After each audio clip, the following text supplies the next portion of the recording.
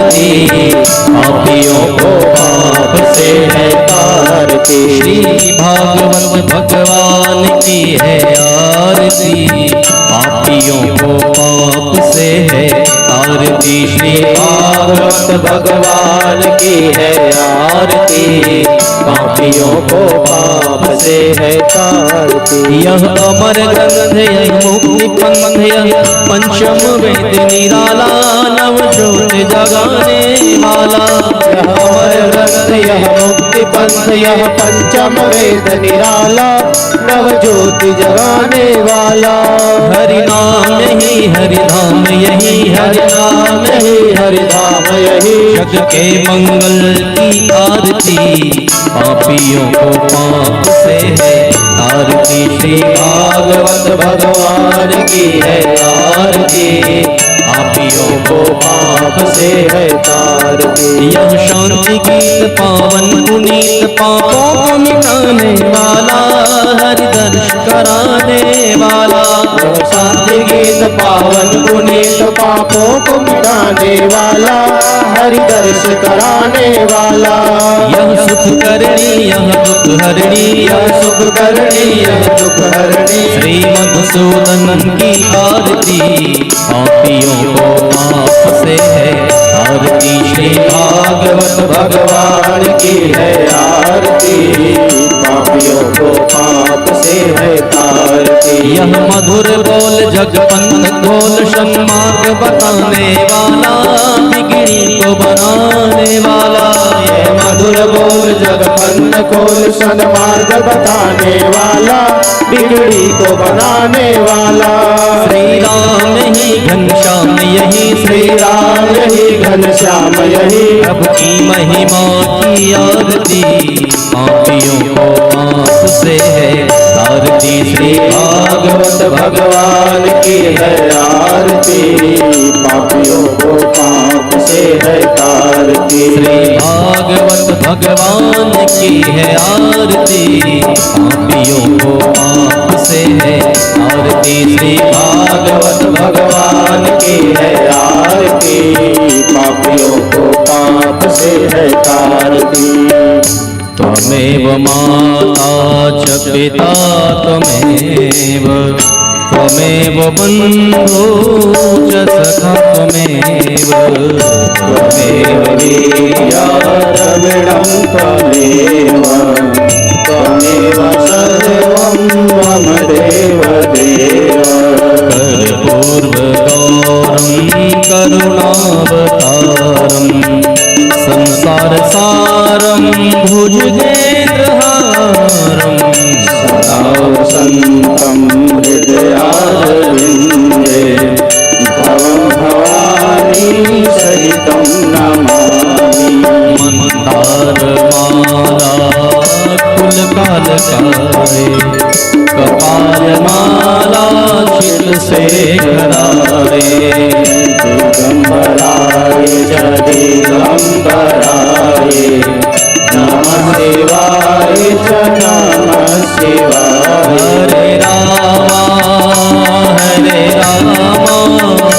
राम राम हरे हरे, हरे कृष्णा कृष्ण कृष्ण हरे हरे, हरे राम हरे हरे, हरे कृष्ण हरे हरे। ओम भूर्भुवस्सुः आरर्तिक्यं पश्चिमे कुर्मे वरदो भवः, जलेन शीतले कर्णं पुष्पै देवादिवन्दनं। अपने अपने स्थान में प्रदक्षिणा लगा लेंगे।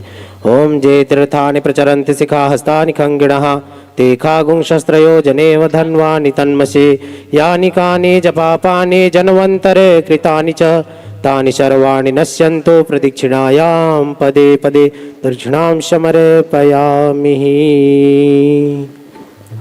आरती थाली नीचे रख देंगे, अक्षत पुष्प पकड़ लेंगे, बड़े भाव से पुष्पांजलि करेंगे।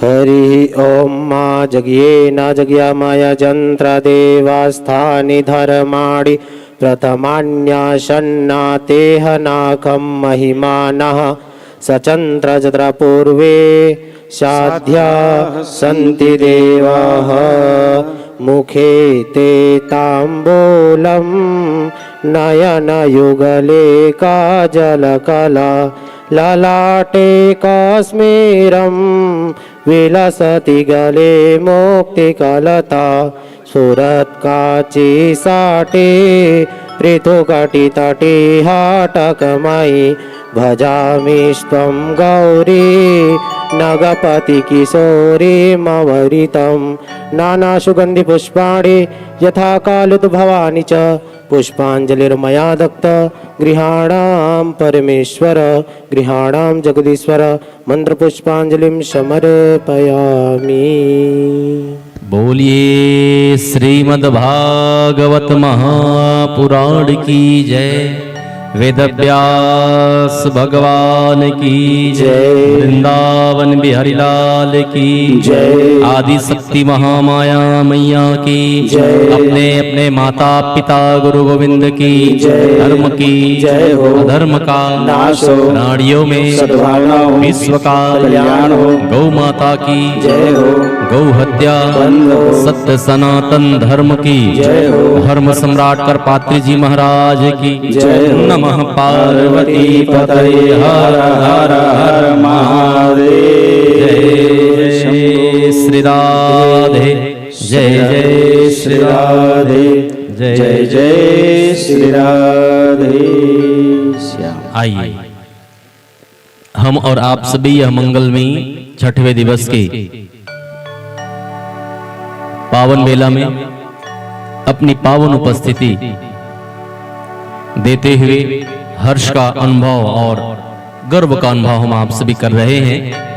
आप सभी माताओं बहनों से निवेदन है, सभी भक्त भाइयों से निवेदन है, अति शीघ्रता के साथ अपने अपने आसन सुनिश्चित कर बैठ जाएं और यह कथा हम और आप सभी व्यासरी जी के पावन सन्निधि में और उनके ही चरणों का आश्रय लेते हुए आज के इस मंगलमयी पावन पुनीत कथा में प्रवेश करते हैं। एक बार आप सभी दोनों हाथ उठा करके बोलिएगा राधे राधे राधे राधे। हाँ, एक बार ध्यान लगा करके बोलिएगा राधे राधे राधे राधे। एक बार बिल्कुल मुस्कुराहट के साथ बोल लीजिएगा राधे राधे।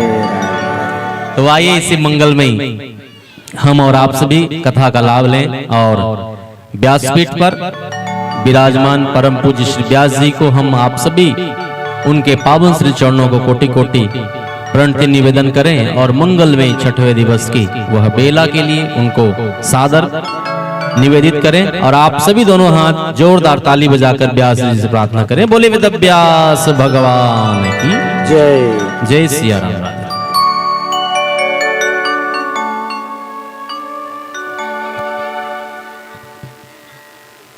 गजाननं भूतगणादिसेवितं कपित्थजम्बोफलचारुभक्षणम् उमासुतं शोकविनाशकारकं नमामि विघ्नेश्वरपादपङ्कजम्। विघ्नेश्वराय वरदाय सुरप्रियाय लंबोदराय सकलाय जगद्धिताय नागाननाय श्रुतियज्ञविभूषिताय गौरीसुताय गणनाथ नमो नमस्ते। गुरुर्ब्रह्मा गुरुर्विष्णु गुरुर्देवो महेश्वरा गुरु साक्षात् परं ब्रह्म तस्मै श्री गुरुवे नमः। राधा भक्तिर्हरिर्ज्ञानं ताभ्यां याच समन्विता तां श्री भागवतीं गाथां वंदे युगलरूपिणीं। नमो भगवते तुभ्यं वासुदेवाय धीमहि प्रद्युम्नाय अनिरुद्धस्य नमः शङ्करशरणाय च देवदत्तामिमां वीणां स्वरब्रह्मा विभूषितां मूर्छयित्वा हरिकथां गायमानश्चराम्यहम् कृष्णाय वासुदेवाय हरे परमात्मने प्रणतः क्लेशनाशाय गोविन्दाय नमो नमः नमः पंकजनाभाय नमः पंकजमालिने नमः पंकजघ्नेत्राय नमस्ते पंकजाग्रे कृष्णाय वासुदेवाय देवकीनन्दनाय च नन्दगोपकुमाराय गोविन्दाय नमो नमः शान्तं शाश्वतप्रमेयमनघं निर्वाणशान्तिप्रदं ब्रह्माशम्भुफणीन्द्रसेव्यमनिशं वेदान्तवेद्यं विभुम् रामाख्यं जगदीश्वरं सुरगुरुं मायामनुष्यं हरिं वन्देऽहं करुणाकरं रघुवरं भूपालचूडामणिं नान्यास्पृहा रघुपते हृदयेस्मदीये सत्यं वदामि च भवानखिलान्तरात्मा भक्तिप्रयच्छ रघुपुङ्गवनिर्भरां मे कामादिदोषरहितं कुरु मानसं च अतुलितबलधामं स्वर्णशैलाभदेहं धनुजवनकृशानुं व्यानिनामाग्रगण्यं सकलगुणनिधानं वानराणामधीशं रघुपतिप्रियभक्तं वातजातं नमामि वसुदेवसुतं देवं कंसचारूढमर्दनं देवकी परमानन्दं कृष्णं वन्दे जगद्गुरु जयन्ती मंगला काली भद्रकाली कपालिनी दुर्गा क्षमा शिवा धात्री स्वाहा स्वधा नमस्तुते जय त्वं देवी चामुण्डे जय भूतार्तिहारिणी जय सर्वगते देवी कालरात्रि नमस्तुते यत्र यत्र रघुनाथ कीर्तनं तत्र तत्र कृतमस्तकाञ्जलिं वाष्पवारी परिपूर्णलोचनं मारुतिं नमत राक्षसान्तकं मारुतिं नमत राक्षसान्तकं प्रेम से बोलो भक्तवत्सल भगवान की जय आनंद कंद भगवान की जय भागवत महापुराण की जय। आइए छठवें दिन की इस दिव्यमयी मंगलमयी आनंदमयी भागवती कथा में प्रवेश के पूर्व अपने अंतःकरण को मधुसूदन बांके बिहारी के श्री चरणों में लगाकर प्रणाम करते हुए निवेदन करें कि हे प्रभु हमारे जीवन में इसी तरह आप मंगल उत्सव की अनुभूति कराते रहे, आप अपनी उपस्थिति इसी तरह आनंद रूप में हमें प्रदान कराते रहे। प्रेम से बोलो भक्तवत्सल भगवान की जय। चलिए एक बार आप सब बोलिएगा राधे राधे। एक बार दोनों हाथ पसार के बोलिए ना राधे राधे। राधे आइए आज छठवें दिवस में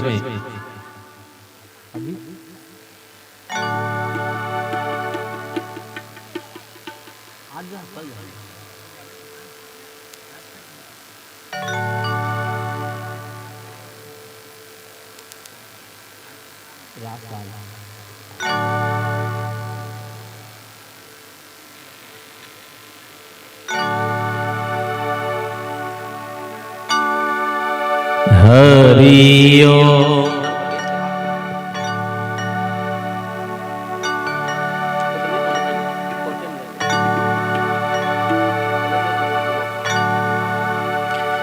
चलिए आज हम और आप सभी छठवें दिवस में प्रवेश कर रहे हैं। एक बार हमारे पूरे पाड़े परिवार को दोनों हाथ उठा करके बोलिएगा राधे राधे। हाँ, एक बार बिल्कुल मुस्कुरा के बोलिए ना, राधे राधे। और आइए मनवाणी और कर्म की शुद्धि के लिए हमने यह यज्ञ का आयोजन किया है। तो एक बार हमारे संतोष भैया और उनकी सहचार्य नीता भाभी के लिए जोरदार ताली बजा दीजिए। और एक बार पुनः ताली हमारे छोटे भाई तरुण और कोमेश्वरी जी के लिए खूब खूब आनंद के साथ बजाएं। हाँ, और आइए मनवाणी और कर्म की शुद्धि कर लें। और हम और आप सब ने, अच्छा, वृंदावन कितने लोग गए हैं थोड़ा सा बताइए इधर हाथ उठा करके। वृंदावन, हाँ, तो चलिए वृंदावन जो गए हैं वृंदावन की अनुभूति करें, ब्रजमंडल की अनुभूति करें। और जो वृंदावन नहीं गए हैं तो इसी जगह को वृंदावन हमारे आयोजक परिवार ने बनाया है, वृंदावन को यहाँ ले आया उन्होंने। तो आइए सीधे सीधे भावों के साथ। श्यामा कमल हृदय सो प्रगटो,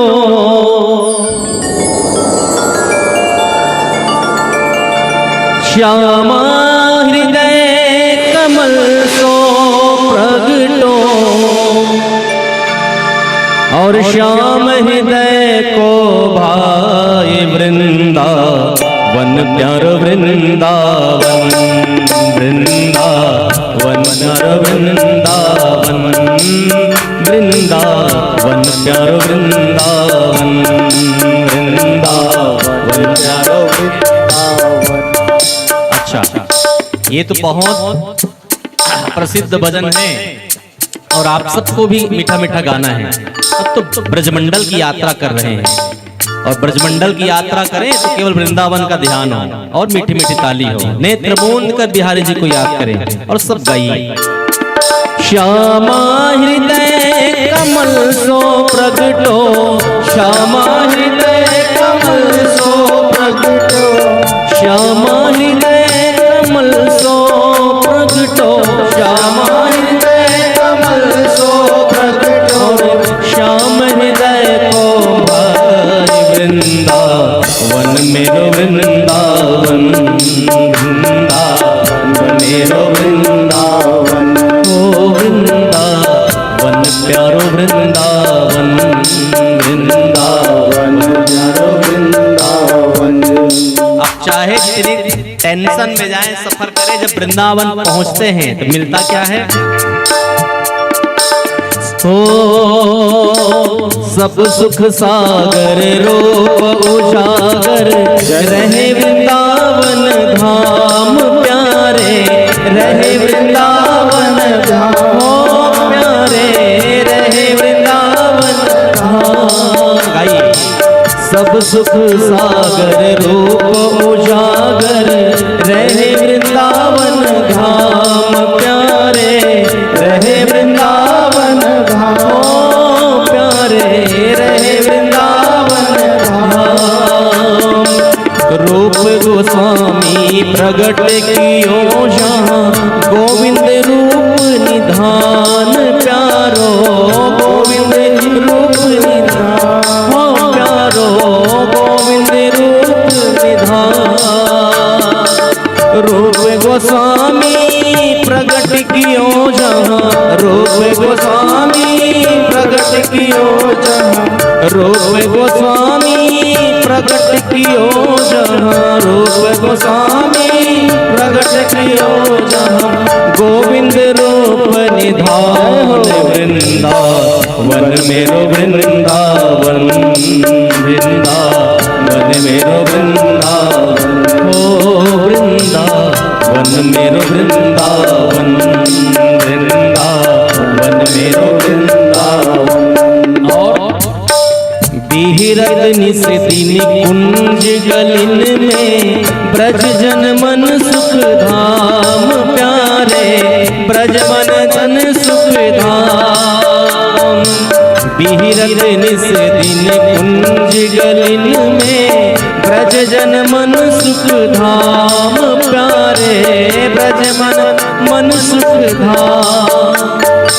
मदन मोहन को रूप निखर के, मदन मोहन को रूप निखर के मदन मोहन को रूप निखर के मदन मोहन को रूप निखर सनातन बलि बलि जाए वृंदावन मेरो वृंदावन वृंदावन मेरो वृंदावन ओ वृंदावन मेरो वृंदावन वृंदावन मेरो वृंदावन। ऐसे नहीं दोनों हाथ ताली से करते गए। श्यामा हृदय कमल सो प्रगटो श्यामा हृदय कमल सो प्रगटो श्यामा हृदय कमल सो प्रगटो श्यामा हृदय कमल सो प्रगटो और राम ही राम वृंदावन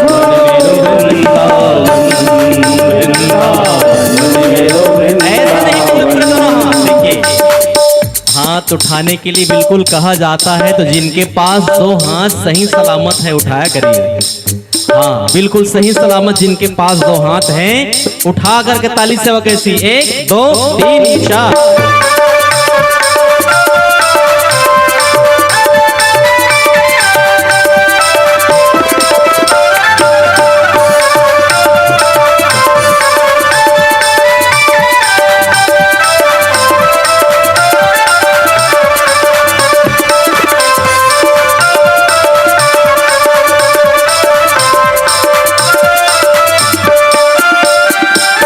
आतुर है हरिवंश पुकारो राधा राधा नाम प्यारे राधा राधा नाम प्यारे राधा राधा नाम। आतुर है हरिवंश पुकारो राधा राधा नाम प्यारे राधा राधा नाम गाले सघन कुंज यमुना तट आयो सघन कुंज यमुना तट आयो सघन कुंज यमुना तट आयो सघन कुंज यमुना तट आयो श्री राधा वल्लभ लाल वृंदावन मेरो वृंदावन वृंदावन मेरो वृंदावन ओ वृंदावन मेरो वृंदावन वृंदावन मेरो वृंदावन।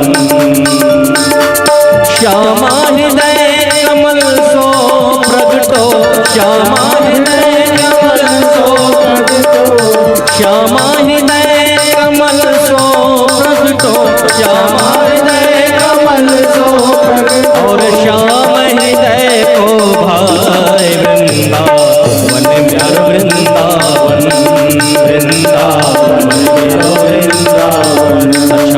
अच्छा अगला जन्म कौन कौन चाहता है ब्रजमंडल में हो तो दोनों हाथ एक बार उठा लीजिए। जो चाहते हैं कि वृंदावन में हमारा जन्म हो तो एक साथ दोनों हाथ ताली सेवा करते गाइए बोलिए राधा रमण लाल की जय। बिहारी ब्रज में घर मेरा बसा लोगे तो क्या होगा बिहारी ब्रज में घर मेरा बसा लोगे तो क्या होगा कृपा करके जो वृंदावन बुला लोगे तो क्या होगा कृपा करके जो वृंदावन बुला लोगे तो क्या। गाइए जय राधे राधे बरसाने वाली जय राधे राधे हाथ उठा के ताली बजा के जय राधे राधे जय राधे राधे जय राधे राधे जय राधे राधे जय राधे राधे जय राधे राधे जय राधे राधे जय राधे राधे राधे राधे ओ वृंदावन मेरो वृंदावन वृंदावन मेरो वृंदावन ओ वृंदावन मेरो वृंदावन। जय जय श्री राधे जय जय श्री राधे जय जय श्री राधे। वृंदावन मेरो वृंदावन। बोली वृंदावन धाम की जय। सच्चिदानंद रूपा विश्वोत्पत्त्यादि हेतवे तापत्रय विनाशाय श्रीकृष्णाय वयं नमः। श्रीकृष्णाय वयं नमः। भक्त भक्त भगवंत गुरु चतुर नाम बकुएक, इनके पद वंदन किए काटत विघ्न अनेक।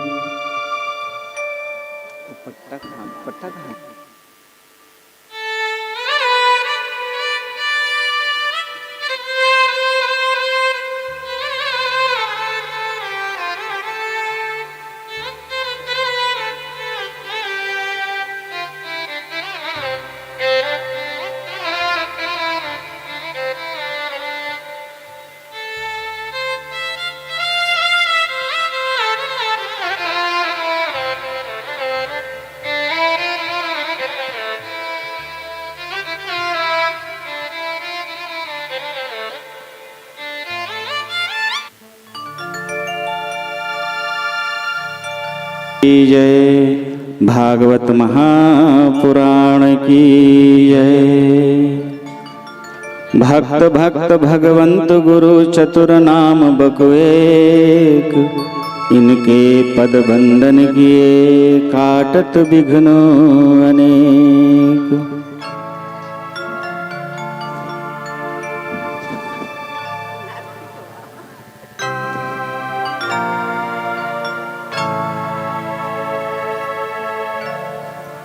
ससुर बेटा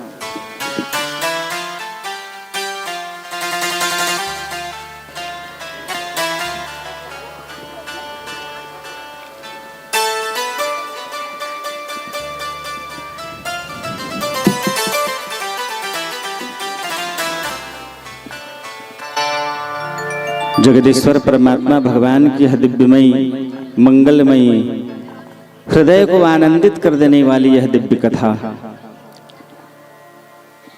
परीक्षित जी महाराज शुकदेव जी के श्री चरणों में कोटि कोटि प्रणाम कर निवेदन कर रहे हैं कि प्रभु आपके श्री चरणों में अनंत बार प्रणाम कि आपने मुझ जैसे अकिंचन को ऐसे दिव्य कुल में जन्मधारी पांडव वंश में मेरा अवतरण हुआ और मुझसे ऐसी धृष्टता हुई। शुकदेव जी कहे कि परीक्षित उस धृष्टता को भगवान कल्याण के रूप में परिवर्तित कर रहे हैं और तेरे जैसे करोड़ों परीक्षित इस दिव्यमयी कथा रूपी गंगा में स्नान करके अपने नहीं 101 पूर्वजों को उद्धार करके परम पद की ओर अग्रसित करा देंगे। और ऐसे पुण्य का तू भागी बनेगा जितने बार जितने जगह जब जब जहां जहां जैसे इस भागवत की कथा होगी उसका दशांश भाग तुमको प्राप्त होते रहेगा। और इसीलिए तो ऐसी अमरता को प्राप्त होगा। बाकी लोग तो जीवन में अश्वस्थामा बलि व्यासो हनुमानश्च विभीषण ये अमर हैं, परंतु तुम्हारी अमरता इनसे भी श्रेष्ठ हो जाएगी। शुकदेव जी परीक्षित से कह रहे हैं कि परीक्षित है कुछ जलपान कर लो, शरीर तुम्हारा रुग्ण होते जा रहा है। शुकदेव जी से प्रणाम करके निवेदन किए कि प्रभु मुझे आपकी श्रीमुख से भागवत की कथा का रसपान कर जो आनंद की अनुभूति हो रही है उस आनंद की अनुभूति का मैं वर्णन नहीं कर सकता। मेरा हृदय मन शरीर गदगद हो जाता है, मन पवित्र होते जा रहा है।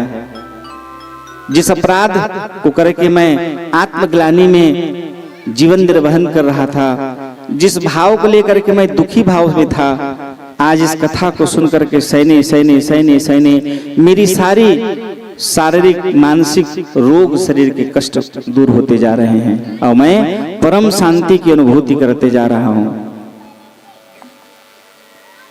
सुखदेव जी बड़े प्रसन्न होकर के इस दिव्य कथा का रसपान परीक्षित को श्रवण कराते हुए कह रहे हैं कि परीक्षित ने निवेदन किया कि प्रभु, भगवान के श्री चरणों की ओर आकृष्टता की एक कथा, भक्तमाल की एक दिव्य कथा, भगवान का अनन्य भक्त कब हृदय जीव का परिवर्तित हो जाए और भगवान के श्री चरणों की ओर आकृष्ट हो जाए, ये केवल परमात्मा ही जानते हैं। एक 15 वर्ष का गोपाल नाम का एक बालक भागवत भगवान की कथा को श्रवण कर उसका हृदय दिव्य परिवर्तित हो गया। माता पिता की मृत्यु हो गई थी। ज्येष्ठ पिता, बड़े पिता के घर में उसका लालन पालन, जीविकोपार्जन होता था। गौचारण का वो कार्य करता था, रोज गौ चराने का उसका काम था। घर में बहुत गायें थी और उन गायों को गौचारण करने का काम करता था। एक दिन, और भगवान का बहुत अच्छा भजन करता था। एक दिन भगवान के भजन करते हुए गौचारण में जाते समय वृंदावन की कथा पंडित जी महाराज श्रवण कराए कि भगवान ने कहा है कि वृंदावन छाड़ो नहीं यही हमारो टेक, भूतल भार उतारियों धरियों रूप अनेक। अनेकों रूप मैं धारण करूंगा लेकिन वृंदावन को कभी नहीं छोड़ूंगा। कुछ भी करना पड़ जाए लेकिन वृंदावन को मैं कभी नहीं छोड़ूंगा। मेरे हृदय में, मन में वृंदावन बसा रहेगा।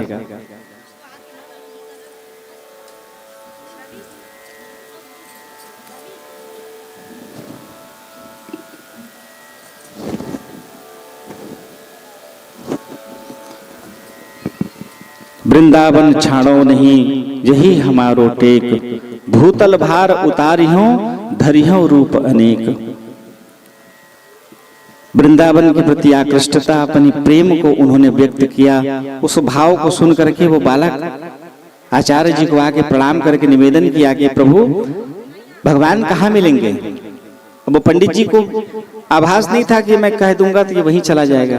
कहे भगवान कहीं रहे ना रहे, वृंदावन में जरूर रहते हैं और भगवान का वास वृंदावन में नित्य निरंतर बने रहता है। बाकी जगह शयन करेंगे, भोजन करेंगे, रात्रि विश्राम करेंगे, बाल भोग लेंगे, लेकिन वृंदावन एक ऐसा धाम है जहां नित्य निरंतर 24 घंटे भगवान रहते हैं। वो बालक उनके भाव को सुन करके बड़ा आकृष्ट हो गया और गाय को वहीं छोड़ के वापस घर गया। और माता पिता तो थे नहीं, बड़े पिता माँ को प्रणाम करके कहे कि मैं वृंदावन जा रहा हूँ। इतनी छोटी अवस्था, किसमें कैसे अचानक तुम्हारा कैसे मन बना। नहीं नहीं, मैं कथा सुना हूँ, भगवान वही रहे तो मैं उनसे मिलने के लिए जा रहा हूँ।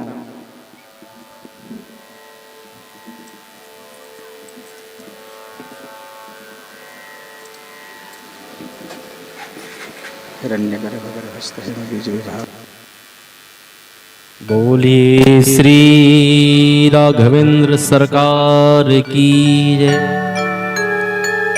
श्री राम जय राम जय जय राम, श्री राम जय राम जय जय राम, श्री राम जय राम जय जय राम, श्री राम जय राम जय जय,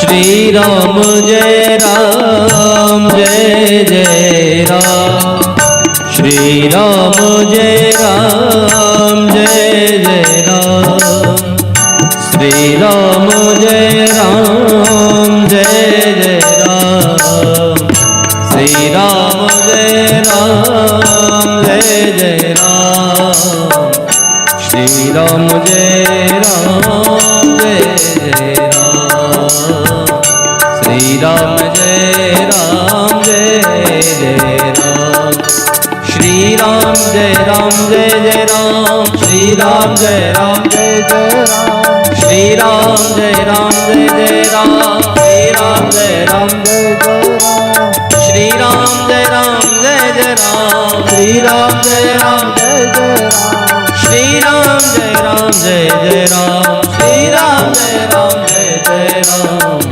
श्री राम जय राम जय जय राम श्री राम जय राम जय जय राम श्री राम जय राम जय जय राम। बोले सच्चिदानंद भगवान की जय। भक्तवत्सल भगवान की जय।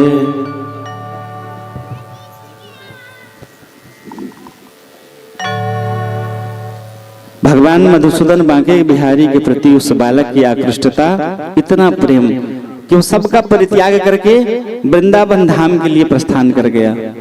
लोगों से पूछते पूछते पूछते पूछते वृंदावन में पहुंचा और भगवान के दरबार जा करके बांके बिहारी भगवान को प्रणाम करके और वहां के महंत से निवेदन किया कि प्रभु, मैं भगवान के सेवा में आया हूँ, मेरे लायक कोई उपयुक्त सेवा हो तो बताइए, और मैं यहीं रहकर भगवान का दर्शन और यहीं रह करके भगवान की सेवा करना चाह रहा हूँ। उस बालक के इस प्रकार के प्रेम को देख करके महंत जी भी बड़े भाव विभोर हुए और उन्होंने पूछा कि तुम क्या सेवा कर सकते हो, तुम्हारे हृदय में भगवान की जो भाव बना हुआ है, क्या सेवा कर सकते हो। कहे महाराज, मैं अपने गांव में गौ चारण करता था, गाय चराता था, यदि कृपा हो तो दे दीजिए, मैं गाय चरा लेता हूँ। भजन करता हुआ मैं बड़े ही भाव से, पूरी निष्ठा से मैं गौ चारण करता हूँ। महंत जी प्रसन्न हुए, गौ चारण का कार्य उनको सौंप दिया गया। रोज प्रातः कालिक उनको गौ को उपयुक्त भोजन करा करके, है ना, कटिया दाना खिला करके फिर उनको गौ दोहन कर गौ चारण के लिए लेके जाया करता था। रोज की उसकी नित्य दिनचर्या थी। वो ऐसा बांसुरी बजाता और ऐसे भगवान का भजन गाता था कि लोग गाय चराने के लिए गाय के पीछे रहते हैं, परंतु वो ऐसा भक्त था कि वो गाय के आगे आगे बांसुरी बजाते हुए, गौ गीत गाते हुए, बांसुरी बजाते हुए जब जाता था तो सारी गायें उसके पीछे पीछे चलती थीं।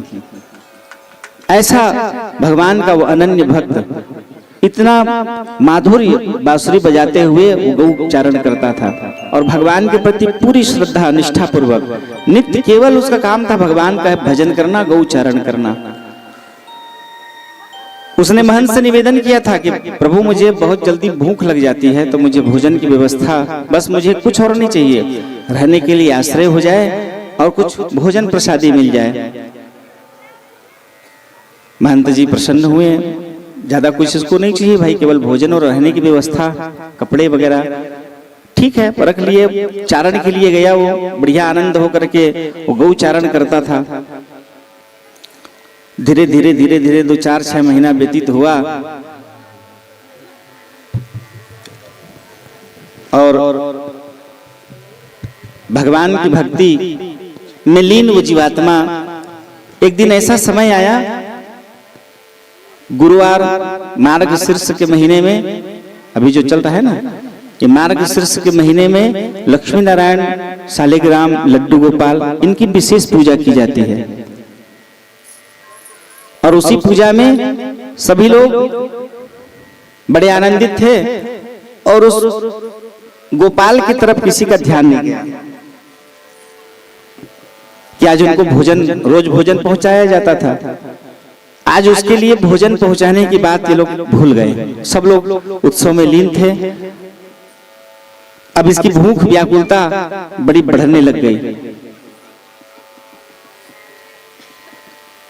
15 वर्ष का बालक है और बांसुरी बजाते, गैया चराते, इसको शरीर में थकान लगने लग गई। भूख से व्याकुल होकर के आंखों से अश्रु की धाराएं बह रही हैं और भगवान को वो पुकारने लगा कि हे जगतपति परमात्मा ने, भगवान मुझे इतना भूख, क्योंकि पहले से वो बता दिया था मैं भूख बर्दाश्त नहीं कर सकता, भूख मैं सहन नहीं कर सकता, तो मेरे लिए भोजन की व्यवस्था करा दिया करें। सुबह कुछ खा के निकल गया, दोपहर के समय में मुझे कुछ भिजवा दें, और सायंकालिक में जब वापस आऊं तो रात को जो भोजन करके सहन करना, बस वही चाहिए मेरे को। तो दोपहर का जो भोजन था आज उस तक नहीं पहुंचा, और भूख से व्याकुल होकर के आम के वृक्ष के नीचे व्याकुल मन से वो भगवान को पुकारने लगा।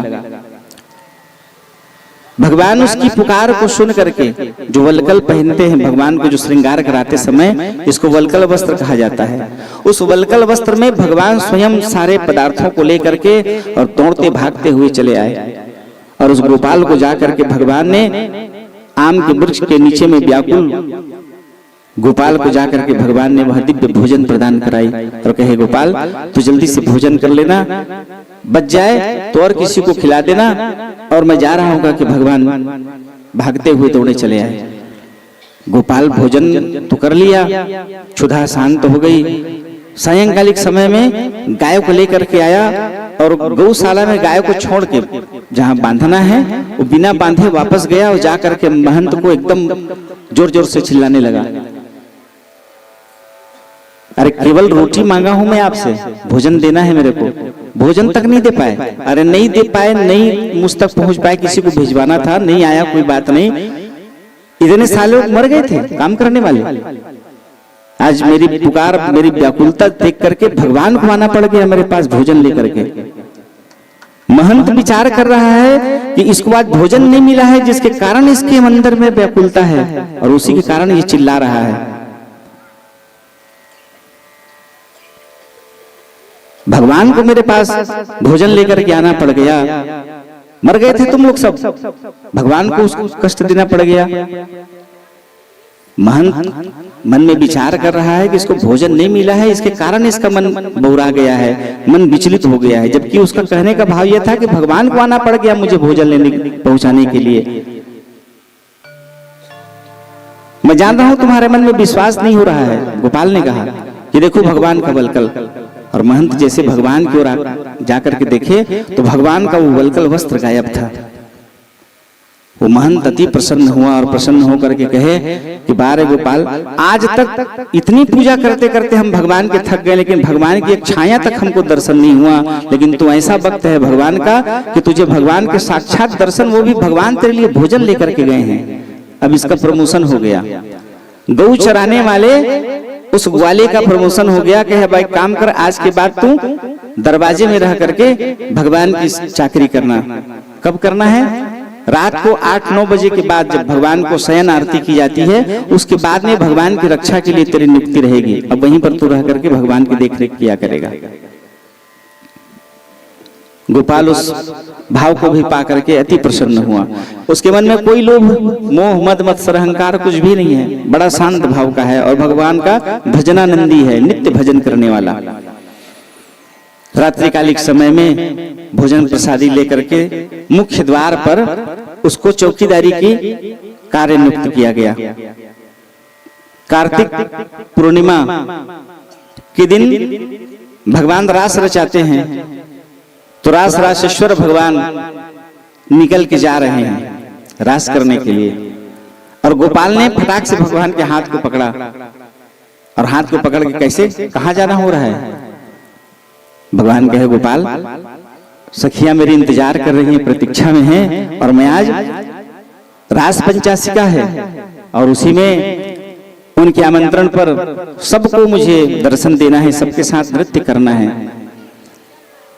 गोपाल ने कहा कि प्रभु मैं छोड़ दूंगा आपको, आप चले जाओगे, लेकिन जब महंत आएगा, ये समय थोड़ी देर बाद भगवान की आपकी पूजा प्रतिष्ठा का समय हो जाएगा, 3:30 बजे के बाद महंत जी आ जाते हैं, और आप अभी जा रहे हो 12:30 बजे के बाद, तो आप कितने समय आओगे? नहीं आओगे तो महंत मुझसे पूछेगा तो मैं उसको क्या जवाब दूंगा?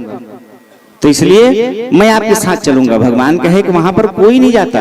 अरे भगवान शिव जी को गोपी बनना पड़ गया था, गोपेश्वर महादेव वही वृंदावन में है, तो गोपी बनना पड़ गया था। तुम वहां नहीं पहुंच सकते, तुम नहीं जा सकते, मैं भले मत जाऊं, लेकिन जो क्षेत्र है आप वहां जा करके नृत्य करना और मैं दरवाजे पे बैठे रहूंगा, जैसे समय होगा मैं आपके पास जा करके आपको लिवा के लेके आ जाऊंगा। भगवान कहे ठीक है चल, साथ में लेकर के गए। इतना सौभाग्यशाली जीवात्मा, भगवान का वो अनन्य भक्त द्वार पर बैठा है और गोपाल बैठे हुए भगवान की प्रतीक्षा कर रहा है और भगवान रास रासेश्वर पहुंचे रास रचाने के लिए निधिवन में। और जैसे उनका रास प्रारंभ हुआ, नाचते नाचते भगवान थक गए और भगवान के पांव की नूपुर गिर गया। गोपाल देखा कि अब समय हो रहा है, महंत जी भी आ जाएंगे, पूछेंगे मैं क्या बताऊंगा, तो जल्दी से गए और भगवान को, वो एकदम थक गए थे, भगवान को पीठ में अपने बैठाल करके और गोपाल भगवान नाम स्तवन करते हुए और भगवान की जो नूपुर गिरा हुआ था उसको अपने जेब में रख करके मंदिर लेके आया और ला के भगवान को, अब भगवान प्रवेश कर गए। द्वार पर पहरा देते हुए गोपाल वहीं बैठा है। इतने में स्नान ध्यान करके लगभग 4 सवा 4 बजे के आसपास में महंत का आगमन हुआ और महंत बोले दरवाजा खोलो गोपाल को। गोपाल ने कहा कि प्रभु अभी तो नृत्य करके सखियों के साथ थके हुए भगवान आए हैं और इतना जल्दी आप आकर के भगवान की पूजा के लिए आप थोड़ा तो कम से कम उनको विश्राम करने दीजिए। ये चिल्लाने लगे भगवान की पूजा का समय हो गया है, तुम मुझे नीति बताओगे, नीति सिखाओगे कब क्या कैसे करना है। भगवान तो हमेशा जाने वाले हैं और हमेशा इसी तरह उनकी पूजा होती है। अरे कहे होती थी, हो रही होगी, मुझे उससे मतलब नहीं, लेकिन मैं आज उनके साथ में होके आया हूं। इतने थके हैं भगवान कि 1 मिनट भी अगर जाके देखो भगवान शयन कर रहे होंगे। गोपाल की बात को सुनकर के महंत भी चकित रहा। गोपाल ने कहा कि मेरी बात का आपको विश्वास नहीं हो रहा है तो ये देख लीजिए, भगवान का गिरा हुआ जो नूपुर है उसको दिखाए। देख करके महंत रोज पूजा करने वाले हैं, उस नूपुर को देख करके पहचान गए और पहचान करके कहे वाह रे भक्त, कितना कृपा कर रहे हैं भगवान तेरे ऊपर। गौचारण के समय भगवान तेरे लिए भोजन लेकर के गए, आज भगवान तेरे को खुद अपने साथ में लेकर के रास रचाने के लिए भगवान लेकर के गए थे, तो कितना सौभाग्यशाली है। अब फिर इसका प्रमोशन हो गया, कहाँ, अब सीधा भगवान के पास में पंखा झरने का। तो ऐसे परम कृपालु जगदीश्वर जगदाधार परमात्मा भगवान जब भक्त के ऊपर कृपा करते हैं तो इसी तरह दया करते हुए, कृपा करते हुए भगवान उसको अपनी अहेतुकी कृपा में कैवल्य भक्ति प्रदान कराते हुए उस जीव को अपनी लीलाओं में भगवान शामिल कर लेते हैं। प्रेम से बोलो भक्त वत्सल भगवान की जय। कामस्तु वासुदेवांशो दग्धः प्रागरुद्रमन्युना देहोपपत्तये भूयस्तमेव प्रत्यक्षतः। भगवान शिव जी के कुपित होने पर तीसरा नेत्र से कामदेव जी भस्म हो गए हैं। अब कामदेव जी महाराज प्रद्युम्न के रूप में भगवान कृष्ण के पुत्र बन करके अवतरित हुए। प्रसव कक्ष में अभी अवतरित हुए हैं, 3-4 दिन की उनकी अवस्था थी। उन्हीं दिनों शंभरासुर नाम का दैत्य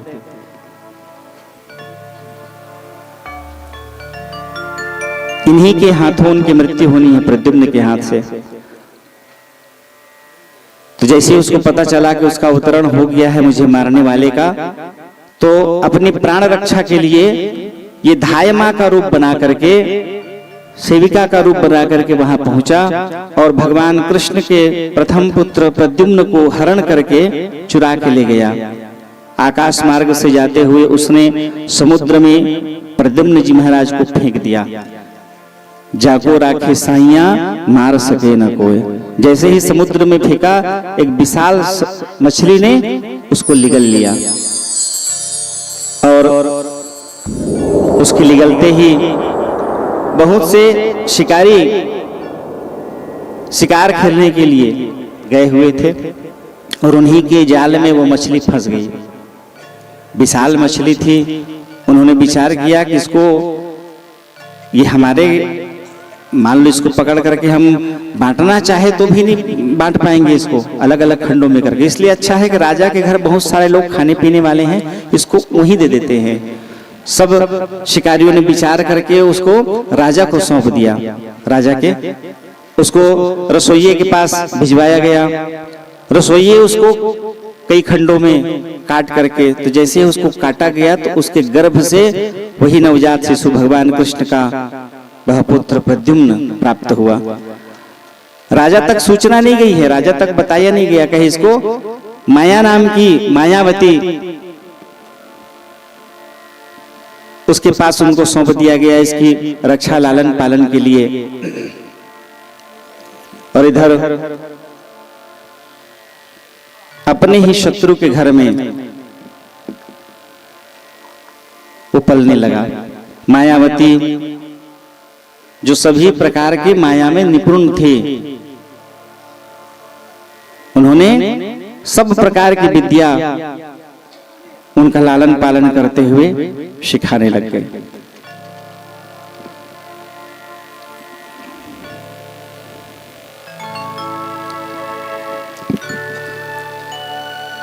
नारद जी महाराज एक दिन भ्रमण करते हुए वहां पहुंचे और उन्होंने मायावती को बताया कि ये पूर्व जन्म का तुम्हारा ही पति है, भगवान कृष्ण के पुत्र बनकर के इनका अवतरण हुआ है।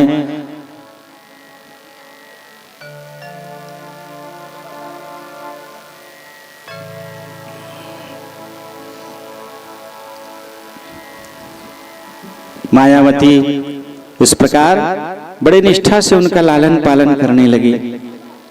और नारद जी महाराज से जान करके कि ये पूर्व में तुम्हारा ही पति था, भगवान शिव जी के क्रोधित होने पर ये भस्माभूत हो गए थे और भगवान ने तुमको, शिव जी ने आशीर्वचन दिया कि भगवान कृष्ण के पुत्र बनकर के अवतरित होंगे, तो यही भगवान कृष्ण के पुत्र हैं। और बड़ी निष्ठा से मायावती उनका लालन करने लग गई। सारी विद्याएं, कैसे अदृश्य होना है, कैसे वायु मार्ग से चलना है, सारी विद्याएं उन्होंने उनको सिखा दी। और कुछ दिन बाद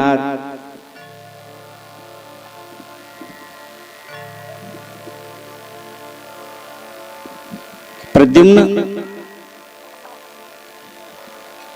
और शंभरासुर के बीच में भयंकर युद्ध हुआ और उस युद्ध में प्रद्युम्न की विजय हुई। आकाश मार्ग से होते हुए मायावती उनको लेकर के द्वारिका पहुंचे। भगवती रुक्मिणी उनको देख करके उनका हृदय द्रवित हो गया, बड़े प्रसन्न होकर के मातृत्व का भाव जागृत हुआ। उसी समय भगवान कृष्ण पहुंचे और उन्होंने बताया कि हमारा पुत्र प्रद्युम्न है। पूरी कहानी उनको बताई और इस प्रकार नववधू मायावती सहित भगवान प्रद्युम्न जी महाराज का दिव्य स्वागत सत्कार किया गया और उनको प्रवेश कराया गया। प्रेम से बोलो भक्तवत्सल भगवान की जय। बोलिए श्री वृंदावन बिहारी लाल की।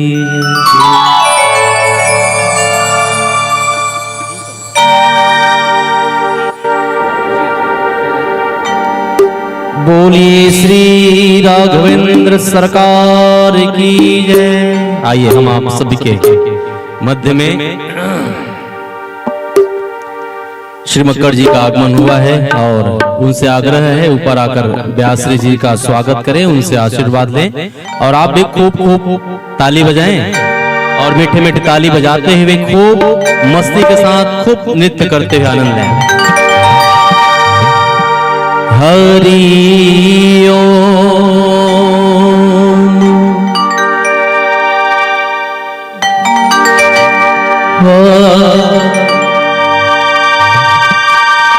प्रथम मनाओ श्री गुरु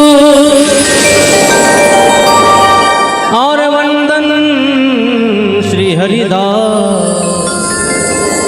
विपुल प्रेम निज नेम गही, कहीं सुजन बिहारी दास। गुरु सेवत गोविंद मिले और गुरु गोविंद हिया।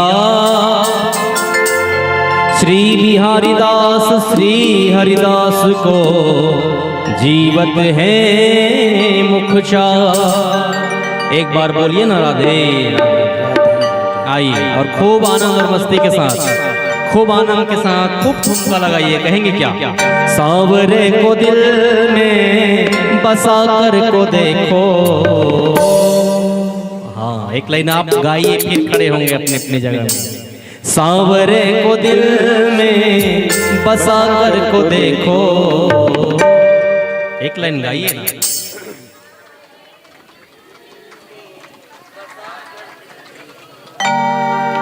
हाँ, एक बार और गा लीजिए। सांवरे को दिल से बसा कर तो देखो। सांवरे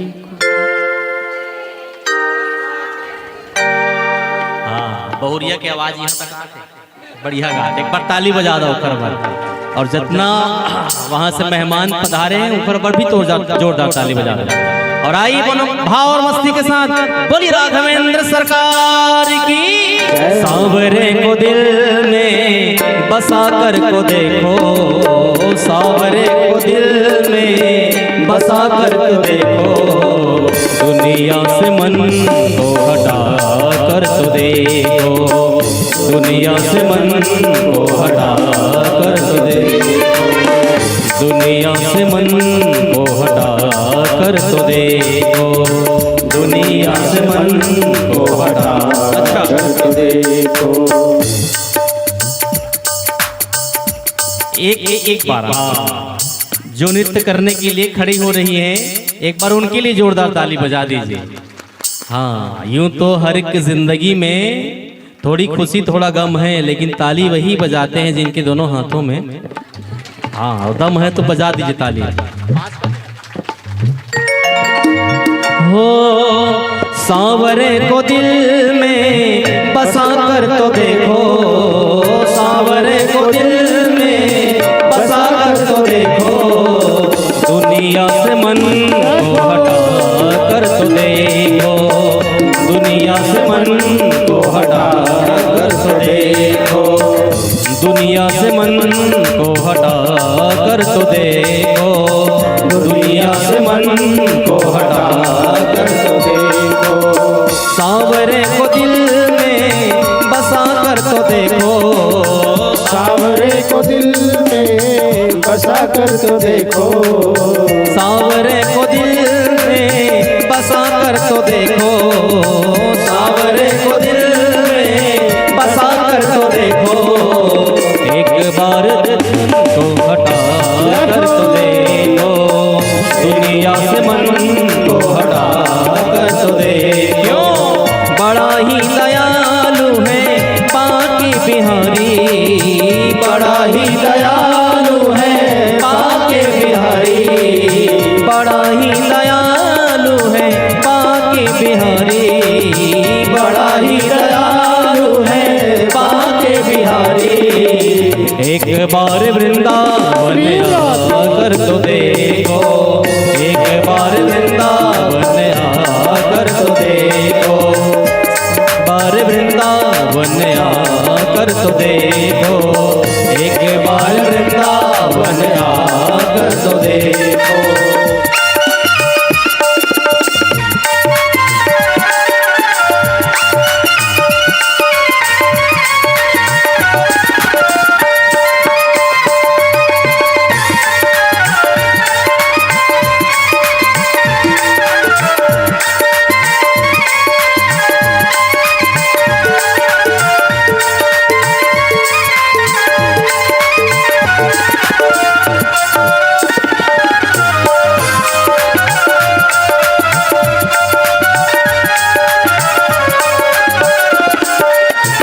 मीरा ने जैसे गिरधर को पाया।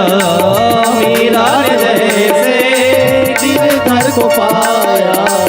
प्याला जहे का अमृत बनाया। प्याला जहे का अमृत बनाया। प्याला जहे का अमृत बनाया।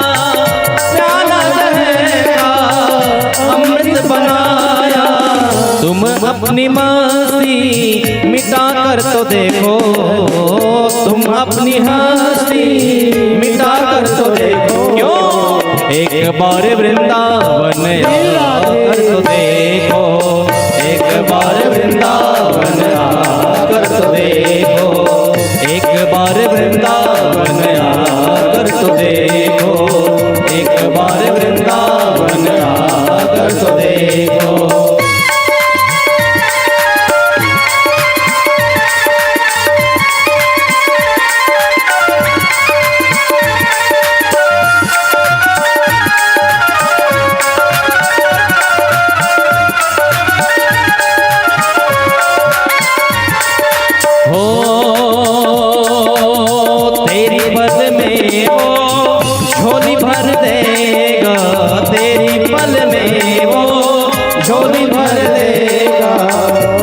दर्द जिंदगी में वो हर लेगा, दुख दर्द जिंदगी में वो हर लेगा, दुख दर्द जिंदगी के वो हर लेगा, दुख दर्द जिंदगी के वो हर लेगा। कैसे? चौखट पे दामन फैला कर तो देखो, चौखट पे दामन फैला कर तो देखो। और दोनों हाथ बिल्कुल सीधे एक साथ ठुमका लगाते गए। एक बार वृंदावन आकर तो देखो, एक बार वृंदावन आकर तो देखो, एक बार वृंदावन आकर तो देखो, एक बार वृंदावन आकर तो देखो।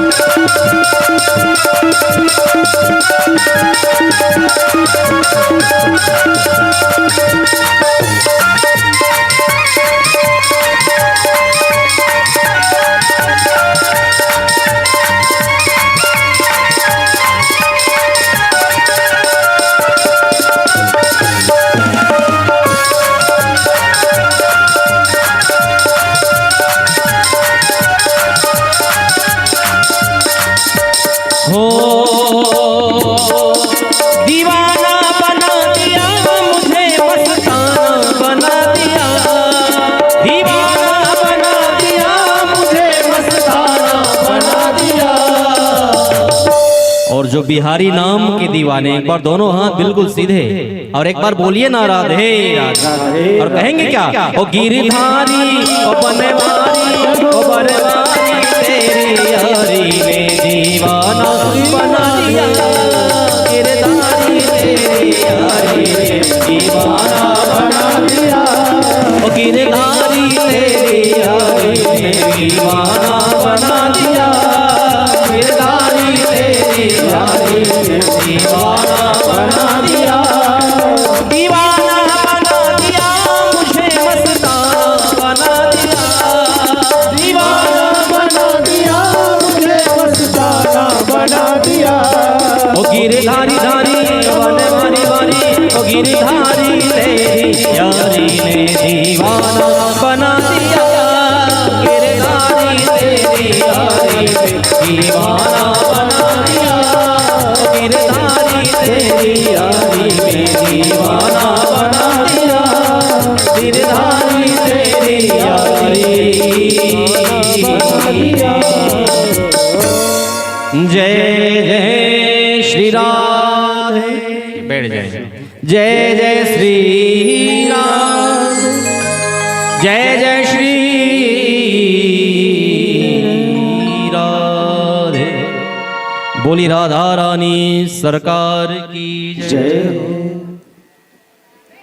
वसुदेव सुतं देवं कंसचारूढमर्दनं देवकी परमानन्दं कृष्णं वन्दे जगद्गुरो। कृष्णाय वासुदेवाय हरे परमात्मने प्रणतः क्लेशनाशाय गोविंदाय नमो नमः। एक दिन राजा सत्यजीत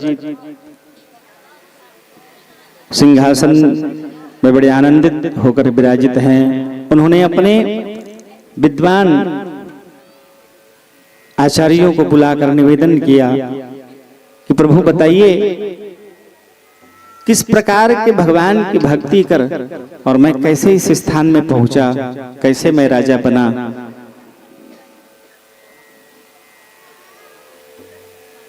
आचार्यों ने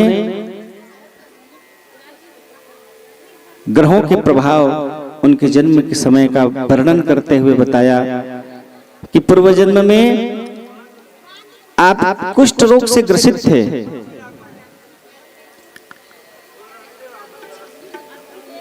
गांव नगर के लोगों ने उनको तिरस्कृत करके नगर से निकाल दिया था, गांव से निकाल दिया था। और वो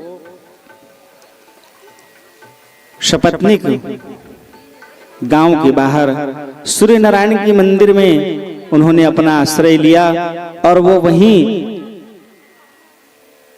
नित्य भगवान नाम स्तवन करते हुए जीवन निर्वहन कर रहे हैं।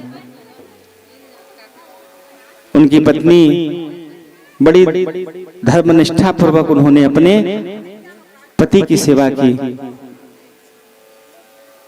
ब्राह्मण देवता से उन्होंने निवेदन किया कि प्रभु हमारे रहने का कोई आश्रय, कोई ठिकाना, कोई जगह नहीं है, तो आप हमें मंदिर में, यहीं पर मंदिर प्रांगण में हमें आश्रय दे दीजिए और यहीं रह करके हम सूर्य नारायण की सेवा करते हुए अपना जीवन निर्वहन करेंगे। इस प्रकार दया पाकर के ब्राह्मण देव ने उनको आश्रय दिया। पति तो कुष्ठ रोग से ग्रसित थे तो वो वहीं रहते थे। उनकी पत्नी मंदिर की सेवा, भोजन प्रसादी की में हाथ बटाने का काम और भगवान के लिए फूल, तुलसी दल, दुर्वा, ये सारी व्यवस्था वो किया करती थी। उसके बदले में उनको बढ़िया आश्रय मिल गया और भोजन मिल जाता था। एक दिन महाराज जी विचार किए कि तुम कुष्ठ रोग से ग्रसित हो, जीवन तो तुमको प्राप्त हो गया है, जैसे तैसे जीवन गुजारना है। रोग शोक से, भगवान नाम स्तवन करने से जीवन में पूर्व के किए हुए सैकड़ों जन्मों के पाप ताप नष्ट हो जाते हैं। ब्राह्मण देवता ने कहा कि पूर्व जन्म के पाप के प्रतिसाद तुमको ये नाना प्रकार के रोग, कुष्ठ रोग हुए हैं और इससे शमन के लिए इस जन्म में तुम्हारा कल्याण हो जाए, भगवान नाम स्तवन करो। तो उन्होंने सूर्य नारायण भगवान का एक बीज मंत्र उनको प्रदान कराया कि इस मंत्र का तुम नित्य जाप करो। इस मंत्र के प्रभाव से रोग शोक नष्ट होंगे और तुम्हारे जीवन में मंगल की अनुभूति होगी। और उन मंत्रों के प्रभाव से सारे पाप ताप से तुम निवृत्त होकर के भगवान के परम पद को प्राप्त कर जाओगे। बड़े आनंदित होकर के इन्होंने उनको मंत्र दिया, ओम घृणी सूर्याय नमः। ये एक ऐसा अमोघ मंत्र है जिस मंत्र का जाप करने से सूर्य नारायण भगवान शीघ्र प्रसन्न हो जाते हैं। 5 देव हैं जिनका हमें नित्य पूजन करना चाहिए, स्तुति करनी चाहिए, इनकी वंदना करनी चाहिए। गणेश, शिव जी, विष्णु भगवान, सूर्य नारायण और भगवती पराम्बा, इनकी भक्ति पूजन आराधन करने से, ये 5 देवताओं की पूजन करने से सकल कामना सिद्ध होती है। जीव के सैकड़ों जन्मों के पाप ताप नष्ट होते जाते हैं और सैने सैने धीरे धीरे वो जब पाप ताप नष्ट होता है तो वो जीवात्मा परम सुख की अनुभूति करते हैं। तो आज जैसे ही सत्यजीत राजा पूछे तो आचार्यों ने उनको बताया कि आपके पूर्व जन्म में किए हुए उस मंत्र के जाप के प्रभाव से पहले तो कुष्ठ रोग से आप ग्रसित थे और उस मंत्र को जपते हुए सूर्य की उपासना करने के कारण और सूर्य के उस मंत्र को जाप करने के कारण आपको यह दिव्य उच्च स्थान प्राप्त हुआ है। ऐसा दिव्य उच्च स्थान जहां सूर्य नारायण भगवान प्रसन्न होकर के उनको श्यामंतक नाम करके मणि दी थी, और उस मणि में ये प्रभाव था कि रोज 8 भार सोना, अपने वजन का 8 भार सोना वो उनको प्रदान किया करते थे। और उसी 8 भार सोना को ग्रहण करके वो बड़े आनंदित होकर के, बड़े प्रसन्न होकर के जीवन निर्वहन कर रहे हैं। इस प्रकार राजा सत्रजीत ने सूर्य नारायण भगवान को धन्यवाद दिया, उस आचार्य को धन्यवाद दिया जिसके बताए हुए उस मार्ग पर चल करके मैंने अपने पूर्व के सारे पाप ताप नष्ट करके आज इस जगह में सुख शांति समृद्धि को प्राप्त कर, भगवान की कृपा, भगवान प्रसन्न होकर के उनको उस जन्म में जपे हुए मंत्र के प्रभाव से इस जन्म में भी भगवान सूर्य नारायण प्रसन्न होकर के उनको वह श्यामंतक मणि प्रदान किए थे। मित्र के समान, मित्रवत उनके साथ भगवान व्यवहार करते थे। कौन? सूर्य नारायण। और श्यामंतक मणि उनको प्रदान किए थे। 8 भार प्रतिदिन सोना ग्रहण करते हुए बड़े आनंदित जीवन निर्वहन कर रहे हैं। तत्पश्चात एक दिन उसी मणि को पहन करके वो भगवान की सभा में पहुंच गए। जैसे ही भगवान की सभा में पहुंचे तो सारे देवता, सारे अनुचर उनके उस दिव्य प्रकाश से चकित हो गए, आंखें चौंधिया गई। तब भगवान कृष्ण ने उनका परिचय देते हुए बताया कि ये राजा सत्रजीत है और ये सूर्य के अनन्य भक्त हैं, और उन्हीं के प्रभाव से भगवान प्रसन्न होकर के इनको यह श्यामंतक मणि प्रदान किए हैं। इस मणि में ऐसा दिव्य गुण है कि जीवात्मा के मनो इच्छा को यह पूर्ण करते हैं। तब उन्होंने बताया कि इसको पहन करके आपको यहाँ वहां भ्रमण नहीं करना चाहिए, ये भगवान सूर्य नारायण की प्रसन्नता के कारण आपको प्राप्त हुआ है, तो इसको आप ठाकुर जी के चरणों में समर्पित कर दीजिए। बाहर इसको पहन कर यदि आप निकले हैं, हो सकता है किसी की नजर नियत खराब हो जाए और ऐसे में कोई आपके ऊपर में आक्रमण कर दे, तो इसलिए मेरे विचार से इसको आपको भगवान के चरणों में, अपने ठाकुर जी के चरणों में समर्पित कर दीजिए। जब बहुत विशेष आवश्यक रहे तब आप इसको ग्रहण किया करें। और इस प्रकार धर्म सभा में भगवान ने उनका सम्मान किया। कुछ दिन व्यतीत हुआ, अब ये घर गए और इन्होंने उस मणि को उतार करके भगवान के चरणों में समर्पित कर दिया। दिव्य प्रकाशित, ऐसे लगता था जैसे स्वयं सूर्य नारायण भगवान प्रकट हो गए हों, इतना तेज पुंज था उस श्यामंतक मणि में। अब उसको वहीं रख दिए ठाकुर जी के चरणों में। एक दिन इनका छोटा भाई प्रसेन भगवान की पूजा प्रतिष्ठा कर प्रणाम करके उसी मणि को धारण करके वो शिकार खेलने चला गया। और जैसे ही शिकार खेलने के लिए गया, शेर इसके ऊपर आक्रमण कर दिया और इसकी वहीं पर मृत्यु हो गई। शेर जैसे ही उसके ऊपर आक्रमण किया और उसकी मृत्यु हुई, उसी समय में वृक्षराज वहां पहुंच गए, जामवंत जी। और जामवंत जी पहुंचे तो शेर के साथ में उनका युद्ध हुआ और शेर पर विजय प्राप्त करके उन्होंने वो मणि को लेकर के गुफा में प्रवेश कर गए। जगदीश्वर परमात्मा भगवान पूरे ब्रह्मांड की गतिविधि को संचालित करते रहते हैं। मनसा कर्मणा वाचा, जो जीवात्माएं जिस प्रकार का भाव भगवान के चरणों में व्यक्त करते हैं, प्रभु उनके उस भाव की पूर्ति, जैसे ही रत्नमाला राजा बलि की पुत्री भगवान को देख करके उसके हृदय में प्रेम जागृत हुआ कि मैं ऐसे वामन रूपी भगवान को देख करके मैं ऐसे बालक को स्तनपान करा दूं। भगवान ने कहा तथास्तु। 3 पग में पूरे ब्रह्मांड को भगवान ने नाप लिया, तो उसी मन में विकार उत्पन्न हो गया कि ऐसे दुष्ट बालक को मैं विषपान करा दूं। फिर भगवान ने कहा तथास्तु, और यही पूतना बनी। तो मन में आदर प्रेम का भाव लेकर के भगवान को भजिए, कुभाव लेकर के भजेंगे तो कुभाव रूप प्राप्त होगा। जैसे ही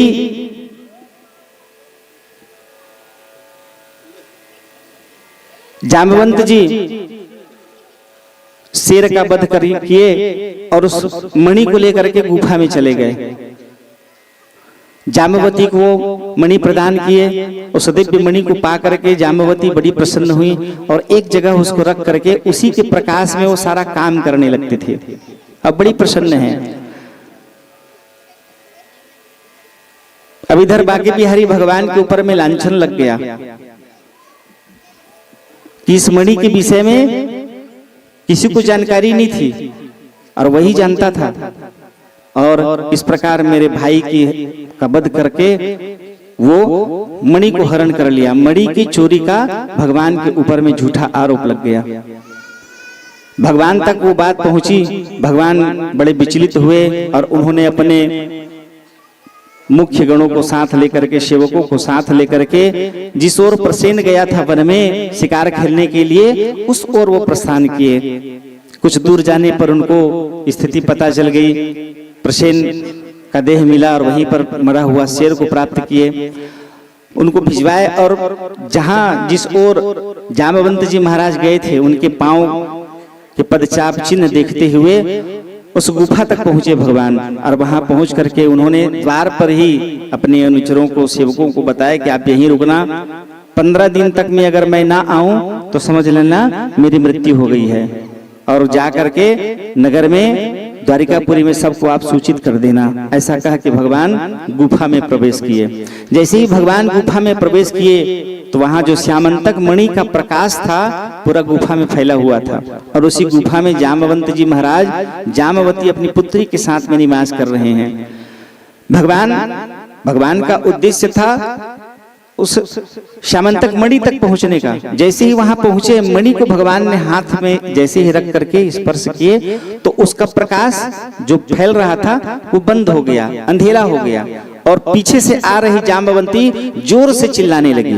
और जैसे ही जामवती चिल्लाई, जामवंत जी महाराज दौड़ते हुए वहां आए और भगवान कृष्ण के साथ दोनों का भयंकर युद्ध प्रारंभ हो गया। अब मुट्ठिका में बंधा हुआ वह श्यामंतक मणि ये निकलेगा तब प्रकाश पुंज फैलेगा और तब पता चलेगा सामने वाला कौन है। दोनों के बीच में भयंकर युद्ध प्रारंभ हो गया। लड़ते लड़ते लड़ते लड़ते 15 दिन व्यतीत हो गए। भगवान के साथ में नगर के लोग जो आए हुए थे, जो दरवाजे पर हैं, वो विचार किए कि अब भगवान ने बता करके कहा है कि 15 दिन तक यदि मैं ना आऊं तो समझ लेना मेरे प्राण संकट है या मेरी मृत्यु हो गई है, तो तुम जा करके नगर में बता देना। ये लोग भागते हुए घर गए और जा करके द्वारिकापुरी में उन्होंने सब लोगों को बताया। सब एकत्रित होकर के भगवती परम्बा मां चंडी का इन्होंने, सप्तशती का इन्होंने यज्ञ प्रारंभ किया। भगवती से निवेदन किए कि हे परम्बा भगवती, हमारे मधुसूदन बांके बिहारी प्राणाधार जो संकट में फंसे हुए हैं, उनकी प्राण की आप रक्षा करिए। और इधर जामवंत जी के साथ युद्ध चल रहा है, भयंकर युद्ध। न भगवान जामवंत के ऊपर विजय प्राप्त कर पा रहे हैं, न जामवंत भगवान के ऊपर में विजय प्राप्त कर पा रहे हैं। दोनों भयंकर युद्ध हो रहा है।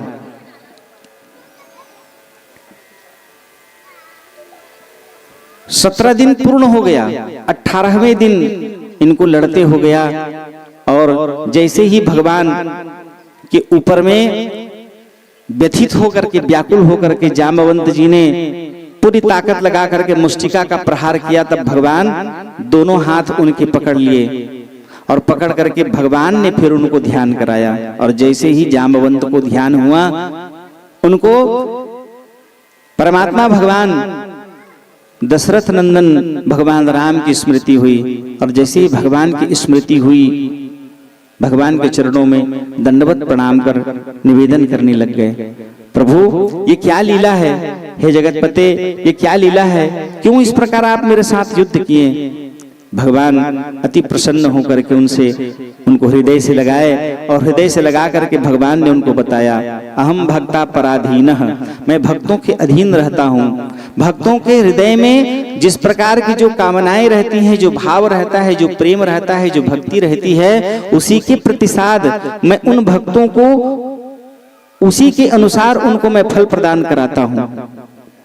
जिस समय राम रावण युद्ध हो रहा था, राम के रूप में मैं अवतरित था, तो जिस समय राम रावण का युद्ध चल रहा था, उस समय सभी आपस में अपने प्रतिद्वंदी के साथ में युद्ध कर रहे हैं, लड़ रहे हैं। एक बलि दूसरे बलि से, एक महाबली दूसरे महाबली से युद्ध कर रहा है। वहां केवल तुम थे जाम्बवंत जी, केवल तुम अकेले थे जिसके साथ कोई युद्ध नहीं कर रहा है। क्यों? क्योंकि उस समय तुम्हारे समान बलशाली बलवान या तो हनुमान जी थे या मैं था। उस समय तुम्हारे मन में एक भाव जागृत हुआ कि प्रभु सब आपस में अपने बल का प्रदर्शन कर रहे हैं, सब बली अपने बल का प्रदर्शन करते हुए अपने समकक्षी के साथ में, अपने प्रतिद्वंदी के साथ में युद्ध कर रहे हैं, लड़ रहे हैं। आपने मुझे भी बड़ा बल पौरुष दिया है। अद्भुत रामायण में इसका वर्णन है। जाम्बवंत जी हनुमान जी को कहे कि हनुमान जी क्या बताऊं, मेरे अंदर में क्षमता है, मैं जाके पार कर सकता हूं, एक ही छलांग में मैं भारत से लंका पहुंच सकता हूं। लेकिन विडंबना यह है कि मैं यदि अपनी पूरी ताकत लगा करके समुद्र को पार करूंगा और मैं यदि कूद गया तो कूदने पर मेरे भार के कारण लंका पलट जाएगा।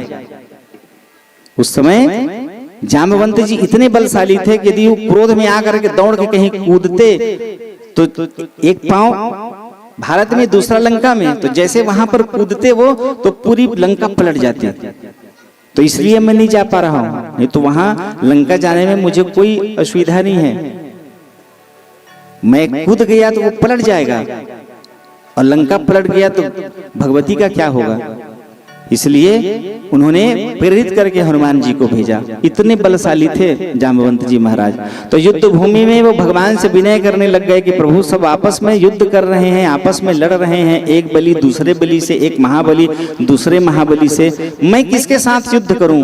इतना बल पौरुषता आपने मुझ में प्रदान की है, तो मेरे बराबर कोई लड़ने वाला कोई भेज दीजिए।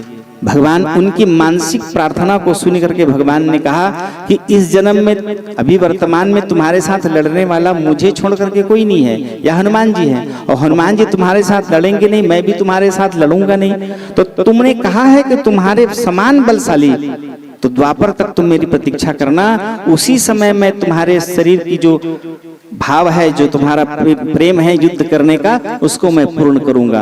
आज उसी बात को, भाव को भगवान बता रहे हैं कि तुम्हारे हृदय में जो भाव उत्पन्न हुआ उसी के लिए मैं तुमको द्वापर तक का प्रतीक्षा कराया हूं, और आज मेरा अवतरण तुम्हारे उस भाव को लेकर के उसको शांत करने के लिए है। और भगवान इस प्रकार भयंकर युद्ध करा करके 18 दिन में उनके शरीर में भयंकर थकान हो गई, पूरा अंग प्रत्यंग उनका दर्द में, कष्ट में प्राप्त हुआ। भगवान उसको सहलाते हुए सारे कष्टों को प्रभु ने हरण कर लिया। और भगवान जाम्बवंत जी महाराज प्रणाम करके प्रभु से कहे कि भगवान, मैं अपनी पुत्री जाम्बवती को रोज आपकी कथा सुनाता था, और उस कथा सुनने में इसके हृदय में आपके प्रति विशेष प्रेम हो गया है। तो प्रभु आप इसको स्वीकार करिए, और इस सामंतक मणि को मैं पा गया हूं, प्राप्त कर लिया हूं शेर का वध करके, तो भले ये किसी का हो लेकिन अब तो ये मेरा हो गया है,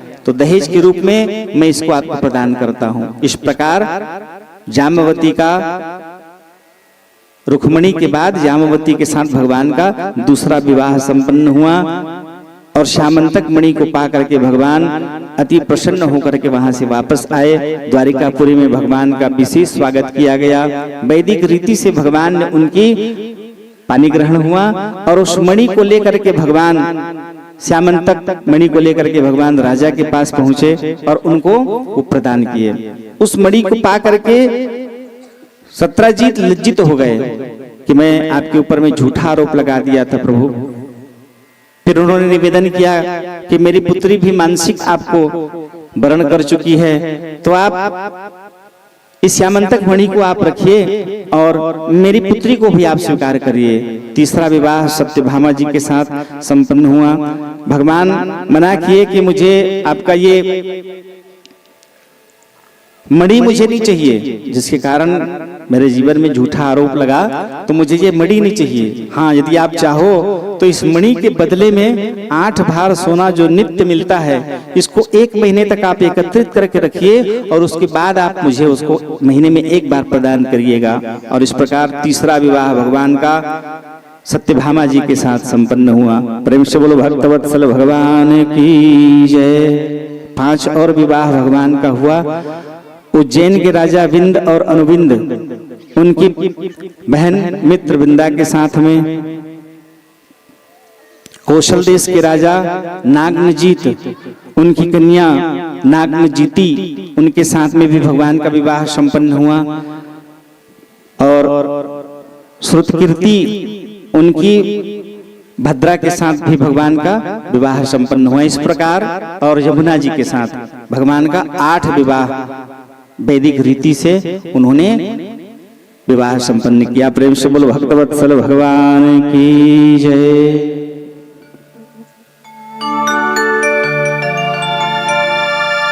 बोलिए श्रीमद्भागवत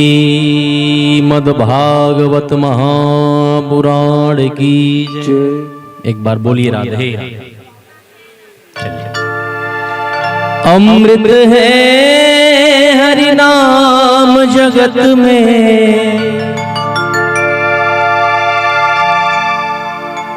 इसे छोड़ विषय रस पीना क्या।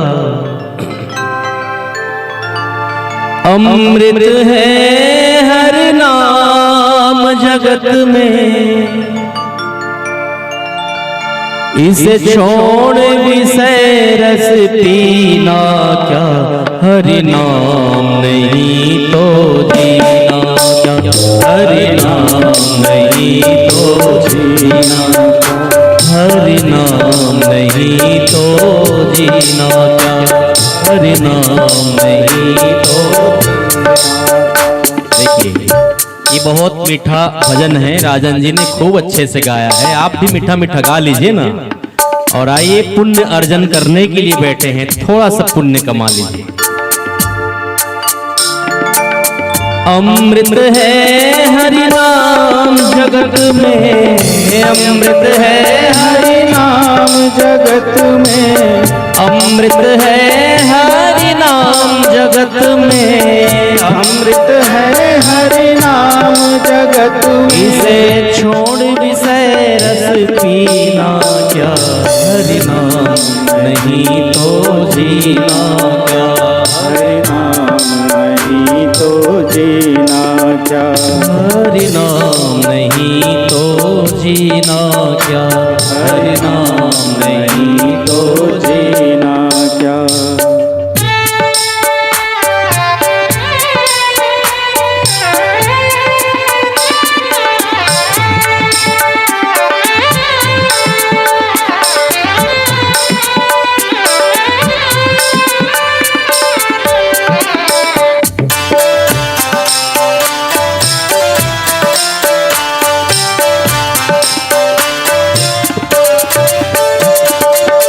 काल सदा अपने रस डोले, ना जाने कब सर चढ़ बोले, ना जाने कब सर चढ़ बोले। काल सदा अपने रस डोले, ना जाने कब सर चढ़ बोले, ना जाने कब सर चढ़ बोले। हरि का नाम जपो निस्वासर, हरि का नाम जपो निस्वासर, हरि का नाम जपो निस्वासर, हरि का नाम जपो निस्वासर। ओ अगले पर समय समीना ना, हरि नाम नहीं तो जीना क्या, हरि नाम नहीं तो जीना क्या, हरि नाम नहीं तो जीना क्या, हरि नाम नहीं तो जीना क्या।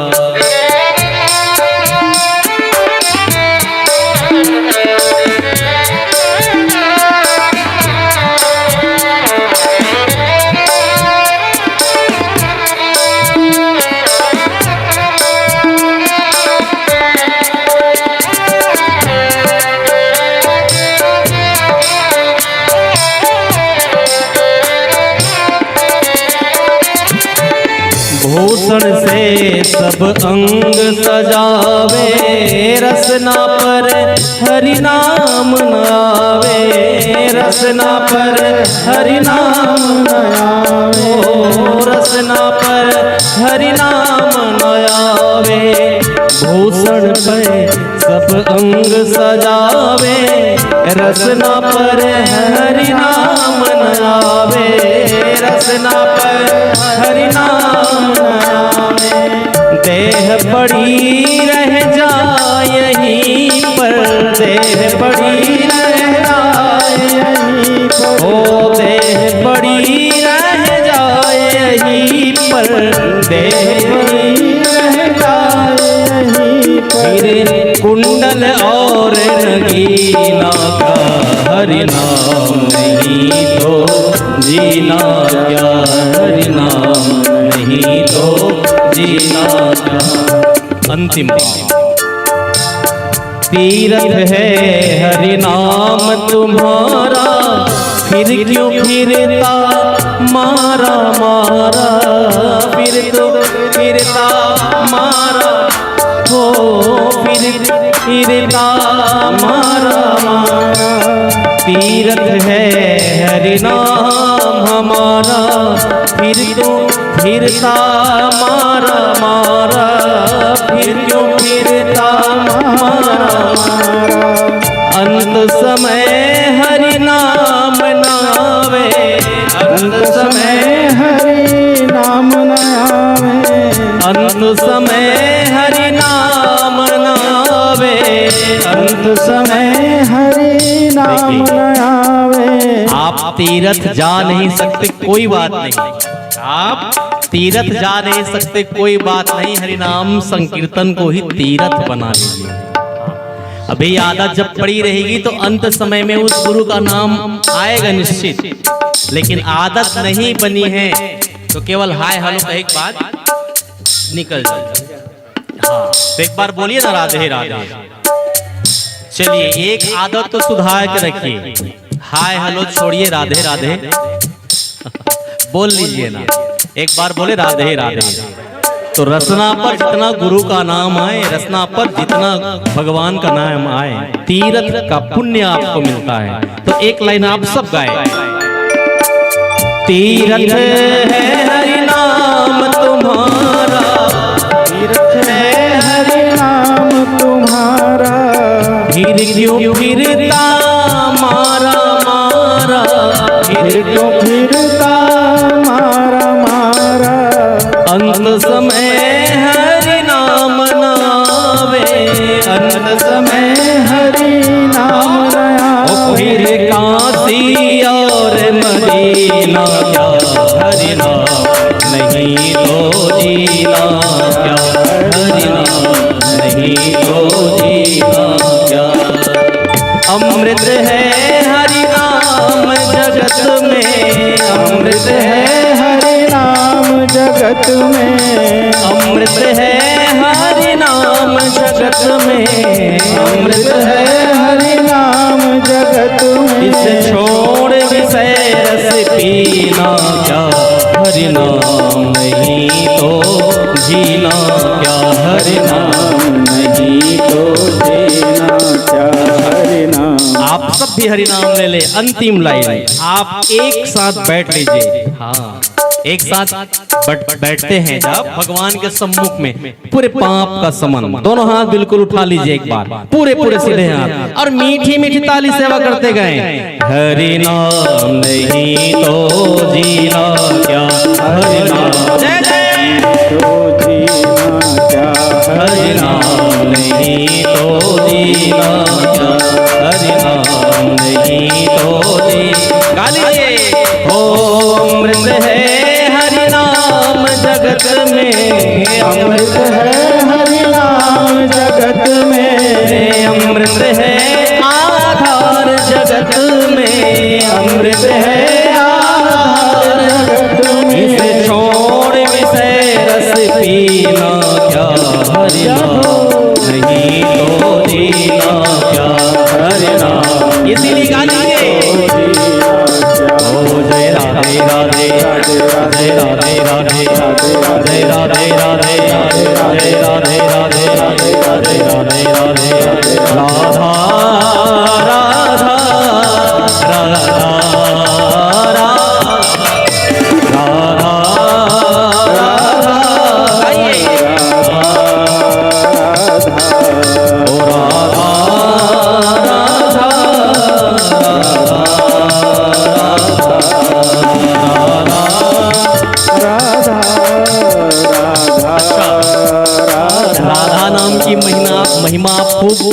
शॉर्ट्स वीडियो देखते होंगे तो प्रेमानंद जी का वीडियो देखते होंगे, उनकी दोनों किडनियां फेल हैं, इसी राधे नाम के सहारे टिके हुए हैं। तो आइए ना आप भी टिके रहे, दोनों हाथ पसार लीजिए और खूब खूब गा लीजिए राधा नाम। ओ राधा राधा राधा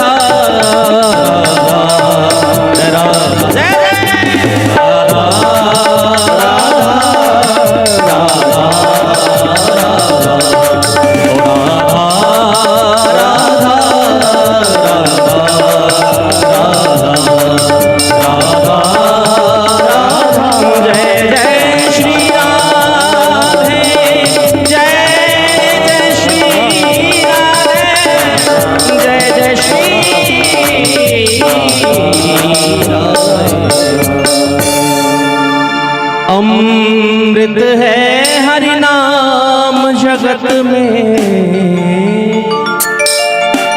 इस छोड़ विषय रस पीना क्या, हरि नाम नहीं तो जीना क्या, हरि नाम नहीं तो जीना। जय जय श्री राधे, जय जय श्री राधे, जय जय श्री राधे।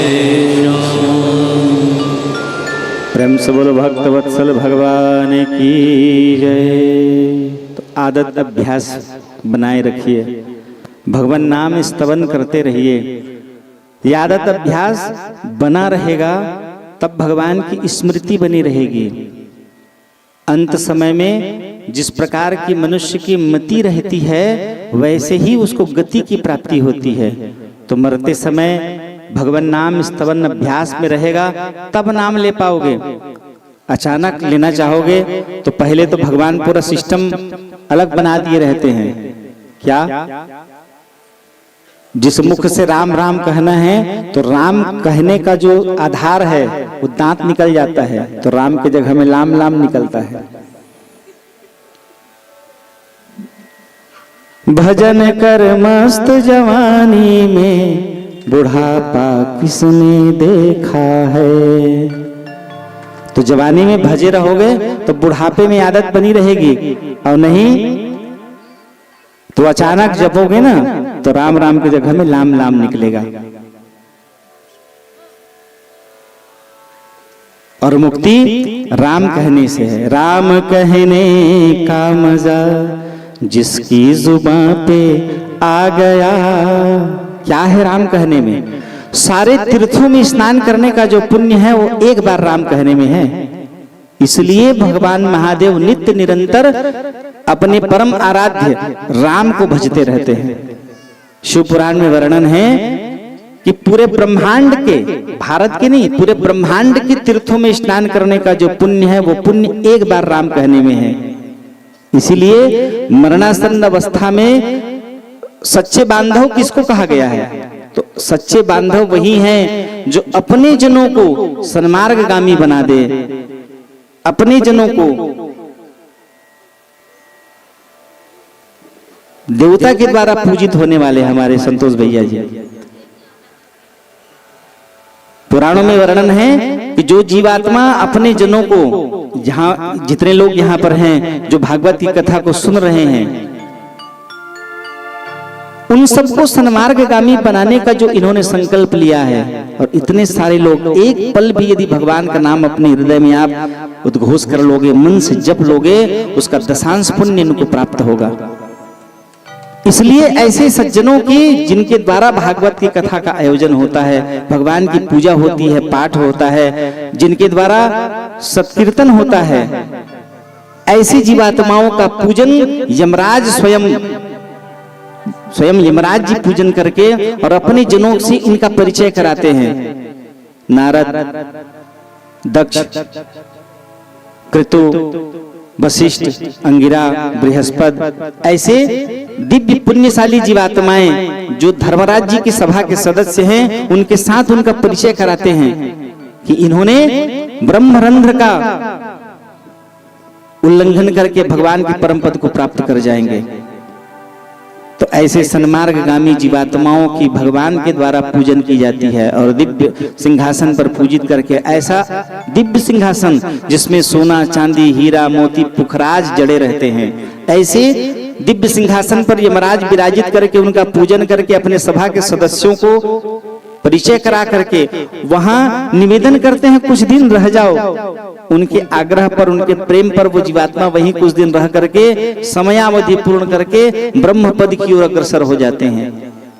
तो इसलिए नित्य निरंतर भगवान नाम स्तवन करते रहिए। राम कहने का मजा जिसकी जुबां पर आ गया, सारे तीर्थों में स्नान का पुण्य एक राम में है। तो इसलिए नित्य निरंतर, क्योंकि आप भगवान के नाम जप करते रहेंगे, आकृष्टता आपके हृदय में आती रहेगी, मन चित्त शरीर पवित्र होते जाएगा। और निर्मल मन जन सो मोहि पावा, मोहि कपट छल छिद्र न भावा। शरीर की सारी कलुष समाप्त हो जाएगी और भगवान ऐसे भक्तों को पा करके प्रसन्न हो जाते हैं। तो नित्य निरंतर भगवान नाम स्तवन करने का अभ्यास बनाए रखिए। वो अभ्यास जीवन के अंतिम क्षण तक काम आएगा। अंतिम क्षण तक में जीवन भर हम क्या किए हैं वो एक तरफ, और मृत्यु के समय में पूरा ब्रह्मांड जब एकमय दिखाई पड़ता है। गरुड़ पुराण में वर्णन है 1000 बिच्छू के डंक का दर्द प्राणांत के समय में उस जीव को प्राप्त होता है। अब बताइए, जिसके शरीर में 1000 बिच्छू के डंक का दर्द होगा वो कहां से राम राम कह पाएगा। प्राण निकलना है उस समय इतनी तकलीफ, इतनी पीड़ा, इतनी वेदना होती है शरीर में। तो पहले से जपे रहोगे तो उस समय आभास रहेगा, अभ्यास रहेगा। इसलिए नित्य निरंतर, कैलाश भाई आपको बताए ना, नित्य निरंतर जपते रहिए और हरि नाम आपको उस परम पद की ओर लेकर के अग्रसित करा देगा। संसार के सारे पुण्य एक तरफ और भगवान नाम स्तवन एक तरफ, क्योंकि भगवान नाम वह जीवात्मा उसके मन में चित्त वृत्ति में मधुसूदन बांके बिहारी भगवान विराजित होते हैं।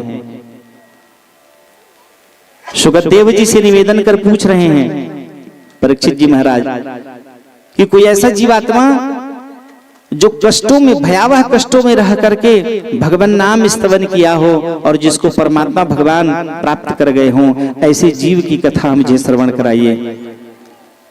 उनकी प्रश्न को सुन करके सुखदेव जी महाराज गदगद हो गए और बड़े आनंदित होकर के उन्होंने कहा कि भगवान के अनन्य भक्त, भगवान का जब अवतरण हुआ तो वेद की ऋचाएं, वेदों की, पुराणों की, रामायण की रचना करने वाले हैं।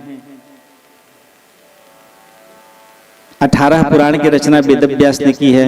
हनुमान चालीसा को तुलसीदास जी ने रचा है, सुनते हैं ना। लेकिन वेद की रचना किसी ने नहीं की है। क्यों? क्योंकि वेद स्वयं भगवान के ही रूप हैं। तो वेद की जो ऋचाएं हैं, वेद के जो मंत्र हैं, उन्होंने आकृष्ट होकर के भगवान के निज रूप का दर्शन करने के लिए 16,100 रूपों में वेद की ऋचाएं मूर्त रूप बना करके वो प्रकट हो गई भगवान के निज रूप का दर्शन करने के लिए। और राजाओं के घर में इनका अवतरण हुआ। जिस समय भगवती पृथ्वी को हिरण्याक्ष बंदी बना करके यहां से 11 प्रकाश वर्ष दूर, हमारे पास जितना जल है उससे 1.25 करोड़ ज्यादा जल है वहां आकाश में, वहां ले जाकर के उसको डुबाने लगा। तब भगवान रक्षा करने के निमित्त में बाराह के रूप में भगवान अवतरित हुए और बाराह रूपी भगवान ने हिरण्याक्ष का वध किया। उस समय पृथ्वी उन्हीं के पास में थी और उन्हीं से भौमासुर दैत्य का अवतरण हुआ। पृथ्वी की पुत्र है। इसका आतंक इतना, पहले तो ये सज्जनता में था, लेकिन इसके प्रकृति विकृत हो गई और विकृत प्रकृति होने के कारण ये सब के ऊपर में अत्याचार करना प्रारंभ कर दिया। राजाओं के ऊपर में अत्याचार करके उनकी बेटियों को ये बंदी बना लेता। 16,100 उनकी संख्या थी, उसको बंदी गृह में बंद किया हुआ। ये भगवान के अनन्य भक्त करते हुए, भक्ति करते हुए, पूजन आराधन जप करते हुए अपना जीवन निर्वहन कर रही हैं।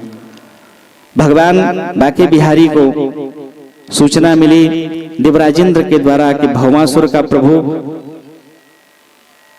अहंकार बढ़ते जा रहा है। उन्होंने वरुण का छत्र, माता अदिति के कुंडल और देवताओं का मणि पर्वत स्थान छीन लिया है और वो बड़े अहंकार में जीवन निर्वहन कर रहा है। भगवान ने कहा कि मैं बहुत जल्द उसको समाप्त करके इनकी वस्तुओं को, जो उन्होंने देवताओं के मणि पर्वत को जो उन्होंने छीन लिया है, मैं जल्दी शीघ्रता से शीघ्र उनको वापस करूंगा। और एक दिन भगवान सत्यभामा जी को साथ में लेकर के भगवान का प्राग ज्योतिषपुर में प्रवेश हुआ। भगवान वो ऐसा बलशाली और इतना बलशाली दैत्य था कि चारों तरफ पहाड़, उसके बाद जल से चारों तरफ गड्ढे खुदवा करके, ताकि कोई मेरे तक न पहुंच पाए, मेरे शत्रु मुझ तक न पहुंच पाए। उसके बाद बिजली के तार, जहरीली गैसें। लेकिन जगतपति परमात्मा भगवान के सामने ये सब क्या चलेगा। भगवान सीधा रथ में विराजित होकर के उसी के धाम में पहुंचे। और जैसे ही भगवान, और ऊपर से 5 सिर वाला मूर नाम का दैत्य जो उसकी रक्षा करता था, भगवान वहां पहुंचे। और भगवान जैसे ही शंखनाद किए, उस शंख की ध्वनि से मूर दैत्य का हृदय विदीर्ण हुआ और अत्यंत क्रोधित होकर के भगवान की ओर आक्रमण किया। भगवान एक ही पल में मूर दैत्य को चक्र सुदर्शन से कई खंडों में विभक्त कर दिए। उसके बाद उनके 5 पुत्र भगवान को मारने के लिए दौड़े। भगवान ने खेलते खेलते उनका वध कर दिया।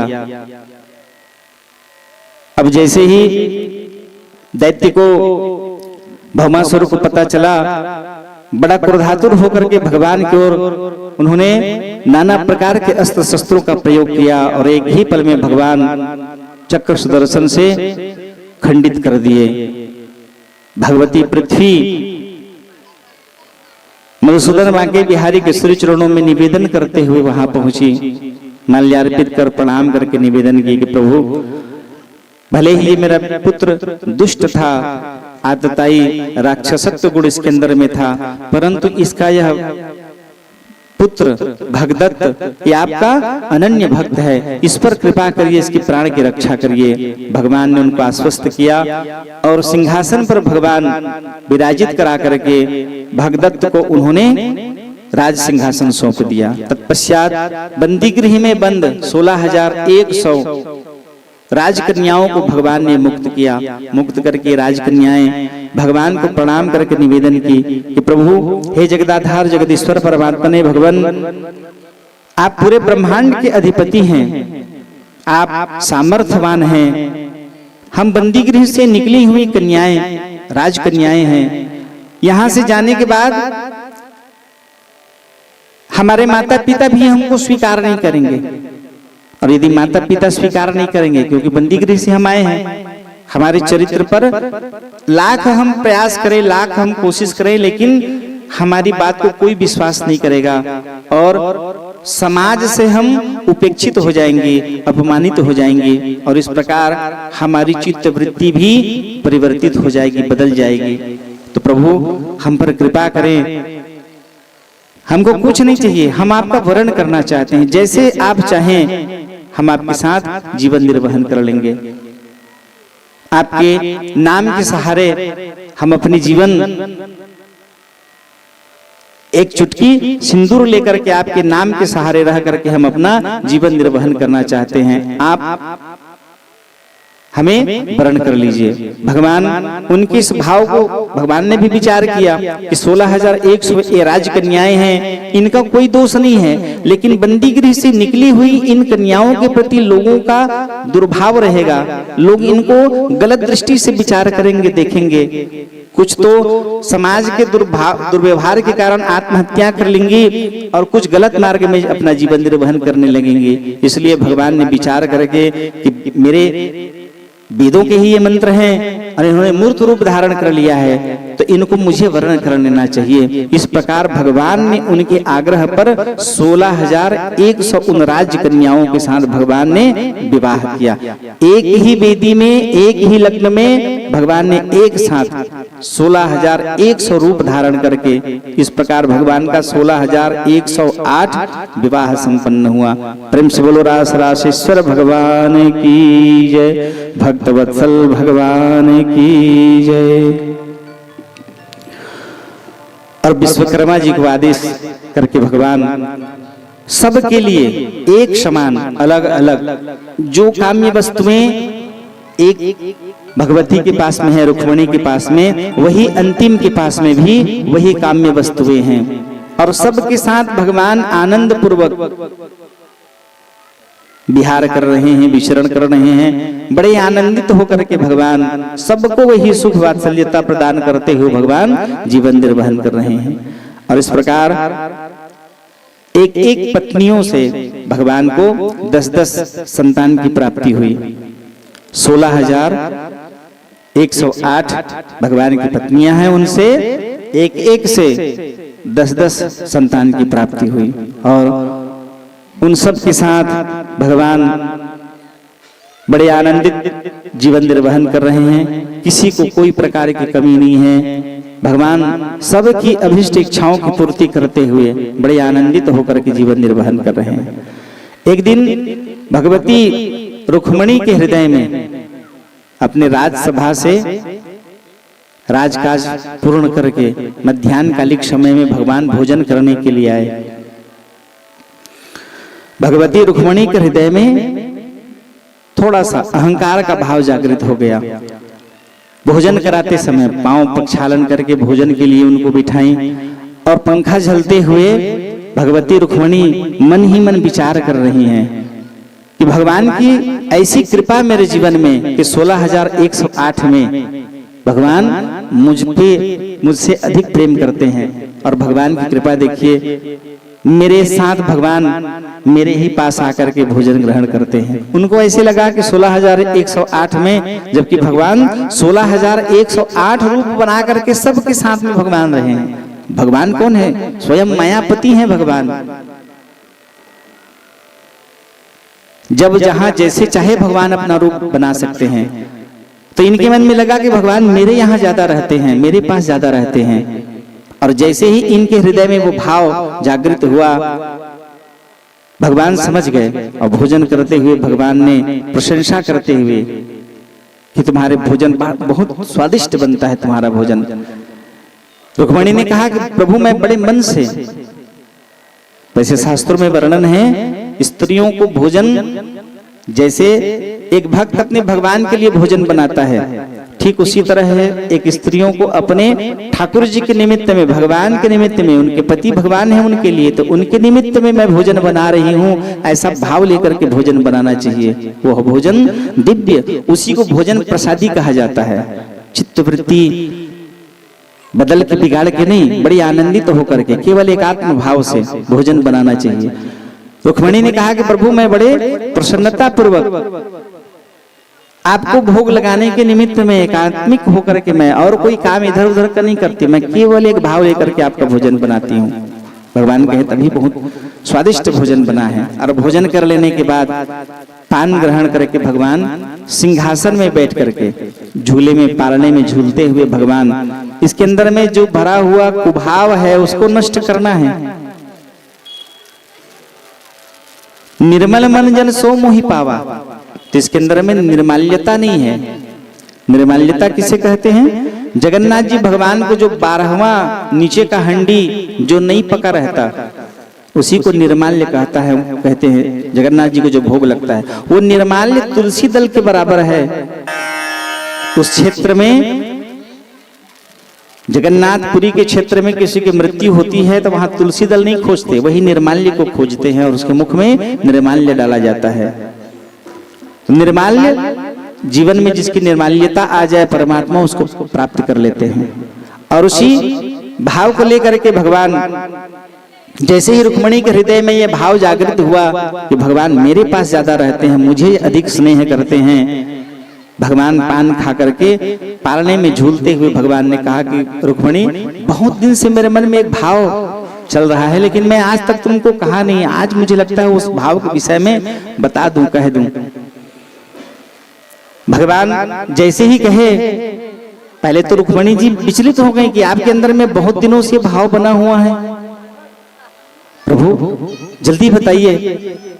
भगवान ने कहा कि मैं विचार कर रहा था बहुत दिनों से, जिस समय तुमने पंडित जी को पत्र दे करके मेरे पास भेजा, उन दिनों बड़ी दीनता से हमारी जीवन, देखो मैं कहा बंदी गृह में मेरा जन्म हुआ, गोकुल में लालन पालन हुआ, वहां से मैं वृंदावन आ गया। कई तरह के लोग, कोई माखन चोर, कोई चित चोर, कई तरह के मेरे ऊपर लोगों ने आरोप लगाया। 17 बार हमारे ऊपर जरासंध ने युद्ध किया, भागते हुए इधर उधर भटकते हुए हमारा जीवन व्यतीत हुआ। किसी की जाए किसी के पाले, देवकी के गर्भ से अवतरण,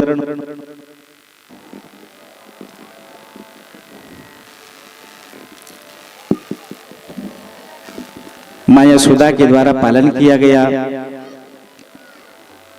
उन दिनों बड़ी दीनता से हम अपना जीवन निर्वहन कर रहे थे। उस समय बड़े बड़े राजा महाराजा, धनी, नामचीन व्यक्ति उस समय थे। तुम्हारे रूप माधुर्य में तुम जिसको चाहती वर्ण कर सकती थी। अरे मेरे से ज्यादा प्रभावशाली तो वो शिशुपाल था, मेरे से ज्यादा प्रभावशाली वो शिशुपाल था। उसी के साथ तुम्हारा विवाह, मनोदत्तम वाक्दत्तम दत्तम पाणी कुशोदक, मन के द्वारा वचन के द्वारा संकल्प हो चुका था। दत्तम पाणी कुशोदक, तीसरा अग्नि संस्कार फेरे करके और होना चाहिए था। उस समय तुम पंडित जी को पत्र लिख करके भेज दी, और मैं भी तुम्हारे उन पत्रों में लिखे हुए भाव से मैं भावाभूत होकर के मैं तुम्हारा हरण करने के लिए आ गया। तो मैं उस बात को बहुत दिन से मैं बोलना चाह रहा था, लेकिन मैं बोल नहीं पा रहा था। आज मेरे मन में हुआ है, इसलिए मैं बोल रहा हूं। मेरे से ज्यादा शक्तिशाली, मेरे से ज्यादा सुंदर मैं तो काला कुल उठा हूं। भगवान कृष्ण कह रहे हैं रुक्मणी को, मेरे से ज्यादा सुंदर, मेरे से ज्यादा प्रभावशाली, धन संपन्नता मान प्रतिष्ठा में मेरे से ज्यादा श्रेष्ठ लोग थे उस समय। तो तुमने मेरा क्यों वर्ण किया, क्यों मुझे पत्र लेकर के बुलवाई? तुम चाहती तो तुम इतने दिव्य हो, इतनी सुंदर हो, तुम जिसको चाहती, जिस राजा के प्रति तुम्हारी आकृष्टता रहती, वो तुमको अगर तुम पत्र भेज देती तो तुमको प्राप्त करने के लिए लालायित रहता। क्यों तुम्हारे मन में ऐसा भाव हुआ मेरे जैसे अकिंचन के लिए? जैसे ही अकिंचन शब्द का उन्होंने प्रयोग किया,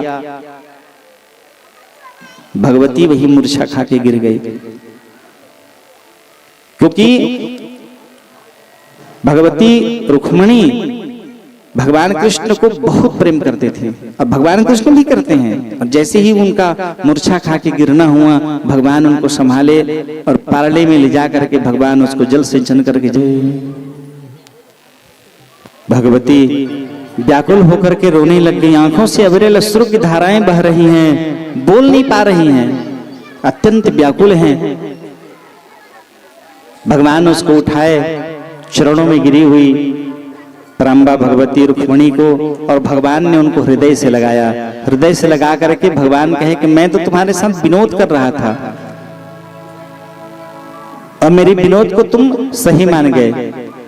भगवती ने कहा कि प्रभु, बिना कारण ना आप प्रेम करते हैं ना विनोद करते हैं। मैं समझ गई, जैसे ही मेरे हृदय में यह कुभाव जागृत हुआ कि भगवान परमात्मा जगदीश्वर मुझे अधिक स्नेह करते हैं, उसी क्षण उसी समय आपके हृदय में यह भाव जागृत हुआ। अगर इसके पहले आया रहता ना तो आप पहले कह देते, क्योंकि मैं इतने दिन हो गए आपके साथ, मैं आपकी सहचर्या हूं, मैं जान रही हूं आपकी पूरी गतिविधियों को। ये भाव यदि पहले आपके हृदय में आया रहता ना तो पहले ही आप कह देते। आज इसलिए आया क्योंकि मेरे मन में वो विकार पैदा हुआ। भगवान कोटि कोटि प्रणाम। कान पकड़ के उन्होंने क्षमा याचन की कि प्रभु, आज के बाद इस प्रकार का दुर्भाव मैं कभी अपने हृदय में नहीं लाऊंगी। जितना मेरा आपके ऊपर में अधिकार है, उतने ही 16,107 का भी अधिकार है। मैं इस प्रकार कभी अपने अंदर में अहंकार का भाव नहीं लाऊंगी। और भगवान के चरणों में प्रणाम कर उन्होंने निवेदन किया। भगवान उनको हृदय से आलिंगित कर लिए और भगवान हृदय से आलिंगित करके भगवान ने उनको सबसे अधिक, यूं तो भगवान सबसे प्रेम करते थे, लेकिन रुक्मिणी को भगवान सबसे अधिक प्रेम करते थे। प्रेम से बोलो भक्तवत्सल भगवान की जय। भगवान के प्रपौत्र अनिरुद्ध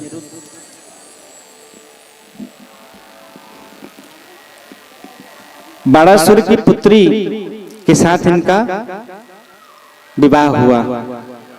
तो उस विवाह के पूर्व जो आकृष्टता इनके अंदर में हुई, एक दिन उषा बाणासुर की बेटी,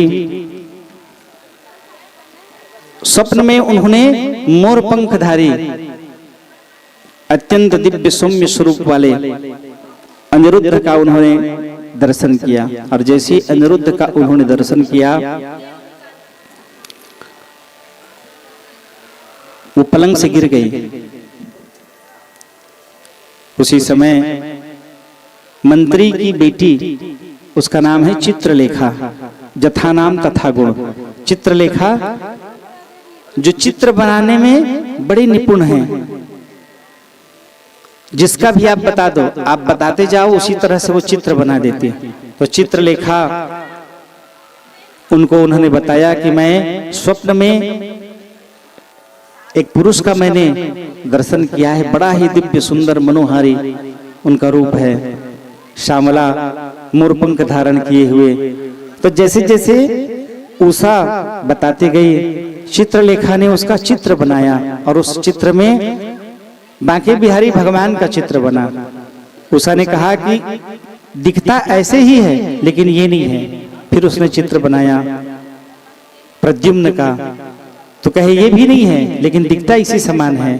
फिर उन्होंने चित्र बनाया अनिरुद्ध का, और उस अनिरुद्ध के चित्र को पा करके वो बड़ी लज्जित हो गई। वो कहा कि इसी पुरुष को मैं अपना हृदय दे बैठी हूं।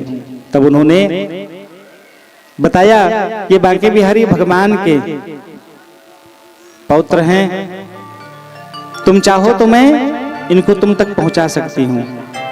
ये माया जानने वाली थी चित्रलेखा, माया के प्रभाव से वहां पहुंची, उनको अदृश्य रात के समय में मूर्छा करा करके उनके कक्ष में ले आई। और इस प्रकार महीनों तक उषा के ही कमरे में मूर्छित अवस्था में उनको ध्यान उतना नहीं रहा और उनके कमरे में ही वो बंदी बने पड़े रहे। धीरे धीरे समय व्यतीत हुआ। राजा के सेवकों को लगा कि यदि हम राजा को बताएंगे नहीं तो आज नहीं तो कल राजा को पता चल जाएगा इसके विषय में और राजा दुखी हो जाएंगे, हमको दंड दे सकते हैं, तो इसलिए हमको बता देना चाहिए। और इस प्रकार वो जा करके उनको बताए कि आपकी बेटी के कक्ष में एक पुरुष रहता है। क्रोधातुर होकर के बाणासुर वहां पहुंचा और उनको देखकर बड़ा उनको क्रोध हुआ। बोलिए श्री वृंदावन बिहारी लाल की जय। आइए हम आप सबके मध्य में तखतपुर विधानसभा क्षेत्र के पूर्व विधायक श्री मक्कर जी का आगमन हुआ है, साथ ही भाभी जी का भी आगमन हुआ है। खूब खूब ताली बजा दीजिए और खूब आनंद और उत्साह के साथ उनका बहुत बहुत स्वागत अभिनंदन। और आप दोनों से निवेदन है व्यासरी जी से ऊपर आकर आशीर्वाद लें, साथ ही साथ स्वागत करें और खूब खूब आप ताली बजाएं और साथ ही साथ आशीर्वचन के लिए 2 मिनट उनको भी माइक प्रदान कर दें।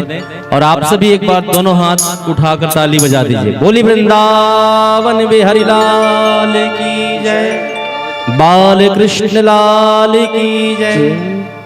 तो आइए आप सभी हमारे आयोजक परिवार की ओर से खूब खूब ताली बजाएं और आनंद और उत्साह के साथ सभी का स्वागत करें। बोली बाल कृष्ण लाल की जय।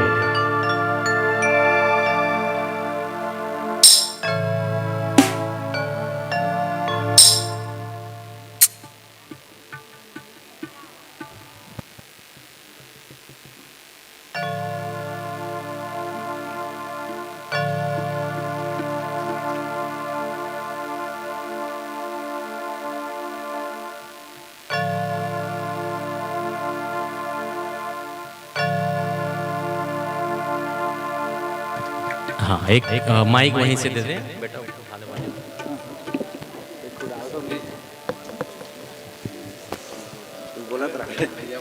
कृष्णचंद्र भगवान की जय, आनंद कंद भगवान की जय। बोले वृंदावन बिहारी लाल की जय। बहुत ही हर्ष का विषय है कि ग्राम काठाकोनी में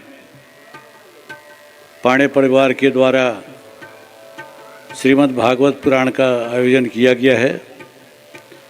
तो प्रेम से बोलिए भागवत महापुराण की, भागवत महापुराण की। हम लोग यहाँ पर बैठ कर के भागवत कथा का श्रवण कर रहे हैं। मैं सही सही बता रहा हूँ कि मेरा मन तो नहीं कर रहा है यहाँ पर बैठने का भी। वो इसलिए कि मेरे को और भी जगह जाना है, तो इसका लाभ हमको मिलने वाला नहीं है। लाभ तो तब मिलेगा जब हम एकाग्रचित्त होकर के कथा का श्रवण करें। और इसका लाभ कौन लिया? राजा परीक्षित ने।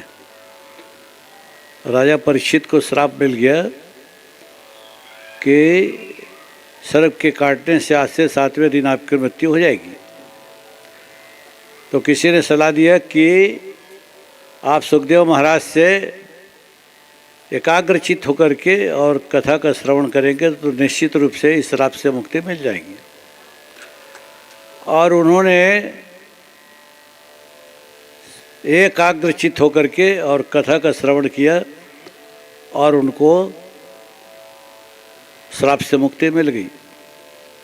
तो वैसे ही अभी ये कलयुग चल रहा है और कलयुग में ये मानव जाति को आशीर्वाद मिला हुआ है कि अगर वो क्षण दो क्षण भी ईश्वर की आराधना करेंगे तो उनको इस भवसागर से मुक्ति मिल जाएगी। सभी लोग को कहते हैं कि हम लोग भगवान को नहीं देखे, लेकिन मैं तो कहता हूँ कि हमने भगवान को देखा है। देखने की दृष्टि चाहिए। आपके माता पिता आपके साथ रहते हैं।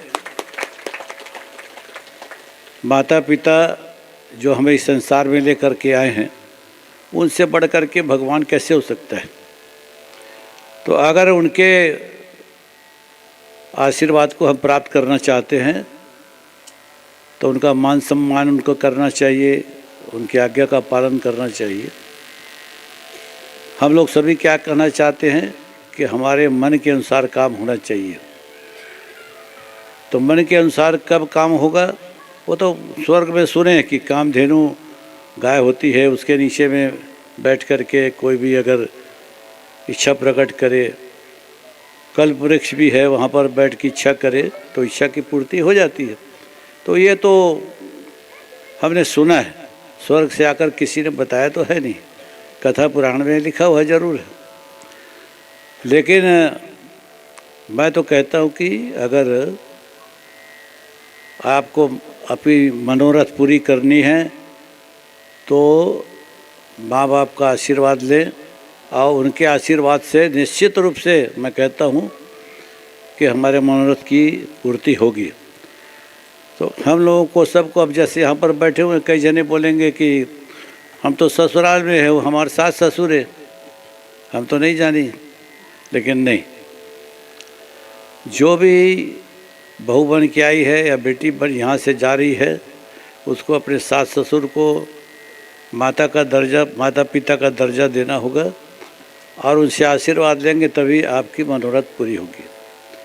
तो आज के इस अवसर पर मैं यही कहूँगा, जैसे यहाँ पर तो महिलाएं बहुत ज़्यादा हैं, तो उनसे मैं आग्रह करूँगा कि देखो भाई, कि कोई पढ़े कि ना पढ़े, बच्चों को ज़रूर पढ़ाइए, बच्चियों को ज़रूर पढ़ाइए।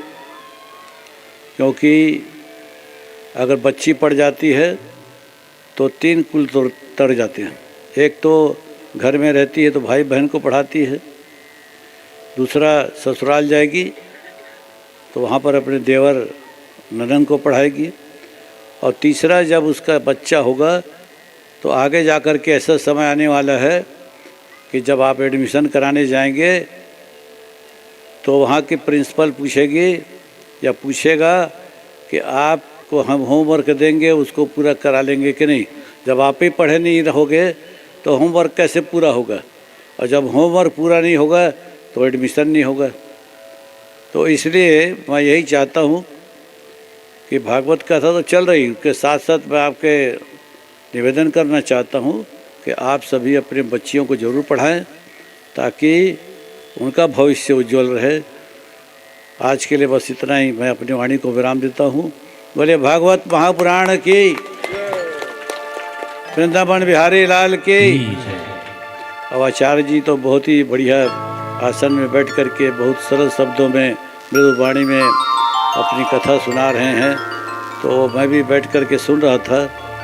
और इच्छा तो है बैठ कर सुनने की, लेकिन यहाँ से खमरिया भी जाना है। अभी मैं पाण होके आ रहा हूँ, खमरिया में भी भागवत महापुराण चल रहा है, वहाँ पर भी आधा घंटा का समय देना है और हम लोगों के पास थोड़ा समय की कमी रहती है, इसलिए क्षमा चाहते हुए अपनी वाणी को विराम देता हूँ। प्रेम से बोलिए वृंदावन बिहारी लाल की। तो आइए खूब खूब आनंद और उत्साह के साथ खूब खूब धन्यवाद दें, और खूब खूब आनंद के साथ आप खूब ताली बजाकर खूब धन्यवाद दें। बोले वृंदावन बिहारी लाल की। हरे राम राम राम सीता राम राम राम, हरे राम राम राम सीता राम राम राम, हरे राम राम राम सीता राम राम राम, हरे राम राम राम सीता राम राम, हरे राम राम राम सीता राम राम राम, हरे राम राम सीता राम राम राम, हरे राम राम सीता राम राम राम, हरे राम राम सीता राम राम राम, हरे राम सीता राम राम राम, हरे राम सीता राम राम, हरे राम सीता राम राम राम, हरे राम सीता राम राम राम, हरे राम सीता राम राम राम, हरे राम सीता राम राम, हरे राम सीता राम राम राम, हरे राम सीता राम राम राम, राधे श्याम श्याम श्याम, राधे श्याम श्याम श्याम। प्रेम से बोलो भक्त वत्सल भगवान की जय। तो आनंद कंद भगवान की यह दिव्यमयी भागवत की कथा जैसे ही बाणासुर को पता चला तो बेटी के कक्ष में गया और जाकर के उन्होंने अनिरुद्ध को बंदी बना लिया। 4 महीने के वर्षाकालिक ऋतु में किसी को कुछ पता नहीं चला कहाँ गया है। इतने में नारद जी महाराज भगवान मधुसूदन बांके बिहारी को बताए पूरी घटना, और इस प्रकार भगवान क्रोधातुर होकर के भैया बलराम को साथ लेकर के बाणासुर के ऊपर भगवान ने आक्रमण कर दिया, और एक अक्षौहिणी सेना लेकर भगवान भैया बलराम को साथ लेकर के पहुंचे। इतने में बाणासुर के भगवान शिव जी का वो अनन्य भक्त था। 2 सहस्त्र भुजाएं भगवान शिव जी का, जब भगवान शिव जी का पूजन करने के लिए वो कैलाश पर्वत में गया हुआ था, उस समय नाचते हुए भगवान शिव जी को और प्रोत्साहित करने के लिए अपनी 1000 भुजाओं में अलग अलग भुजाओं से वो आवाज निकाल करके तांडव नृत्य कर रहे भगवान शिव जी का उन्होंने अनुमोदन किया, और नाच रहे भगवान शिव जी भी अलग अलग हाथों से वो कला बना करके आवाज निकालता, जिससे भगवान शिव जी और प्रसन्न होकर के नृत्य करने लगते। भगवान शिव जी प्रसन्न होकर के उनको वरदान दिए मांग, मैं तेरी इस पूजा से अति प्रसन्न हूं। तब इन्होंने कहा कि प्रभु आप मेरे नगर की रखवाली कर मेरी रक्षा करिए। भगवान ने उनको वचन दिया और इस प्रकार भूत भावन भगवान शिव जी अपने गणों के सहित, कार्तिकेय सहित उसकी नगर की रक्षा किया करते थे। आज जब भगवान कृष्ण बलराम के साथ लेकर के युद्ध करने के लिए वहां पहुंचे हुए थे, तो उन्होंने भगवान शिव जी का आवाहन किया। कार्तिकेय सहित भगवान अपने गणों को लेकर के पहुंचे और दोनों के बीच में भयंकर युद्ध प्रारंभ हुआ, भगवान कृष्ण और शिव जी के बीच में। उस युद्ध में कई अस्त्र शस्त्रों का भगवान प्रयोग किए। तत्पश्चात जमाई आने वाले शस्त्र का भगवान कृष्ण ने प्रयोग किया और भगवान शिव जी जमाई लेते हुए वहां से प्रस्थान कर गए। तत्पश्चात 12 अक्षौहिणी सेना लेकर के बाणासुर वहां पहुंचा और भगवान पर आक्रमण किया। भगवान भी विविध आयुधों से, दोनों के बीच में भयंकर युद्ध चल रहा है, विविध प्रकार के आयुध अस्त्र शस्त्रों का उन्होंने भी प्रयोग किया। त्रिजरा नाम की ज्वर का जैसे प्रयोग किया तो भगवान के शरीर से ज्वर निकल करके और त्रिजरा के ऊपर में समाहित हो गया। वो इतनी व्याकुल हो गई, भगवान से उन्होंने निवेदन किया। भगवान उससे उनको शांत किए। भगवान ने कहा कि त्रिजरा की इस कथा का जो श्रवण करेगा, शारीरिक और मानसिक पीड़ा इस कथा को सुनने से उनकी समाप्त होगी।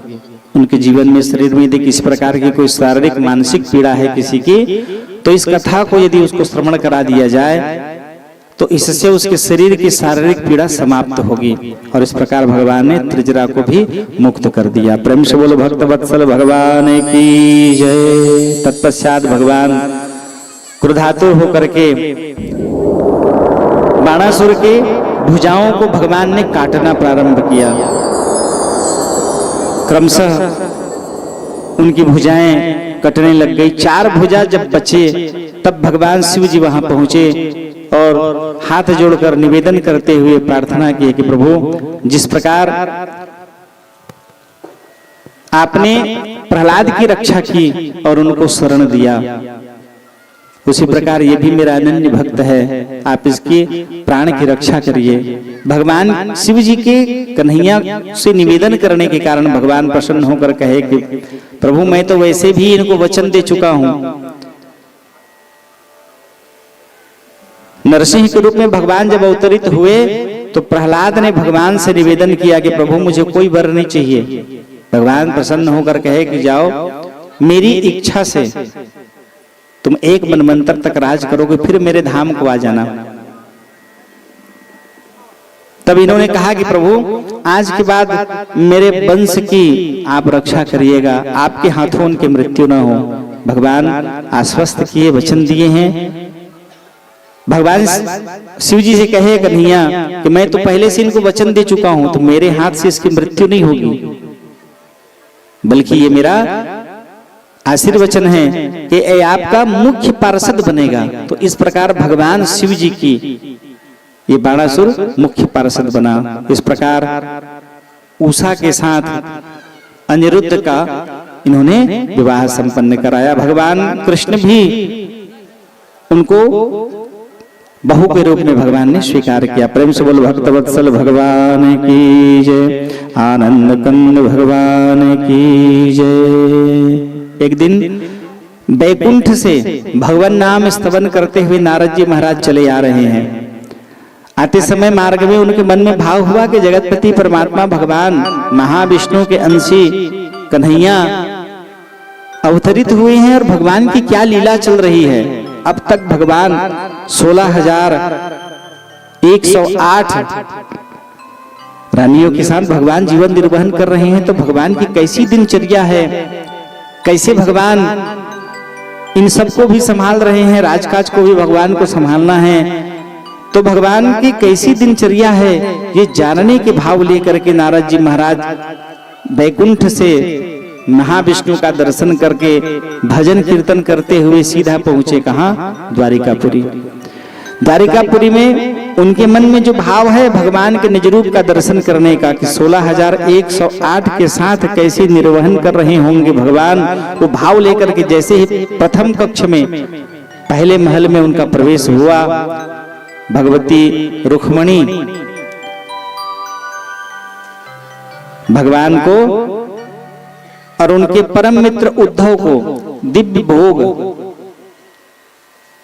प्रदान करने के लिए सुबह के समय में स्नान ध्यान पूजा प्रतिष्ठा करके पहला जो बाल भोग या स्वल्पाहार कहा जाए वो देने के लिए जैसे ही भगवती रुक्मणी आ रही हैं, इतने में ही नारद जी का पहुंचना हुआ। नारद जी को पा करके भगवान अति प्रसन्न हुए और प्रसन्न होकर के उन्होंने स्वागत करते हुए, आइए नारद जी महाराज, दिव्य सिंहासन पर विराजित कराए, पाद सेवन कर स्नान पूजन करा करके चरणोदक लेकर के नारद जी को माल्यार्पित कर दिव्य भोग उनको प्रदान कराए। भोग को ग्रहण करके नारद जी महाराज अति प्रसन्न हैं।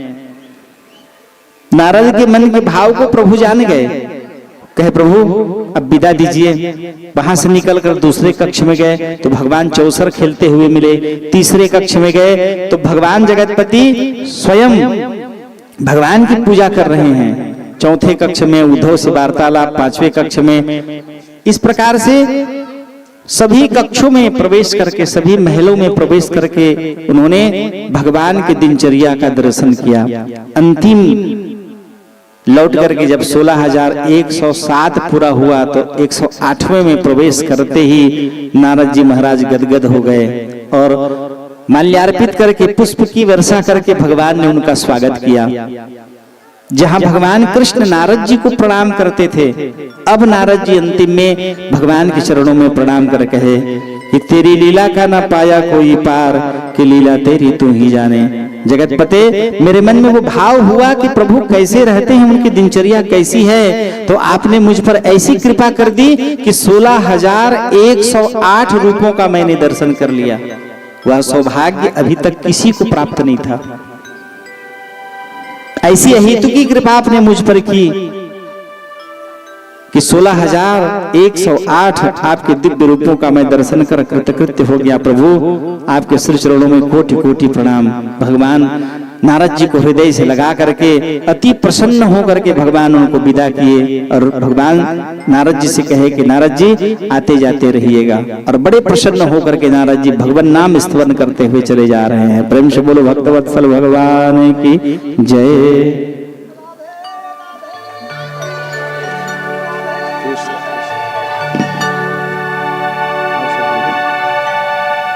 बोलिए श्री वृंदावन बिहारी लाल की जय, बाल कृष्ण लाल की जय।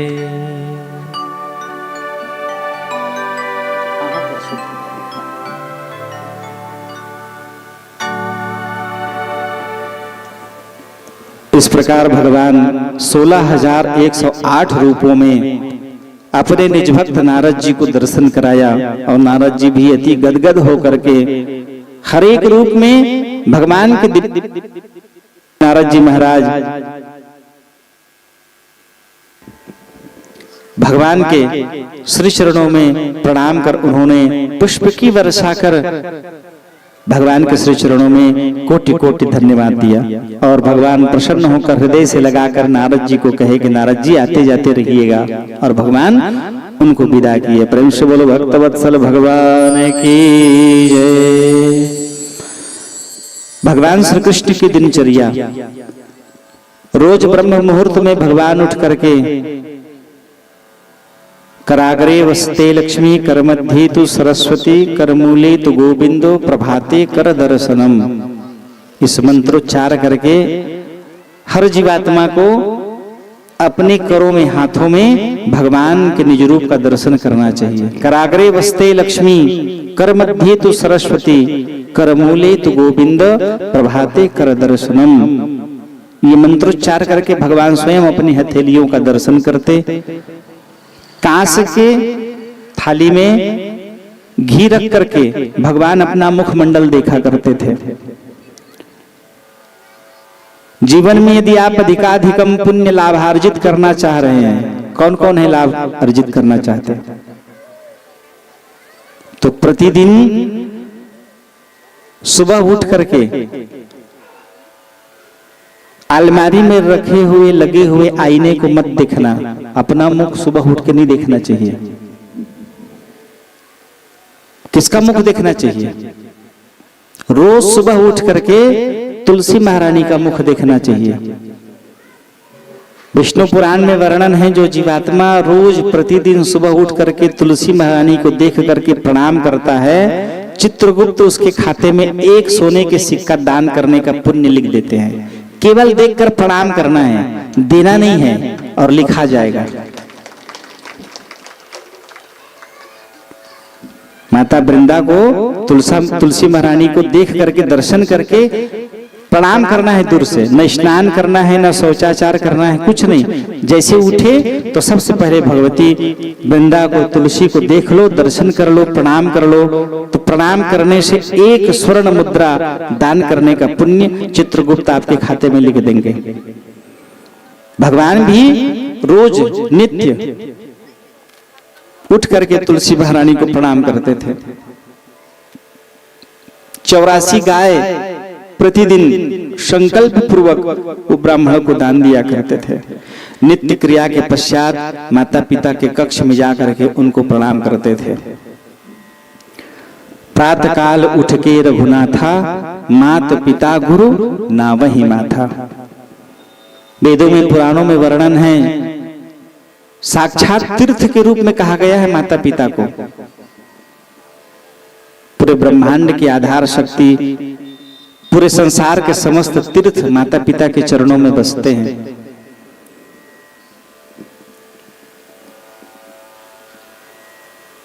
भाई से कैसे प्रेम करना है रामायण सीखिए, जीवन कैसे आनंदित निर्वहन करना है भागवत की कथा श्रवण करिए। इनको कथाओं को श्रवण करके जीवन को उज्जवल मंगलमय बनाना है। न वेद में, न पुराण में, न भागवत में, न रामायण में कहीं नहीं लिखा है भाई से कैसे बंटवारा लेना है, कहां कैसे झगड़ा करना है सास ससुर से, कुछ लिखा है? यहां केवल मंगलमय जीवन निर्वहन करने की बात लिखी गई है। आया है सो जाएगा राजा रंक फकीर, कोई चढ़े रथ पालकी, कोई बांधे जात जंजीर। जो आया है उसको एक न एक दिन जाना है, और जो जाएगा उसको एक न एक दिन आना है। उल्टी सीधी मनोवृत्ति बना करके जाओगे तो उल्टी सीधी मनोवृत्ति लेकर के आओगे। अच्छी मनोवृत्ति बनाकर रहोगे यहां तो अच्छी मनोवृत्ति के साथ आपको अच्छी गति प्राप्त होगी। यदि आप चाहते हो जाना तो निश्चित है। आज दिलीप दधीच कहां हरिचंद्र गए किस लोक बताना, इतने लोग आके चले गए हैं तो हमको भी जाना है। 4 दिव्य स्थान हैं जहां पर जीव को ज्ञान की प्राप्ति होती है, और उस 4 स्थान के दिव्य ज्ञान को जीवन भर यदि कोई आदमी संचित करके रख ले तो कभी नहीं भटकेगा। बीमारी की अवस्था में जैसे अजामिल को ज्ञान की प्राप्ति हुई, मरणासन्न अवस्था थी, नारायण कहने से भगवान के दूत पहुंच गए। तो बीमारी की अवस्था में स्मशान भूमि में शरीर रुग्ण हो जाए, वेद पुराण की कथा सुनते समय में यदि चित्त वृत्ति को पवित्र कर ले और जीवात्मा अंतःकरण को शुद्ध कर भगवान नाम स्तवन के प्रति आकृष्ट हो जाए, जो दिया है भगवान का दिया है, जो हम प्राप्त कर रहे हैं हमारे पूर्व जन्म के किए हुए अच्छे कर्म के प्रतिसाद भगवान की कृपा हमें प्राप्त हुई है, तो भगवान को ही समर्पित करना है। जीवन में इस लायक बन जाओ। जैसे आज संतोष भाई के मन में विचार हुआ कि भगवान मुझे इतनी सामर्थ्यता प्रदान कराए हैं कि मैं अपने बेटे के विवाह के उपलक्ष्य में भागवत की कथा का आयोजन करा करके पुण्यता की वृद्धि करूं। ये मूल उद्देश्य क्या है? सब जनों को सन्मार्ग की ओर प्रेरित करने का। पिता प्रपिता विद्ध प्रपिता आज तक किसी के द्वारा इस प्रकार का कोई आयोजन नहीं हुआ। भगवान की कृपा है कि प्रभु ने हमें इस तरह सामर्थ्यवान बनाया है तो भगवान की जब सामर्थ्यता कृपा हम पर जब हो जाए तो भगवान को धन्यवाद देने का यही एक मार्ग है, यही एक व्यवस्था है। कुछ नहीं बन रहा है आपके पास, जरूरी नहीं है कि भागवत की ही कथा सुननी है, सत्यनारायण की कथा सुन करके भी वही पुण्य प्राप्त कर सकते हैं। नारद जी ने भगवान से पूछा कि प्रभु भयावह कलिकाल में मनुष्य के पास में धन है तो मन नहीं है, मन है तो जन नहीं है, धन मन जन भी हो गया तो समय नहीं है, तो कम समय में अधिकाधिकम पुण्य लाभार्जन का क्या व्यवस्था है। तब भगवान ने बैकुंठ पति ने बैकुंठ में नारद जी को पहली सत्यनारायण की कथा श्रवण कराई और कहे इसमें वही पुण्य छिपा है। ये स्कंद पुराण की कथा है जो 5 अध्याय में है। यदि मेरा शरीर बना दो स्कंद पुराण को तो ये 5 अध्याय कंठ के रूप में है और कंठ में विराजित भगवान का नित्य निरंतर यदि आप जाप करोगे तो जय सत्यनारायण कहने से स्कंद पुराण की कथा सुनने का पुण्य मिल जाता है। इतना पावन इस कलिकाल में भगवान ने बनाया है। इसीलिए नारद जी ने कहा भक्ति से कि तुम कलयुग के प्रति नाराजगी व्यक्त मत करो, कलयुग इतना पावन है कि सतयुग द्वापर तेतरा से भी ज्यादा पुण्य कलिकाल में है। जो जीव समझ ले वो परम पद को प्राप्त कर लेता है और समझने के लिए ही भगवान ने ये व्यवस्था कराई है। 7 दिन हो गए तोला गोरत अहिल अहिल कहत रहे।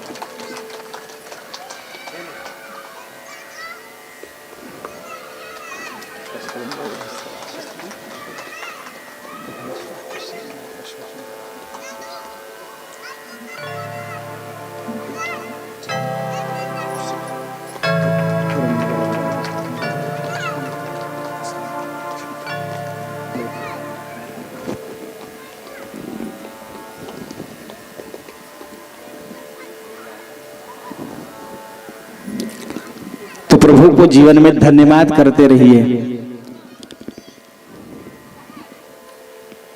भगवान को नित्य याद करते रहिए, भगवान के श्री चरणों के प्रति लगाओ, लगन लगा करके रखिए। लगन तुमसे लगा बैठे जो होगा देखा जाएगा। जो लगन भगवान के चरणों में लगाकर जीवन निर्वहन करते हैं, भगवान प्रसन्न होकर के नित्य निरंतर प्रभु उनका स्वागत करते रहते हैं और उनके जीवन में किसी प्रकार का कोई दुख नहीं रहता। अगर आता भी है तो भगवान कुछ देर तक पूर्व के किए हुए पाप ताप को शमन करके कुछ कष्ट कराकर भगवान उसको निकाल देते हैं, पता ही नहीं चलता जीवन में, और केवल आनंद और आनंद और आनंद की अनुभूति होती रहती है।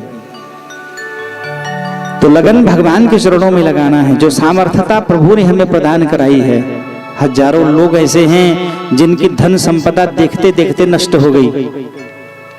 लोगों को ऐसे लगता था कि 7 पीढ़ी तक बैठे बैठे खाएंगे, आज उनके घर में दूसरों के आश्रित होकर जीवन निर्वहन कर रहे हैं। लाखों करोड़ों की संपदा रखे हुए आदमी ऐसे नष्ट हुआ कि कोई मजदूरी में नहीं बुला रहे हैं उनको।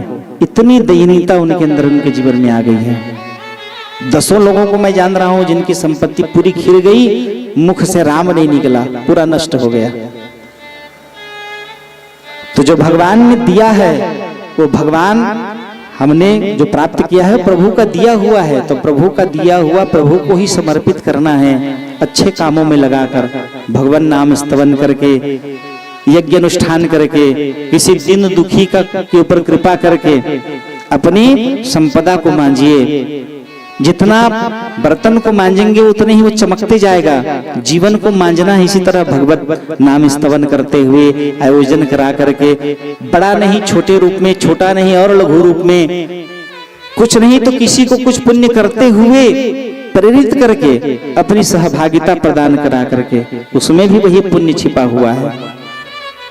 एक मिलकर नहीं तो 10 मिलकर के उस काम को कर सकते हैं जिसमें पुण्य की अधिकाधिकम वृद्धि होगी।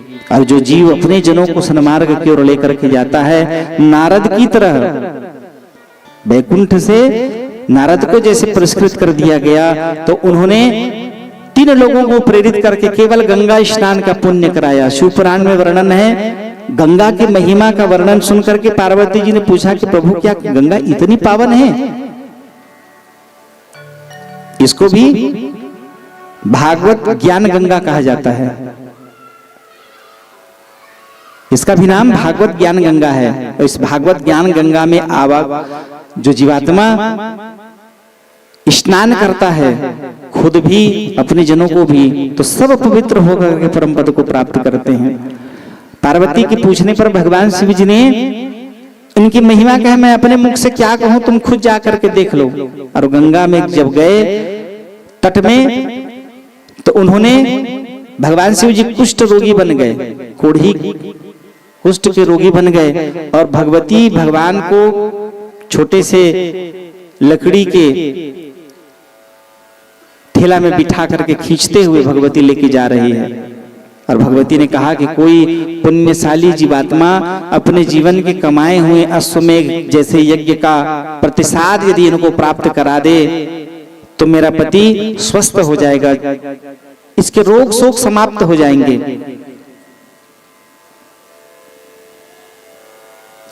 कोई नहीं मिल रहा है। एक बालक गंगा गंगा यो ब्रियात योजना नाम सतेरपि स्मरण मात्रेन सर्व पाप प्रमुच्यते। 10 किलोमीटर दूर से पैदल त्रिवेणी में स्नान करने के लिए आया हुआ था। उसने देखा भगवती को, निवेदन किया, क्या हुआ माते? भगवती पार्वती कही कि क्या बताऊं बेटा, कोई जीवात्मा अपनी पुण्य यदि मेरे पति को प्रदान कर दे तो इसका कुष्ठ का रोग समाप्त हो जाएगा, ये रोग से निवृत्त हो जाएंगे। शरीर में ये व्याधियां जो लगी हुई हैं, उस दर्द उस कष्ट की पीड़ा में जीवन निर्वहन कर रहे हैं। उस बालक ने प्रसन्न होकर के, वो गंगा स्नान कर चुका था, हाथ में जल लिया और जल लेकर के कहा, यदि मैं निष्काम भाव से भगवती गंगा को मैं पूजता हूँ, यदि मैंने उनके बताए मार्ग को प्रशस्त करके अपना जीवन निर्वहन किया है, तो मैं जो गंगा स्नान आज किया हूँ उसी का पुण्य इसको प्राप्त हो जाए। और जैसे महादेव के ऊपर में वो जल छिड़के, भगवान का पूरा शरीर उज्जवल हो गया, सारे रोग समाप्त हो गए। भगवान शिव जी ने कहा, देख पार्वती, मैं कहता था ना, आज ही के पुण्य को केवल इसने दिया है। आज का क्या पुण्य है? तो एक एक पग ये चल करके जब गंगा के तट में त्रिवेणी में जब ये पहुंचा, तो शिव पुराण में वर्णन है, एक पांव श्री शिवाय नमस्तुभ्यम कह के, जय गंगा मैया कह के निकलने पर, ओम नमो भगवते वासुदेवाय मंत्र जाप करके निकलने पर एक एक पग में एक एक अश्वमेघ यज्ञ का पुण्य छिपा रहता है। ये 10 किलोमीटर से पैदल चल के आया है, आज ही का पुण्य इसने दिया तो करोड़ों अश्वमेघ यज्ञ का पुण्य ये प्राप्त कर गया। और जिसमें से दशांश भाग केवल इसने मुझे दिया है। ये गंगा की, ये भागवत गंगा की महिमा है। एक बूंद केवल इसने मुझे प्रदान की है, दशांश भाग, और उसी से मेरे शरीर का पूरा कुष्ठ रोग जाते रहा और मैं निर्मलता को प्राप्त कर गया। तो ऐसी दिव्य कथाओं को जीवन में प्राप्त करके जीवन को उज्जवल बनाना है, मंगलमयी आनंदमयी बनाना है। चित्त वृत्ति लगन भगवान के श्री चरणों में, मधुसूदन भगवान के श्री चरणों में लगी रहे। ये भाव भगवान नारद जी को कहे कि भाव बना के रखना, आते जाते रहना, लगन लगी रहेगी तो मेरा भी मन तुम्हारी तरफ आकृष्ट रहेगा। जितना हम भगवान को भजेंगे, भगवान भी उतने ही उन भक्तों के प्रति आकृष्ट होकर के नित्य निरंतर, जैसे एक भक्त भगवान की चिंतन करता है, ठीक उसी तरह भगवान भी अपने उन भक्तों की चिंतन में लगा रहता है। कैसे लगे रहते हैं? तो आज भगवान चिंता कर रहे हैं इनके पांडव के विषय में, और उसी समय भगवान एक साथ 3 काम किए हैं। जैसे ही भगवान के मन में ये भाव हुआ, पहला नारद जी का आगमन हुआ। नारद जी को देख करके भगवान प्रसन्न हुए और अपने सुधर्मा सभा में उनका स्वागत किए और कहे, नारद जी आइए, आपके आने से अपने जनों का, पूरे संसार का हालचाल आपसे मिल जाता है। कौन कहाँ क्या कैसे कर रहा है, सबकी सूचना आपसे प्राप्त हो जाती है। भगवान नारद जी महाराज भगवान की प्रशंसा करते हुए कहे, प्रभु आप घट वासी हैं, सब जानते हैं, पूरे ब्रह्मांड आपके शरीर में विद्यमान है, सब बात को आप जान रहे हैं, फिर भी लोगों की प्रशंसा करना, लोगों की बड़ाई करना, अपने भक्तों को उत्साहित करना कोई आपसे सीखे। और इस प्रकार उनके सम्मान को स्वीकार कर भगवान कृष्ण ने उनको सिंहासन दिया और नारद जी बैठे। उन्होंने पूछा कि हमारे भाई लोगों का, पांडवों का क्या हाल चाल है, कैसी दिनचर्या कैसे चल रही है। उन्होंने बताया कि प्रभु आपकी भक्ति में रसे हुए आनंद पूर्वक जीवन निर्वहन कर रहे हैं, आपकी कृपा से बड़े प्रसन्न हैं। युधिष्ठिर जी महाराज के मन में राजसु यज्ञ करने की इच्छा हो रही है। और उन दिनों राजसु यज्ञ का अर्थ है कि आज पूरे संसार के राजा उनके बंधन में हो जाए, सब उनको स्वीकार कर ले, राजा के रूप में सब उनको स्वीकार कर ले कि ये हमारे से श्रेष्ठ है। उन दिनों सब लोग स्वीकार कर सकते थे। एक बड़ा ही दुष्ट जरासंध वो कतई स्वीकार नहीं करता। तो राजसु यज्ञ के लिए इन सारे राजाओं को अपने बंधन में करना है। भगवान की पांडवों के प्रति चिंता, इधर नारद के प्रति चिंता, और इन दोनों से भी बढ़कर के जरासंध के बंधन में बंधे हुए 20,800 अन्य राजा, जैसे भौमासुर दैत्य के बंधन में 16,100 राजकन्याएं, राजाओं को जीत करके उन्होंने बंधन में, बंदी गृह में बंद कर लिया था। ठीक उसी तरह से अपने बंदी गृह में ये जरासंध उन राजाओं को जीत करके और बंधन में बंद कर लिया था। ये कौन राजा थे? धर्मनिष्ठ राजा, यज्ञानुष्ठान करने वाले, भगवान के अनन्य भक्त, व्रत पूजा अनुष्ठान करके अपने जनों को कल्याणकारी मार्ग में ले जाने वाले, धर्म पूर्वक जीवन निर्वहन करने वाले भगवान के अनन्य भक्त। इनके ऊपर कुपित होकर के जरासंध ने इनको बंदी गृह में बंद कर लिया था। उनको भी बंधन से मुक्त करना है, क्योंकि भगवान एक दृष्टि में 3 काम कर रहे हैं। नारद जी के आगमन पर जैसे ही पांडवों की सूचना मिली, उसी समय एक पत्रवान पत्र लेकर के भगवान के धर्म सभा में पहुंचा और राजा भगवान को प्रणाम करके उसने कहा कि प्रभु 20,800 राजा जो बंधन में बंधे हुए हैं, जरासंध के बंधन में बंधे हुए हैं प्रभु, इनको मुक्त करना है। उन्होंने आपके ऊपर अपनी आकृष्टता व्यक्त करते हुए, समर्पण व्यक्त करते हुए निवेदन किया है। उस पत्र में लिखा था कि प्रभु जीवन की सारी आस, जीवन की हमारी सारी आशाएं समाप्त हो गई हैं, केवल आपके श्री चरणों का आश्रय है। ऐसी विडंबना हमें हमारे जीवन की है कि धर्म को जानने के कारण हम आत्महत्या भी नहीं कर पा रहे हैं, लेकिन बंदी गृह में रह करके, इस बंधन में रह करके बड़ी ही कठिनाई पूर्वक हम अपना जीवन निर्वहन कर रहे हैं, बड़े ही कष्टों में घिरे हुए हैं प्रभु। आत्महत्या करने से ब्रह्म हत्या का दोष लगता है। सैकड़ों बार, हजारों बार कालांजर पर्वत पर सर्प बनना पड़ता है। तो दिव्य मानव की योनि हमें प्राप्त हुई है प्रभु, इसको हम नष्ट नहीं करना चाहते, परंतु इस बंधन में, बंदी गृह में रह करके वो भजन नहीं हो पाता, भगवान आपके प्रति वह पूजा, वह व्रत अनुष्ठान नहीं हो पाता।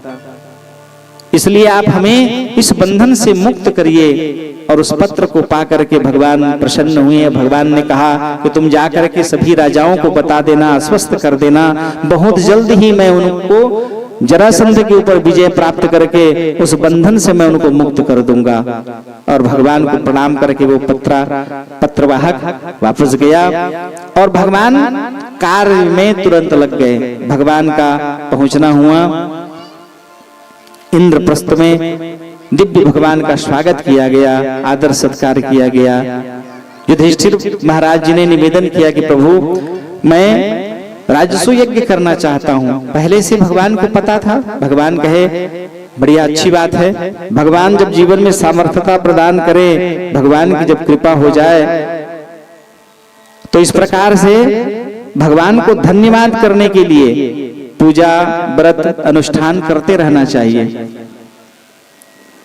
युधिष्ठिर जी महाराज निवेदन किए कि प्रभु आपकी अनुमति के बिना, आपकी कृपा के बिना, आपकी सहभागिता के बिना वो कार्य संभव नहीं है, तो आप हम पर कृपा करें, उस पुनीत कार्य में आप सहभागी बने। भगवान प्रसन्न होकर के स्वीकार कर लिए और स्वीकार करके भगवान इंद्रप्रस्थ में उस जिस जगह में यज्ञ होना है वहां का गौरी गणपति कलश भूमि पूजन करके प्रारंभ किया गया।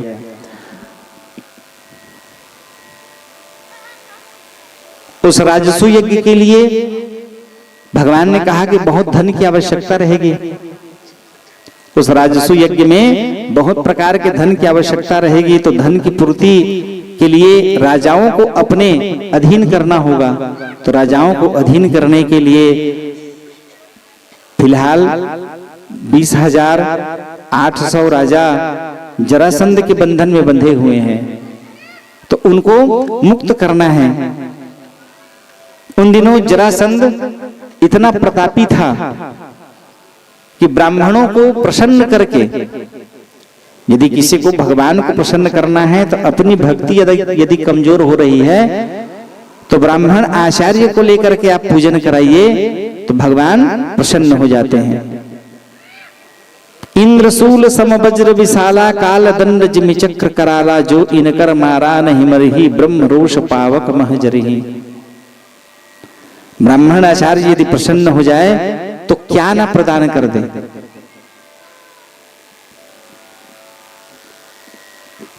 विप्रधेनु सुरसंत हितनी न मनुज अवतार।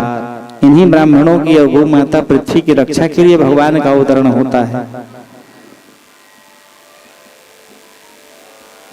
भूदेव कहा गया है ब्राह्मणों को, तो इनको प्रसन्न कर लीजिए। भगवान को प्रसन्न होने में विलंब नहीं लगता। इस बात को जान करके जरासंध शिव जी की पूजा करते हुए ब्राह्मणों को दिव्य वस्तुएं दान दे करके, उनकी इच्छा के अनुसार वस्तुएं दान दे करके उनको, तो फिर उसको 2 खंडों में विभक्त करके अलग अलग दिशाओं में जब फेंका गया तब उसकी मृत्यु हुई। और इस प्रकार भगवान विजय को प्राप्त किए और बंदी गृह में बंद उन राजाओं को मुक्त करके, भगवान जैसे ही बंदी गृह से उनको मुक्त किए, सभी राजाओं ने भगवान को दंडवत प्रणाम करके निवेदन किया कि प्रभु इस जन्म में यहाँ से निकल पाना हमारे लिए संभव नहीं था, परंतु आपकी कृपा हुई, इसलिए आप हमें स्वीकार करिए। जीवन पर्यंत आपके श्री चरणों में दास बन करके हम अपना जीवन निर्वहन करें। शेष बची हुई समय को हम आपके चरणों में ही व्यतीत करें, ऐसे आप हम पर कृपा करें। भगवान प्रसन्न हुए और प्रसन्न होकर के उनको मुक्त करते हुए, अभय प्रदान कराते हुए भगवान ने कहा कि महाराज राजसू यज्ञ कर रहे हैं, उस पुनीत राजसू यज्ञ में अपनी सहभागिता जिस प्रकार से हो, तन मन धन से आप उनको प्रदान कराइए। तो इस प्रकार वो सारे 20,800 राजा अपनी धन संपदा, जिसके पास अन्न है, वस्त्र है, स्वर्ण है, गौ है, जिसके पास जितनी जैसी सामर्थ्यता उसके अनुसार उस पुनीत यज्ञ में सभी पहुंच करके अपनी अपनी भेंट उनको प्रदान कराए। प्रेम से बोलो भक्तवत्सल भगवान की जय। और भगवान इंद्रप्रस्थ वापस आकर के उस राजसू यज्ञ को भगवान की ही छत्र छाया में वो प्रारंभ हुआ। सुखदेव जी परीक्षित से कह रहे हैं कि परीक्षित वह राजसू यज्ञ जो तो 3 बार राजसू यज्ञ कराए हैं, लेकिन इस राजसू यज्ञ में भगवान की विशेष कृपा रही। इसमें दुर्योधन जो महल बना हुआ था वो मैदानों के द्वारा ऐसा दिव्य बनाया गया था कि सूखा जगह में पानी था, लेकिन जाने वाले को जहां पानी दिखता वो वास्तव में झरने तालाब जैसे दिखाई पड़ते, वो वास्तव में सूखा जगह था। ऐसा दिव्य मैदानों के द्वारा उसको बनाया गया था। सबको निमंत्रित किया गया, सबको निमंत्रण दिया गया है। पांडव के ज्येष्ठ पिता धृतराष्ट्र के पुत्र हैं दुर्योधन, इनको भी निमंत्रण दिया गया है। तो मामा शकुनी के साथ ये भी प्रवेश किए। तो जहां पर इनको लगा कि ये पानी है, तो अपने धोती को उठा करके, ताकि गीला ना हो, चलने लगे। द्रौपदी उसकी इस दशा को देख रही है, लेकिन वस्त्र गीला नहीं हुआ, वो तो सूखा था, और जहां पर पानी था वो समझा कि अब आगे जो सूखा दिखाई पड़ रहा है तो ये सूखा ही होगा, जबकि उसमें पानी था। जाकर के उसी कुंड में वो गिर गया। जैसे वो गिरा, द्रौपदी उसको देख करके हंस दी और हंस करके बोली, ये अंधे का बेटा अंधा। वो बात उसके हृदय में घाव की तरह लग गया। भगवान ने इसके मन में कोई कुभाव न हो इसके लिए उस राजसु यज्ञ में सहभागिता के लिए कोषालय का कोषाध्यक्ष बनाया था। भीमसेन कहे, प्रभु इसके रहते यदि ये कोषालय का अध्यक्ष बनेगा तो ये हमारी बेइज्जती करा देगा। जहां 10 रुपए लगना है वहां 100 रुपया खर्च करेगा, जहां 100 रुपए लगना है वहां 1000 रुपए खर्चा करेगा। तो इस खर्चा के कारण हमारे कोषालय की संपदा नष्ट हो जाएंगे, कम हो जाएंगे, और हमारा यज्ञ भी पूर्ण नहीं होगा। भगवान कहे कि दुर्योधन लक्ष्मीवान है, उसके हाथ में लक्ष्मी का वास है, वो जितना खर्चा करेगा उसके 4 गुना प्राप्त हो जाएगा। 1 रुपए लगाएगा तो 4 रुपए मिलेगा। लेकिन ये बात वो खुद नहीं जान रहा है, ये बात मुझे पता है। तो कहे जितना चाहे उसको खर्चा करने दो, जहां 1 टीपा घी लगना है वहां 4 टीपा लगाएगा तो 8 टीपा वापस मिल जाएगा, 16 टीपा वापस मिल जाएगा। इस प्रकार तुम जितना खर्च करोगे, पाने वाले आचार्य यदि 10 रुपए मिलना है वहां 100 रुपए मिलेगा तो प्रसन्न हो जाएगा। भोजन करने वाले को यदि खाने को भी मिल जाए, घर ले जाने को भी मिल जाए तो और प्रसन्न हो जाएंगे। तो सबका आशीर्वाद मिलते रहेगा, और उस आशीर्वचन से इसका यज्ञ भी पूर्ण होगा। आशीर्वचन से पुण्य की वृद्धि होगी, तुम्हारा धर्म बढ़ेगा, धर्म की वृद्धि होगी। इस प्रकार भगवान के कहने पर उनको उस यज्ञ के कोषाध्यक्ष बनाया गया और कोषालय की जिम्मेवारी लेकर के वो अनाप शनाप खर्चा किया। लेकिन भगवान की ऐसी कृपा थी, 1 करोड़ रुपए उस समय जब खर्च हुआ था तो 4 करोड़ की संपत्ति युधिष्ठिर के कोषालय में और प्राप्त हो गई थी। क्योंकि अब लगना था, समझ लो आधा ही लगना था। 50 लाख जहां खर्चा होना था वहां ये 1 करोड़ रुपए खर्चा कर दिया, और 4 करोड़ की संपत्ति महाराज युधिष्ठिर के कोषालय में प्राप्त हो गई। जितना खर्चा किया उससे 4 गुना अधिक, और बड़े प्रसन्न मन से इन्होंने यज्ञ को पूर्ण किया। उस यज्ञ में 2 शर्त था। भगवान बांके बिहारी कहे कि जब तुम यज्ञ तुम्हारा पूर्ण कब होगा, जब घंटा नाद होगा, घंटा अपने आप बजने लगेगा। और घंटा बजेगा कब, जब नेवला आएगा, और नेवला आते ही वो थाली परात में रोचन पानी जो बना हुआ है उसमें लोटेगा। उसमें लोटने से एक भाग सूखा और एक भाग गीला रहेगा, तब समझ लेना तुम्हारा यज्ञ पूर्ण हो गया। युधिष्ठिर जी महाराज, अरे आप बैठे हैं, मुझे क्या चिंता, आपके रहते मुझे किसी बात की कोई चिंता नहीं है, मेरा यज्ञ पूर्ण होगा ही होगा। ये भाव लेकर के युधिष्ठिर जी महाराज पूजा प्रतिष्ठा करके यज्ञ को प्रारंभ किए। शिशुपाल बेचैन था, और उसने जैसे ही सबको आमंत्रित करके निवेदन किया गया कि इस पुनीत यज्ञ में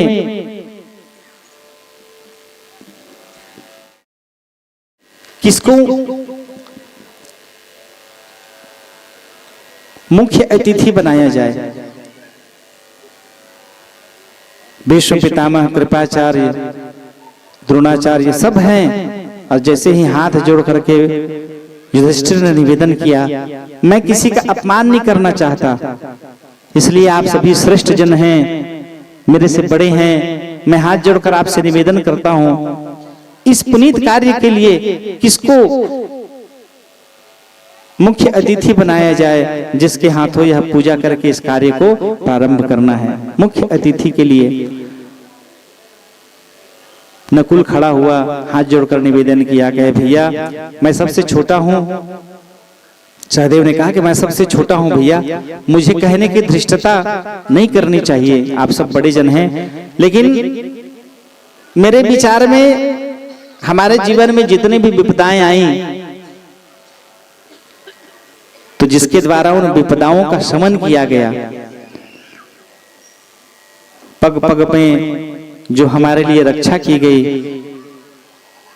कृष्ण को छोड़ करके मुझे कोई दूसरा श्रेष्ठ जन यहाँ नहीं दिख रहे हैं। किसी श्रेष्ठ जन को बनाना रहता है, तो इनको छोड़ करके मुझे कोई श्रेष्ठ जन यहाँ नहीं दिख रहे हैं। तो मेरे विचार में बांके बिहारी भगवान को ही मुख्य अतिथि बना करके उनको सम्मानित करना चाहिए। ये हम उनके ऊपर कोई एहसान नहीं कर रहे हैं, कोई कृपा नहीं कर रहे हैं, उनको मुख्य अतिथि बना करके वो यदि स्वीकार कर ले तो। क्योंकि हमारे जीवन में जितने भी बार विपदाएं आई, कष्ट हुआ, उनको छोड़ करके कोई नहीं थे जो हमारे पक्ष में रहते, जो हम पर कृपा करते, हमारी रक्षा करते, हम पर दया करते। इनको छोड़ करके मुझे कोई नहीं दिख रहा है। सभी ने सहमति व्यक्त की, साधु साधु साधु कह के सबने सम्मान किया और सहदेव की सभी ने प्रशंसा की कि बढ़िया बात यहाँ पर सहदेव ने किया है। सभी जन उनके इस बात का अनुमोदन किए कि कृष्ण को ही मुख्य अतिथि बनाया जाए। और जैसे ही सम्मान पूर्वक कृष्ण का नाम लिया गया, सब तो प्रसन्न हुए। शिशुपाल क्रोधातुर होकर के खड़ा हुआ, इसको बनाओगे? ये काला कलूटा दुनिया के साथ छल करके खुद तो भागे भागे फिर रहा है? भिक्षा की जीवन जी रहा है, इसको मुख्य अतिथि बना रहे हो। कई प्रकार से भगवान को अपमानित किया। भीमसेन क्रोधित होकर के खड़ा हो गए। भगवान भीमसेन को इशारा करके मना किए, कहे तुम लाख चाहोगे तो भी ये तुम्हारे हाथ से नहीं मरेगा, मेरे ही हाथों से इसकी मृत्यु है, ये मेरी बुआ का बेटा है। शुक्रदेव जी बताए, परीक्षित भगवान कृष्ण की बुआ का बेटा 4 भुजा लेकर के पैदा हुआ था। आकाशवाणी हुई, जिसके गोद में डालोगे 2 हाथ गायब हो जाएंगे, समझना उसी के हाथ से उसकी मृत्यु है। तो जो भी जाते बुआ उसकी गोद में बिठा देती। क्रम में भगवान कृष्ण के भी गोद में बिठाया गया, जैसे बिठाए 2 हाथ गायब हो गया।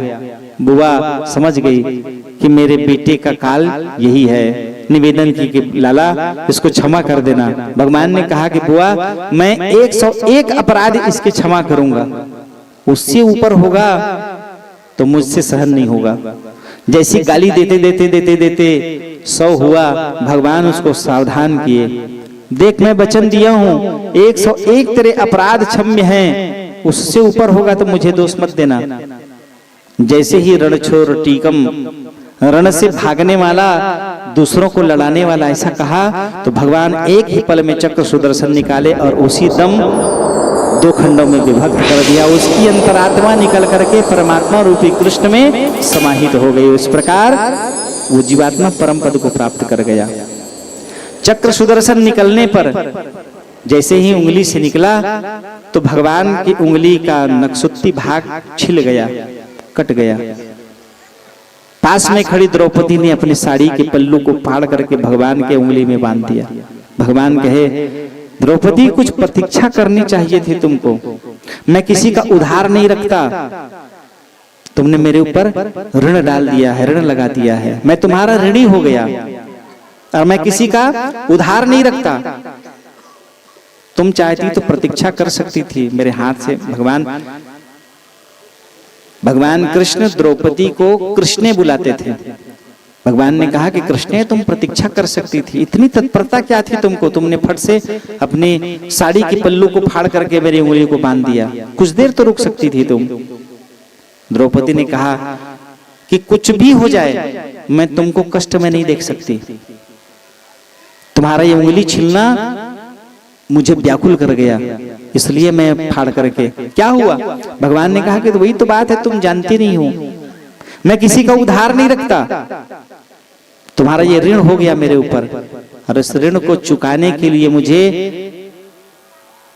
इस पल्लू के टुकड़े के एक एक धागे में 1000 साड़ी मैं तुमको प्रदान करूंगा।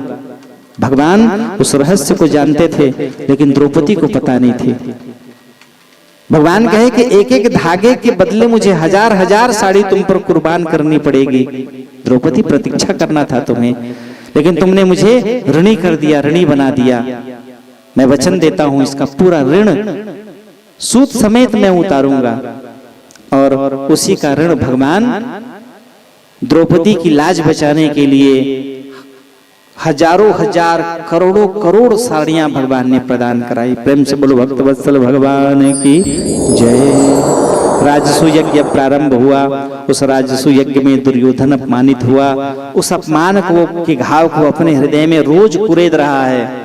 और उस राजसू यज्ञ की पूर्णता के लिए भगवान पद्मासन लगाए ध्यान मग्न बैठे हैं। उसी समय युधिष्ठिर जी महाराज आए, भगवान को प्रणाम कर पूछे, कहे महाराज 88,000 ऋषि भोजन करके चले गए हैं। भंडारे की मुझे चिंता नहीं है, लेकिन मुझे अपयश की चिंता है, अपकीर्ति की चिंता है। संसार में लोग कहेंगे कि पांडव नंदन युधिष्ठिर ने यज्ञ किया, राजसू यज्ञ, और वो राजसू यज्ञ पूर्ण नहीं हुआ। आपने कहा है वो नेवला आएगा, घंटा नाद होगा, रोचन पानी में लौटेगा। कब होगा भगवान? बांके बिहारी भगवान मुस्कुराए और कहे, भैया 88,000 ऋषि भोजन करके चले गए हैं, परंतु मेरा एक अनन्य भक्त अभी तक मेरी प्रतीक्षा में बैठा है। आज पूर्ण रूप से उसको दर्शन दे करके परम पद का मुझे उसको अधिकारी बनाना है। सैकड़ों वर्षों से वो मेरी तपस्या कर रहा है। भीमसेनाएं और प्रणाम किए, कहे महाराज जिस एक व्यक्ति के भोजन करने से हमारा ये राजसू यज्ञ पूर्ण हो जाएगा, जल्दी बताइए कहाँ है वो। भगवान कृष्ण कहे ज्यादा उतावला मत बनो, वो भारी क्रोधी है, धवरागिर पर्वत में है, जात का चांडाल है, लेकिन मेरा अनन्य भक्त है। उसके आकर भोजन करने से तुम्हारा यह पुनीत यज्ञ पूर्ण हो जाएगा।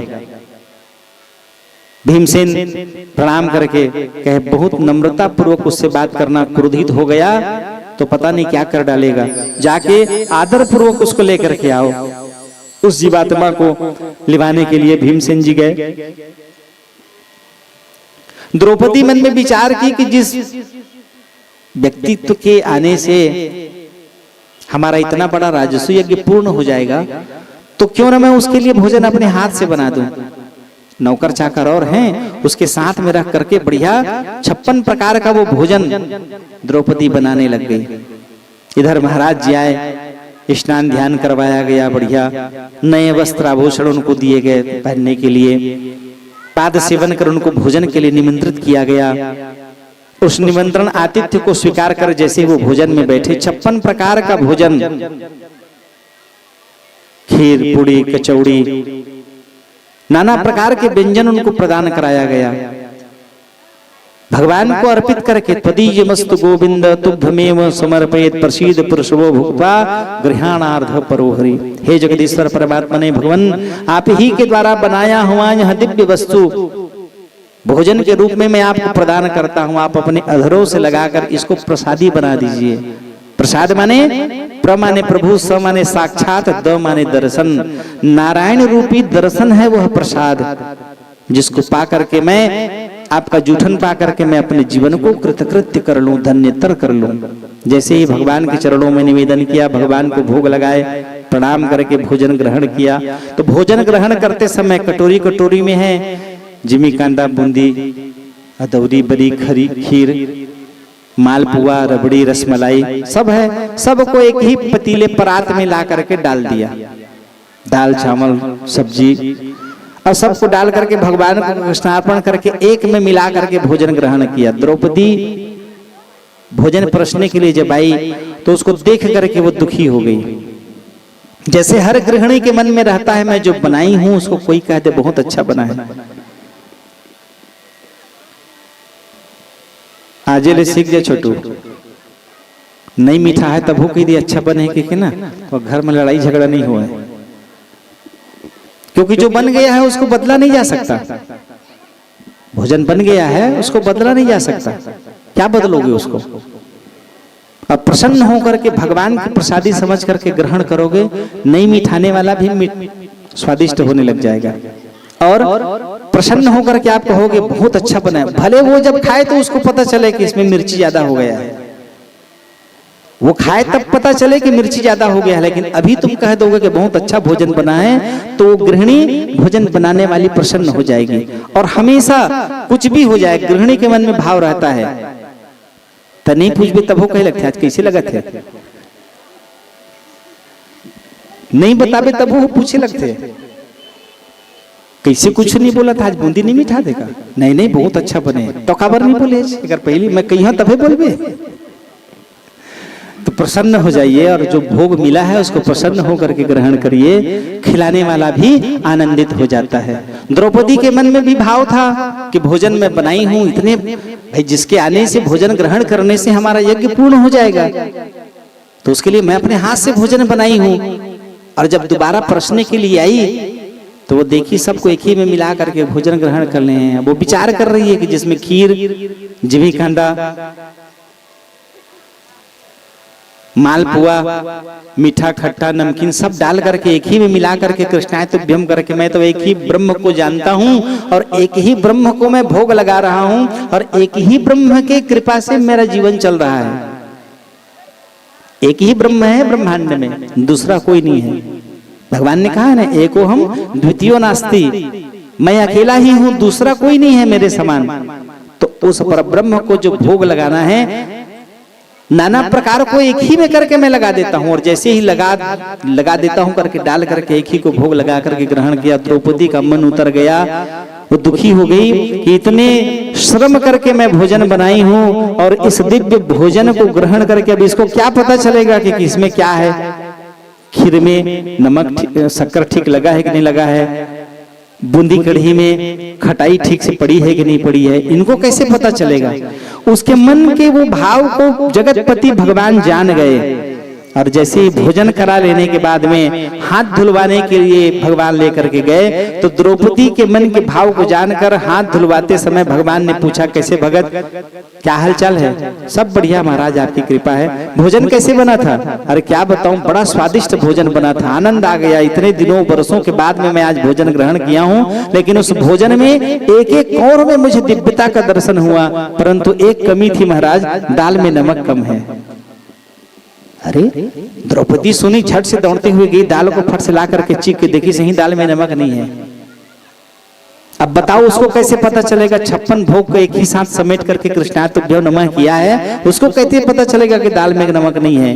क्योंकि वो आत्म तत्व को जानने वाला है। और ऐसे निष्काम भावी आत्म तत्व को जानने वाले जीवों को यदि भोजन दान पुण्य पूजन कराओगे तो धर्म की वृद्धि होगी। भगवान ने कहा कि वो 88,000 ऋषि जो आए थे उनके अंदर में कोई ना कोई तात्विक स्वार्थ था, इसके अंदर में कोई स्वार्थ नहीं थी। और जैसे ही उन्होंने कहा कि प्रभु आप तो जगतपति हैं, घट वासी हैं, सब जानने वाले हैं, उतने समय में ही नेवला आया, घंटा अपने आप बजने लगा और नेवला उसमें लौटा, एक भाग सूखा रहा और परमात्मा भगवान शंखनाद हुआ और कहे जय हो जय हो जय हो युधिष्ठिर जी महाराज, आपका यह दिव्य यज्ञ पूर्ण हुआ। प्रेम से बोलो भक्त वत्सल भगवान की जय। तो भगवान मधुसूदन मांगे बिहारी के श्री चरणों में कोटि कोटि प्रणाम। जिस प्रकार परमात्मा भगवान ने हमें यह दिव्य कथा का रसपान कराने का पुण्य सुअवसर प्रदान कराया, भैया संतोष और नीता जी के द्वारा जो यह मन में भाव जागृत हुआ, भगवान कोटि कोटि उनको आशीर्वचन दे और भगवान उनके जीवन को इसी प्रकार मंगलमय बनाए। और व्यास मंच से भगवान के चरणों में मैं निवेदन कर कहूंगा कि भगवान आपके यज्ञ को पूर्ण किए। प्रेम से बोलो भक्तवत्सल भगवान की जय, आनंद कंद भगवान की जय। और इस प्रकार उस यज्ञ की पूर्णता पर युधिष्ठिर जी महाराज भगवान को प्रणाम करके धन्यवाद दिए। प्रेम से बोलो भक्तवत्सल भगवान की जय। एक भगवान का अनन्य भक्त, बचपन का मित्र सुदामा, एक ही साथ संदीपनी आश्रम में दोनों ने शिक्षा दीक्षा ग्रहण किया।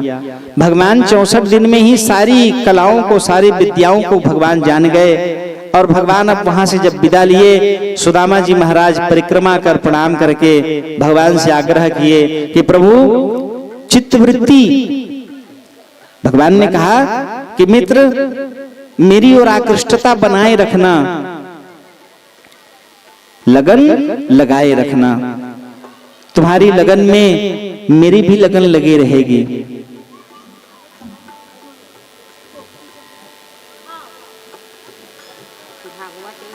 हाँ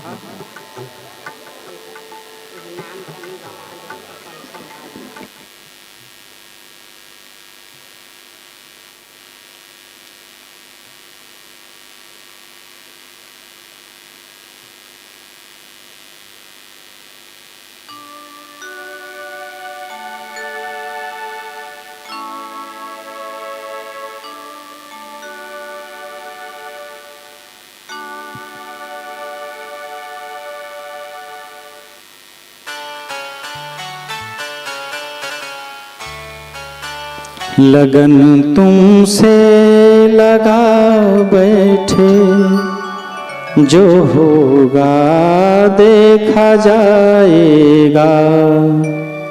जो जीवात्मा निर्विकार भाव से भगवान के चरणों में लगन लगाते हैं, भगवान भी उस जीव के प्रति आकृष्ट होकर के लगन लगाए रहते हैं। बार बार भगवान ने कहा कि लगन लगाए रखना सुदामा, और जब कभी भी मेरी आवश्यकता रहे तुरंत मेरे पास चले आना। भगवान सुदामा की परिक्रमा कर उससे विदा लिए। दोनों में भाव है। भगवान सांदीपनी आश्रम में भगवान ने सुदामा की परिक्रमा ली और उनसे विदा लिए, और सुदामा जब भगवान के पास पहुंचे तो सुदामा ने द्वारिकाधीश भगवान की परिक्रमा लेकर के उनसे विदा लिए। अद्भुत वर्णन है भागवत में। भगवान विदा लेकर के अपने धाम वापस आए। सुदामा जी महाराज अपने शिक्षा दीक्षा पूरा किए। बड़ा ही दुखमय उनका जीवन निर्वहन रहा। उनकी पत्नी सुशीला 3 पुत्रों के साथ जीवन निर्वहन, 3 संतानों के साथ जीवन निर्वहन कर रही है।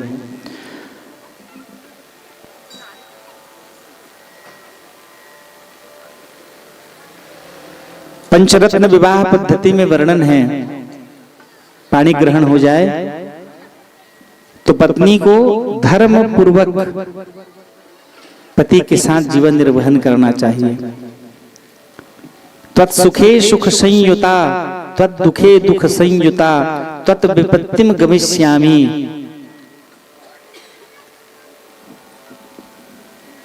इसलिए पत्नी को धर्म पत्नी कहा गया है, धर्म के पूर्वक जीवन निर्वहन कराने वाली।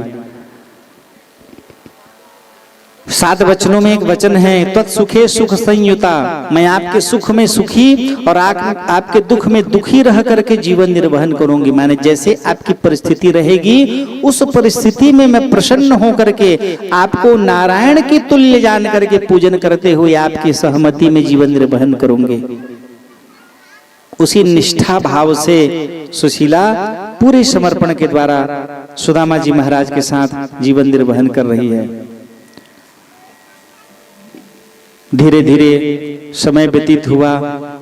एक दिन व्याकुल होकर के भगवती सुशीला सुदामा जी से निवेदन कर रही हैं, इतनी कठिनाई में हमारा जीवन व्यतीत हो रहा है, पता नहीं भगवान कब हम पर कृपा करेंगे।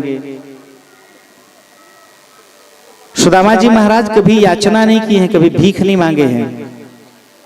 द्वादशी, अमावस्या, पंचमी को उनको मिलने वाले दान, कोई एकादशी व्रत रहते हैं तो द्वादशी को दान किए बिना, अन्न दान किए बिना वो एकादशी पूर्ण नहीं होता। एकादशी का यदि आप व्रत कर लिए हैं तो पारणा का नियम है, सुबह के समय भगवान की पूजा प्रतिष्ठा करके व्रत की पारणा की जाती है। यदि आप व्रत की पारणा नहीं करोगे तो भी उस एकादशी का कोई मतलब नहीं है। यदि आपने एकादशी का व्रत रह करके द्वादशी के दिन समय में व्रत पारणा नहीं किया तो एकादशी के दिन आपके लिए चित्रगुप्त केवल खाली पेट लिखेंगे, व्रत नहीं लिखा जाएगा। इसलिए द्वादशी के दिन जितना निष्ठा पूर्वक एकादशी को रखना है उतने ही निष्ठा पूर्वक द्वादशी का भी पालन करना है।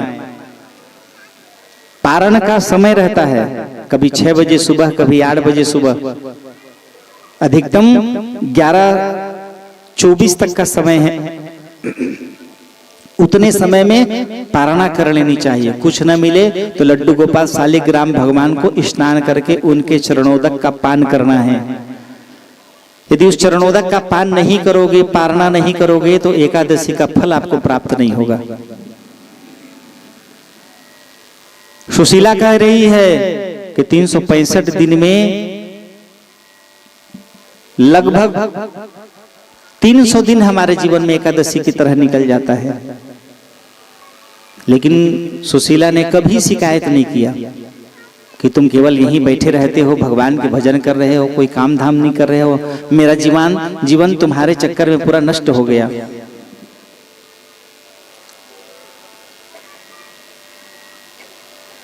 ब्रह्मवैवर्त पुराण में वर्णन है, कोई स्त्री यदि अपने पति से इस प्रकार से यदि कह दे तो संसार के सारे दुर्भिक्षता का वास हो जाता है।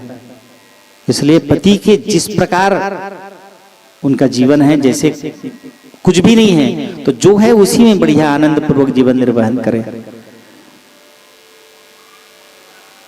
शास्त्रों में वर्णन है, यदि कह दे कि तुम्हारे चक्कर में मेरा सब खत्म हो गया, मैं कभी सुख नहीं पाई,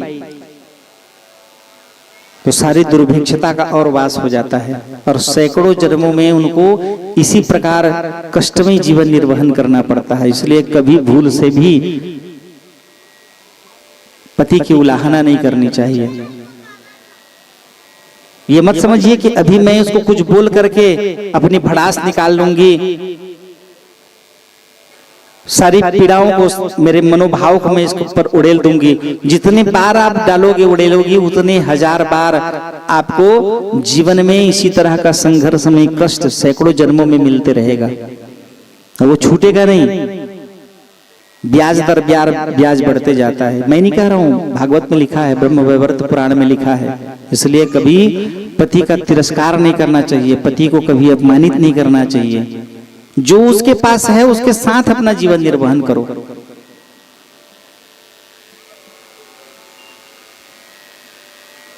सुशीला ने कभी शिकायत नहीं किया और बड़े आनंदित होकर के जो भी है उसी में अपना जीवन निर्वहन कर रही है। बांके बिहारी भगवान विचार किए कि इतना तकलीफ, इतना कष्ट होने पर भी आदमी केवल मेरा नाम उच्चारण जपो मंत्रोच्चार कर रहा है, मेरे पास आ नहीं रहा है। और ये जब तक ये आएगा नहीं, देखिए भगवान अगर चाहते, मेरे बचपन के मित्र हैं तो द्वारिकाधीश जिसके सोने का ईंट लगा है, चांदी का गारा बना है, जिसके दरवाजे की लड़ियों में पन्ना पुखराज और हीरा चमक रहा है, जिसके घर में बल्ब लगाने की जरूरत नहीं है, वैसे ऐसी जगह में हीरों को जड़ के रखे हैं कि वो अपने आप प्रकाशित होते रहते हैं। एक जगह दिया जला दोगे तो उस दिए के प्रकाश से वो चारों तरफ के हीरा जगमगाते रहेंगे और वो पूरा कक्ष अपने आप प्रकाशित रहेगा। इतना धनी थे द्वारिकाधीश भगवान।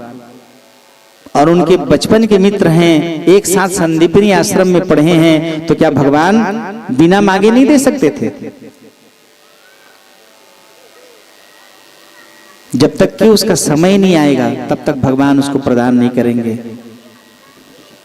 बड़ा दुखमय उनका जीवन है। भगवान खुद उनके घर में याचक बन करके भगवान गए। राम कहने का मजा, ये भगवान का दिव्य नाम स्तुति गान करता था। श्री कृष्णाय वयम नमः, श्री कृष्णाय वयम नमः, श्री कृष्णाय वयम नमः। ये मंत्र जाप करने से इसके जीवन का पुण्य इतना हो गया कि भगवान बांके बिहारी द्वारिकाधीश इसके घर में याचक बन करके आए। दरवाजे में खड़ा होकर के भगवान ने कहा, भवति भिक्षाम मे देहि। सुशीला आई और सुशीला आकर के कही, महाराज सूतक है हमारे घर में, नरेंद्र मोदी के द्वारा दिए गए अनाज को भी पाकर के आदमी दरवाजे में कोई याचक बन के, भिखारी बन के आता है तो कहते नहीं रहे घर में कोई। अरे तो चिल्लात है तो नहीं है तो घर में है, लेकिन तुरंत नहीं देना है तो। लेकिन इससे क्या दुष्प्रभाव होगा? यदि आपके दरवाजे में कोई याचक याचना करने के लिए आया है और आपने उसकी याचना को सुन करके उसको कुछ नहीं दिया, तो आपके जीवन के आधा पुण्य को लेके चला जाएगा। इसलिए कोई भिखारी दरवाजे खड़ा होकर के यदि याचना कर रहा है तो जो आपके पास हो उसकी याचना से नहीं, तुम्हारे पास जो है उसके हिसाब से उसको दे करके विदा करो।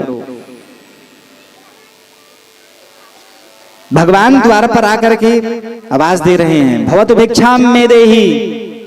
सुशीला आई, हाथ जोड़ करके निवेदन की, महाराज सूतक में है। क्या सूतक है? तो कहे बिटिया का जन्म हुआ है, लक्ष्मी रूपी बिटिया। कहे ठीक है, 9 दिन बाद में आ जाऊंगा। भगवान कहे, अरे कहे वह ऐसी बालिका का अवतरण हुआ है अलक्ष्मी के रूप में जो कभी समाप्त नहीं होगा महाराज, जीवन पर्यंत बना रहेगा। क्यों, क्या हुआ? बड़ी दीनता से जीवन निर्वहन हो रहा है प्रभु, क्या करें, कुछ नहीं है पास में। अभी तो 2 दिन हुआ, बच्चे तक के लिए नहीं है हमारे पास। भगवान ने कहा कि अरे मैं क्या बताऊं, आप जानती हैं आपके पति कौन है? सुदामा जी महाराज कौन है जानती हैं? इसको भी चकित विस्मृत हो गई, कैसे मेरे पति को आप जानते हैं? हाँ, अरे कहे वो द्वारिकाधीश के मित्र हैं। वो द्वारिकाधीश जिसके सोने का ईंट 16,108 अपनी पत्नियों के लिए और 10-10 उनके बच्चे, उन सब के लिए दिव्य महल बना है और सब सोने का है। ऐसा नहीं है कि केवल एक के लिए बनाए हैं, सब के लिए वैसे दिव्य महल बना करके भगवान रहते हैं। वो उनके मित्र हैं। एक बार उनके पास भेज को तो देखो, भगवान प्रेरित किए हैं, भागवत रहस्य में वर्णन है। उनके पास तो भेज करके देखिए, याचना करने की आवश्यकता नहीं पड़ेगी, केवल जाने से ही भगवान समझ जाएंगे। भगवान प्रेरित कर रहे हैं। बाहरे भक्त निर्विकार, कोई स्वार्थ नहीं, केवल नित्य निरंतर भगवान नाम स्तवन करना। श्री कृष्णाय वयम नमः, श्री कृष्णाय वयम नमः। हम सभी आपको उस जगदीश्वर परमात्मा भगवान को दंडवत नमन करते हैं, ये मंत्र का उद्देश्य है। ओम श्री कृष्णाय वयम नमः, श्री कृष्णाय वयम नमः। मैं बस नहीं, मेरे पूरे परिवार आपको प्रणाम करते हैं। इस मंत्र का वो नित्य जाप करते थे। आज सुशीला को पता चला है कि मेरे पति के मित्र हैं द्वारिकाधीश। अब ये प्रेरित करना शुरू कर दी। आज तक आपने बताया नहीं, क्या द्वारिकाधीश आपके मित्र हैं? तो बता के क्या करूंगा भाई, वो मित्र हैं, वो द्वारिकाधीश हैं, अपने लिए हैं, हमारा उनसे क्या मतलब? भाई उनके पास संपदा है, नाम बड़ाई है, वो उनके लिए है। सुदामा जी कहे कि देखो तुम मुझे प्रेरित करके उसके पास भेजना मत, मैं नहीं जाना चाहता। क्यों उसको मैं जाकर के दुखी करूं? मेरा मित्र है, जैसे रखे हैं भगवान वैसे रहो। जाहे विधि राखे राम, ताहे विधि रखिए। सीताराम सीताराम सीताराम कहिए, जाहि विधि राखे राम, ताहि विधि रहिए। जाहि विधि राखे राम, ताहि विधि रहिए। भगवान ऐसे मुझे रखना चाह रहे हैं, इसलिए मैं ऐसे हूँ। भगवान की जब कृपा हो जाएगी ना, तो तुम खुद द्वारिकाधीश की तरह बन जाओगी।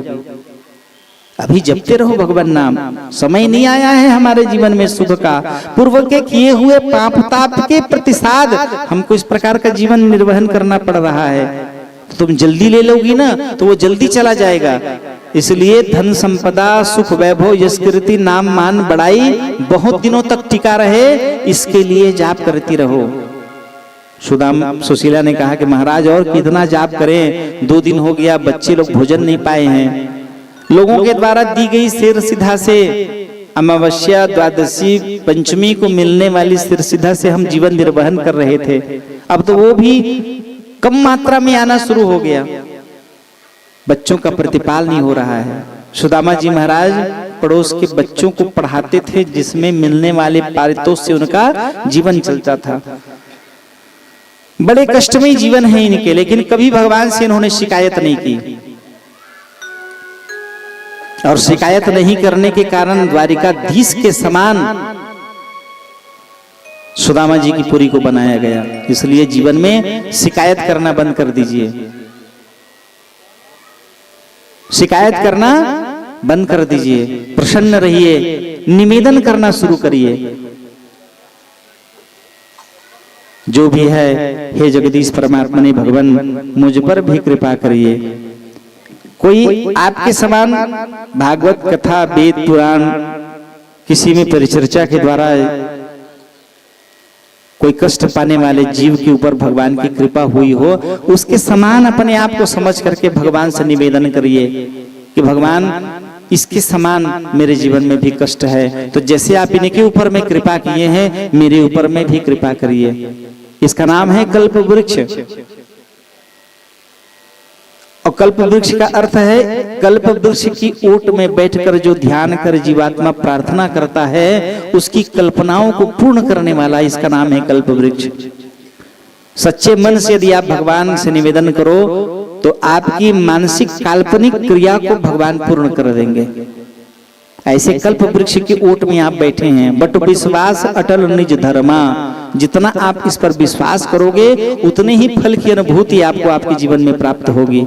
सुदामा जी महाराज सुशीला को समझाया। अब सुशीला कही अब बहुत दिन हो गया महाराज आपको समझाते, आप मैं समझा रही हूँ, एक बार आप अपने मित्र के पास चले जाइए। तो भगवान की प्रेरणा करने पर, बार बार सुशीला के कहने पर, तुम मेरी धर्म पत्नी हो, तुम कह रही हो तो चलो तुम्हारे बात को रखने के लिए मैं मित्र के पास चला जाता हूँ, लेकिन मेरा शर्त है मैं कुछ मांगूंगा नहीं।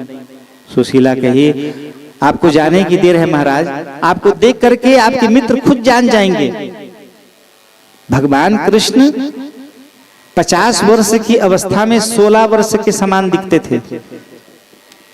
भगवान की उम्र 50 वर्ष में 16 साल की तरह दिखते थे भगवान। और सुदामा जी महाराज 50 वर्ष की उम्र में 500 उम्र के बराबर दिखते थे। इतने निसंख उनका शरीर हो गया था। कृष्णकाय इतना दुबला पतला कि हड्डी में चमड़ी चिपक गई थी। उनकी उस दशा को देख करके सुशीला ने कहा कि आप जाओ, आपकी जाने की देर है, आप जाओगे ना तो आपको देख करके भगवान खुद जान जाएंगे कि आप किस दशा में हैं, आपको बोलने की जरूरत नहीं है। और जैसे ही भगवान का नाम स्तवन करते हुए विदाई के लिए मित्र, गुरु, श्रेष्ठ जन और भगवान के धाम जाने के लिए समय में खाली हाथ नहीं जाना चाहिए। कुछ ना हो तो कम से कम तुलसी पत्र रख करके जाओ। पहले के समय में बड़े बुजुर्ग जब कहीं आया जाया करते थे तो कुछ लेके जाते थे। हमारे जमाने में 5 रुपए का पार्ले जी बिस्किट था। कुछ नहीं हो तो कम से कम गांव में जो दुकान है उसी से बिस्किट लेकर के घर जाते थे। अब पहुना है कि हम प्रसन्न हो जाए, कुछ नहीं तो कम से कम कुछ लेके आए हो है। तो लाने का भाव क्या था जानते हैं? यदि आप किसी के घर में खाली हाथ जा रहे हैं अतिथि बन करके तो उनके घर की दुर्भिक्षता आपको प्राप्त हो जाएगी। पुराणों में इसका वर्णन है। पहले जमाने के बुद्धिमान लोग बहुत सोच विचार करके ऋषित्व तो अपना जीवन जीते थे, खाली हाथ नहीं जाते थे। और बच्चों को कम से कम कुछ ना हो तो 10 रुपए 5 रुपए दे करके जाओ कुछ खाई, अगर कुछ नहीं लाए हैं तो जाओ कुछ लेके आ जाना। क्योंकि आपके घर में क्या है, 64 प्रकार के देवी देवता आपके घर में वास करते हैं नित्य निरंतर, जिसमें वास्तु के प्रभाव से पूतना नाम की राक्षसी भी रहती है। कभी कभी देखिएगा घर में बिना बात के झगड़ा हो जाता है। वो भाजी में कढ़ी का पर रखे हंसते हैं, सूखा बनाना रिश्तोला, वो पूतना की प्रेरणा है। विरूपाक्ष, पूतना, अर्यमा, पितृणा, ये 64 देवता जो वास्तु के रूप में हमारे घर में नित्य विद्यमान रहते हैं। बहुत जगह लोग कुल देवी का स्थान बना के रखते हैं। ठकुराइन मोर दही लंग रथे की, जबकि ठकुराइन कुल देवी का स्थान दहलीज पर है। पूजा करके दहलीज में दीप दान करना चाहिए।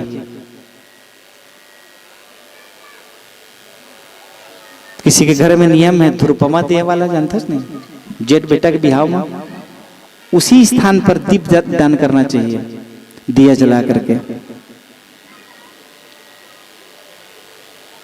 सुशीला सुदामा जी के लिए कहे इनके पास जाना है तो खाली हाथ कैसे जाऊंगा? कहे आप जाने का मन बना लिए हैं, मेरे लिए यही बहुत बड़ी बात है। 3 के घर में जा करके एक एक मुट्ठी अनाज इन्होंने लेकर के आया। फटे पुराने कपड़े में 2-3 परत लपेट के गट्ठी बना करके सुदामा जी को दिए। फिर लौट के सुदामा जी कहे देखो मैं जा रहा हूं तुम्हारे कहने पर, लेकिन मैं मांगूंगा नहीं, आप जाओ तो सही। भगवान नाम स्तवन करते हुए सुदामा जी महाराज प्रस्थान किए। भगवान ने कहा है कि तुम मेरे लिए 1 कदम बढ़ा के देख, मैं 100 कदम तेरे लिए बढ़ाने को तैयार हूं। जैसे ही ये प्रस्थान किए। जो तू मिटाना चाहे जीवन की तृष्णा, सुबह शाम बोल बंदे कृष्ण कृष्ण कृष्ण। सुशीला को कह के कि जीवन की तृष्णा इस कृष्णा नाम से मिट जाती है। निष्ठा पूर्वक इस नाम को तो जपती रहना जब तक कि मैं आ न जाऊं। सुशीला ने कहे प्रभु आप प्रस्थान करिए, इस नाम को मैं जपते रहूंगी, आप भी जपते हुए प्रस्थान करिए। जैसे ही सरहद में अपने सुदामापुरी को पार कर सुदामा जी महाराज जैसे ही क्षेत्रपाल का जो स्थान रहता है पार किए, बाकी बिहारी भगवान गाड़ीमान बन करके आ गए। अपनी गाड़ी में बिठा करके निवेदन किए, चलो महाराज जी कहाँ जाएंगे? तो कहे द्वारिकाधीश के पास जाना है, मेरा बचपन का मित्र है, वो तो भगवान है, वो जान रहे हैं। बैठाए और भगवान का दिव्य भजन करते हुए, जो तू मिटाना चाहे जीवन की तृष्णा, सुबह शाम बोल बंदे कृष्ण कृष्ण कृष्णा। बढ़िया कीर्तन करते हुए सुदामा जी महाराज चले जा रहे हैं। प्रेम से बोलो भक्तवत्सल भगवान की जय।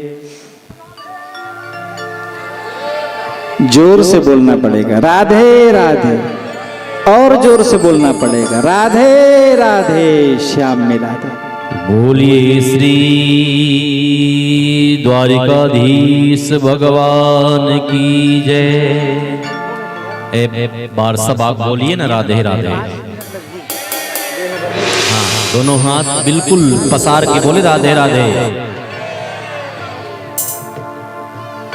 हो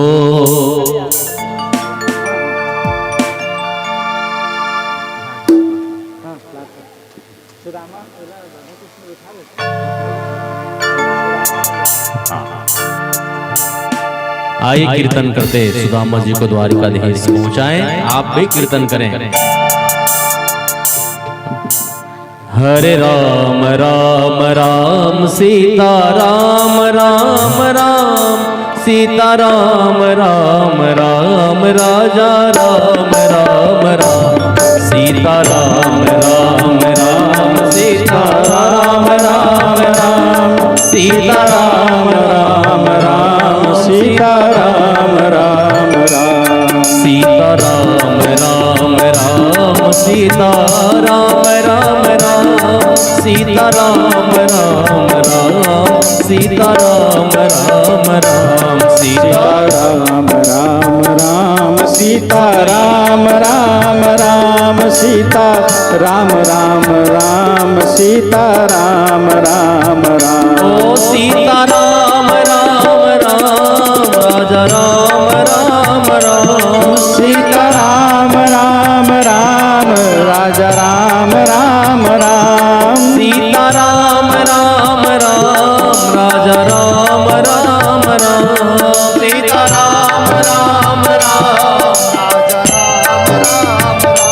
सीता राम राम राम सीता राम राम राम सीता राम राम राम सीता राम राम राम सीता राम राम सीता राम राम राम सीता राम राम राम सीता राम राम राम सीता राम राम राम राजा राम राम राम सीता राम राम राम राजा राम राम राम सीता राम राम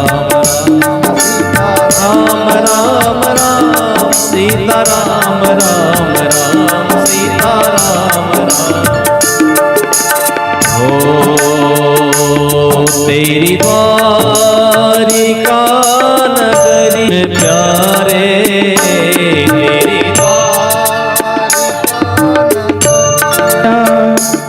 बड़ी दूर कृष्ण प्यारे गोविंद कैसे आऊं अब द्वार पे तुम्हारे, गोविंद कैसे आऊं अब द्वार पे तुम्हारे। तेरी द्वारिका नगरिया बड़ी दूर कृष्ण प्यारे, तेरी द्वारिका नगरिया बड़ी दूर कृष्ण प्यारे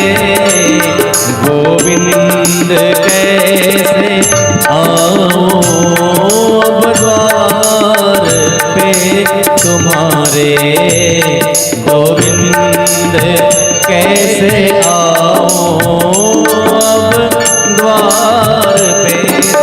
गाइए सभी।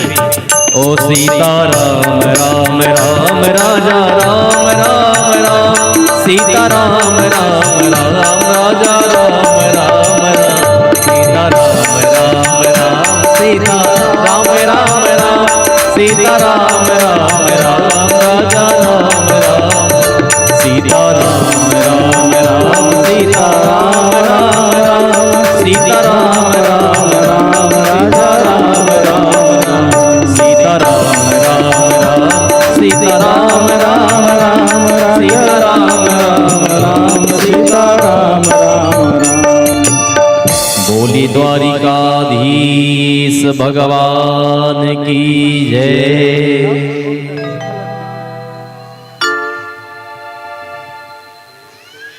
प्रेम से बोलो भक्त वत्सल भगवान की जय। बड़े आनंदित होकर के भगवान नाम स्तवन करते हुए सुदामा जी महाराज द्वारिकापुरी पहुंच गए। द्वारिकापुरी पहुंचते ही गाड़ीवान ने उनको पहुंचने की सूचना दी। बड़े प्रसन्न है सुदामा जी महाराज के बरसों बाद आज मैं अपने परम मित्र से मिलूंगा। विनोद भाई, विनोद पांडे, व्यवस्था करा दीजिए थोड़ा सा। द्वारिकाधीश भगवान अपने मित्र से द्वार पर मिलने के लिए जाएंगे तो उनका जगह बना दीजिए, दौड़ते हुए जाएंगे।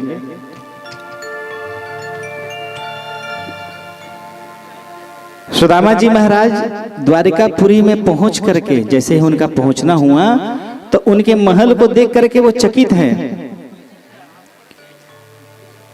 पहले तो सुने थे कि भगवान का धाम सोने से बना हुआ है। पहुंच करके जब देखे तो उस महल की दिव्यता को देख करके और अपनी परिस्थिति को देख करके वो विचार कर रहे हैं कि हे परमात्मा ने भगवान, मैं अपनी पत्नी सुशीला के प्रेरित करने पर यहाँ तक तो चले आया, लेकिन मेरी दशा इतनी दीन है कि मैं यहाँ अपनी दशा देख करके और आपके इस वैभव को देख करके संकोच महसूस कर रहा हूं।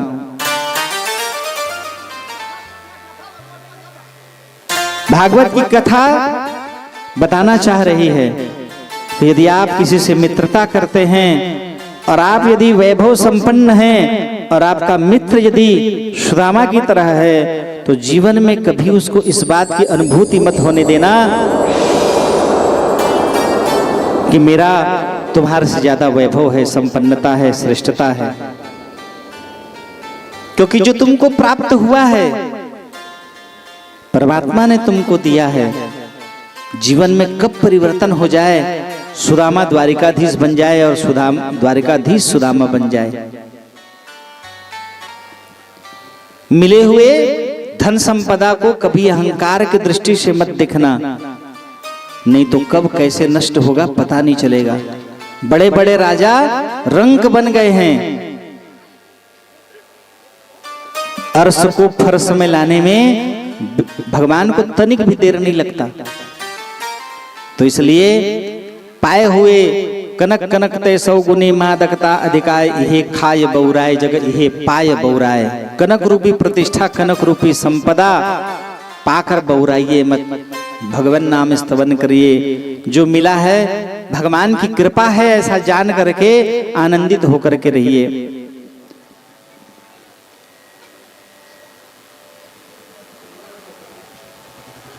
दुख में यदि मित्र का काम ना आए तो वो संपत्ति बेकार है। दुख में भाइयों का यदि आप काम नहीं पड़ रहे हो, दुख में अपने जनों का यदि सम्मान नहीं कर रहे हो, दुख में यदि अपनों के लिए खड़ा नहीं हो रहे हो, तो ऐसे जन ऐसे धन की कोई आवश्यकता नहीं है, वो तिनके के समान है। जैसे ही सुदामा जी महाराज वहां पहुंचा और पहुंच करके सुदामा जी ने भगवान के वैभव को देखा तो सकुचा गया, लज्जित हो गया। अरे सुशीला, तेरे कहने पर मैं यहाँ आ तो गया, लेकिन यहाँ भगवान के वैभव को देख करके ये पोटली में रखे चावल को बार बार छू रहा है।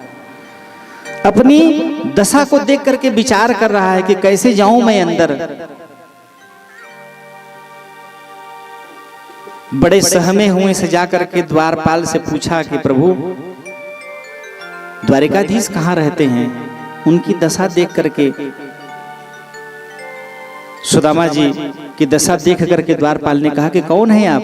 द्वारिकाधीश तो यहीं रहते हैं, कौन है आप? अरे कहे द्वारिकाधीश मेरे बचपन का मित्र है भाई, हम दोनों एक साथ संदीपनी आश्रम में शिक्षा दीक्षा ग्रहण किए हैं। सिर से पांव तक के उस द्वारपाल ने उनको देखा और देख करके कहे कि द्वारिकाधीश, जानते हैं द्वारिकाधीश का हजारों हजार महल हैं उनके, एक एक महल सोने से बना हुआ है, और आप अपने आप को मित्र बता रहे हैं उनका। समय की बात है भाई, बचपन में एक ही साथ हम दोनों विद्या अध्ययन किए हैं, एक ही साथ रहे हैं, तुम जाकर के उसको बता दो कि सुदामा बचपन का मित्र द्वार पर आया हुआ है। द्वारपाल विचलित मन से आया और आकर के भगवान को सूचना दी। जगतपति परमात्मा भगवान सिंहासन पर विराजित हैं, बैठे हैं, भगवान चिंतन कर रहे हैं अपने मित्र का, और जैसे ही वो चिंतन में लगे हुए हैं उसी समय द्वारपाल आकर के बताया कि प्रभु शीस पगान झगातन पे अरुपाह उपाहन की नहीं सामा, धोती फटी सिलटी दुपटी प्रभु जाने को आए बसो वही धामा। द्वारपाल ने आकर के बताया बांके बिहारी भगवान को। मनोज तिवारी जी महाराज, मनोज मिश्रा जी द्वारपाल को भेजिए।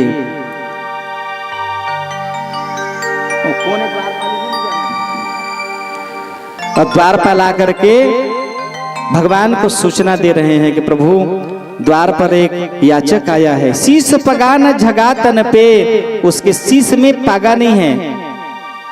द्वारकाधीश के धाम में आप जाओगे तो जितने लोग वहां मिलेंगे आपको पागा पहने हुए मिलेंगे, लेकिन सुदामा जी के पास पगड़ी नहीं है। शीश पगा न झगातन पे, झगा माने बंगाली, एक उपाना, एक छोटा सा वलकल वस्त्र धारण किए हुए हैं, और उपाह उपान की नहीं सामा, जूता पहनने की भी उनमें सामर्थ्यता नहीं है, परंतु धोती फटी हुई धोती है, कृशता शरीर में है, कृशकाय शरीर है। और बता रहे हैं कि पूछत दीन दयाल को धाम, बतावत आपन नाम सुदामा, और बता रहा है कि उसका नाम सुदामा है। सुदामा नाम सुनते ही बांके बिहारी भगवान दौड़ते हुए गए और जाकर के द्वार में ही अपने मित्र को हृदय से लगा लिए और गले से लगाकर आलिंगित करके भगवान उनको लिए हुए चले आ रहे हैं। महल में प्रवेश करते हुए सुदामा जी महाराज सकुचाए हैं, लज्जित हैं। उनकी वैभव, उनके महल की वैभव चकाचौंध को देख करके सुदामा जी महाराज सकुचा रहे हैं। भगवान उनको अपने बाहों में भर करके भगवान स्मरण करा रहे हैं, मित्र मैं हूं, चिंतित मत हो, दुखी मत होना, मैं हूं तुम्हारे साथ। अपने होने की अनुभूति भगवान करा रहे हैं।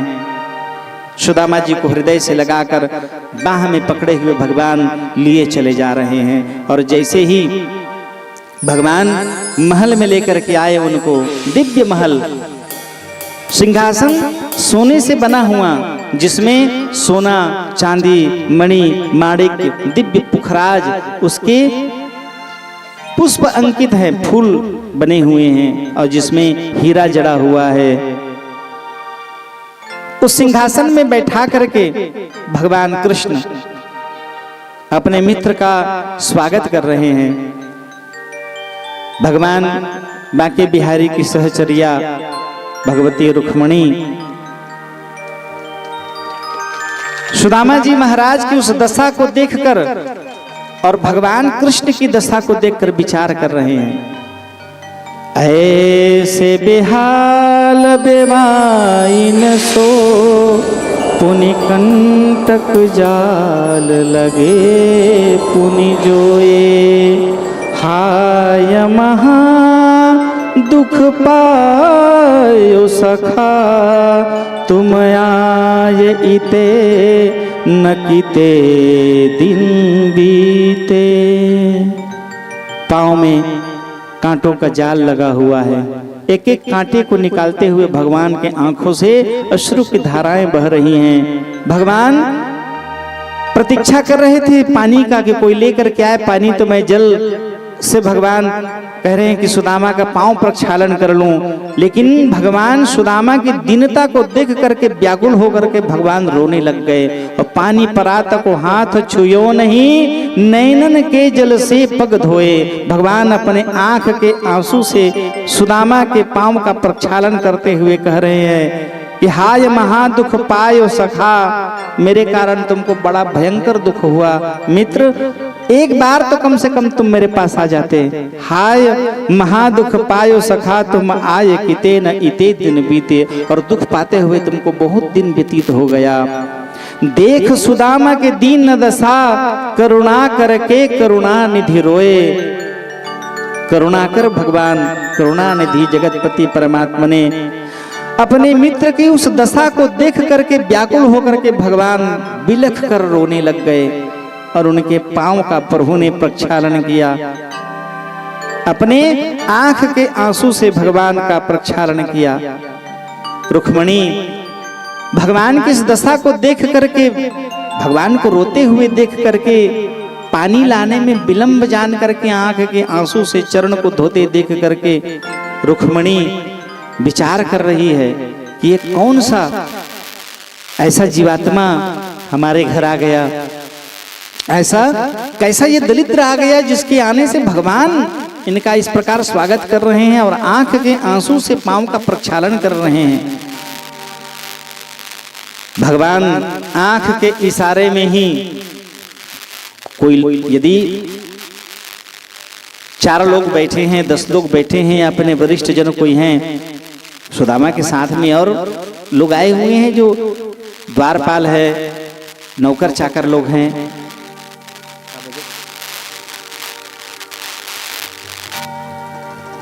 तो सब लोगों के बीच में कैसे बात करनी है, भगवान आंख के इशारे में ही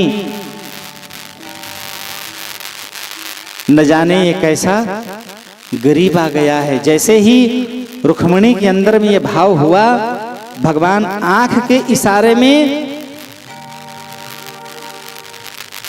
रुक्मणी को प्रभु ने बताया कि आज मैं जो द्वारकाधीश बना हूं ना, इसी की कृपा से बना हूं। मानसिक कथा भगवान ने पूरी रुक्मणी को श्रवण करा दी। संदीपनी आश्रम में एक चोर एक गरीबी के घर से चना का चोरी करके भागते हुए गया, पत्थर से टकरा करके वहीं गिर गया और उसके हाथ से चना की वो पोटली संदीपनी आश्रम में छिटक गई, जिसको गुरु माँ पा गई और उसको वहीं टांग के रख दी थी। आज जब भगवान कृष्ण और सुदामा को सूखी लकड़ी लाने के लिए बरसात के समय में भेजा गया, तब माँ को याद आया, गुरु माँ ने उस चने को निकाल करके दिया। वो चना 7 जन्मों तक दरिद्री का श्राप से भरा हुआ था।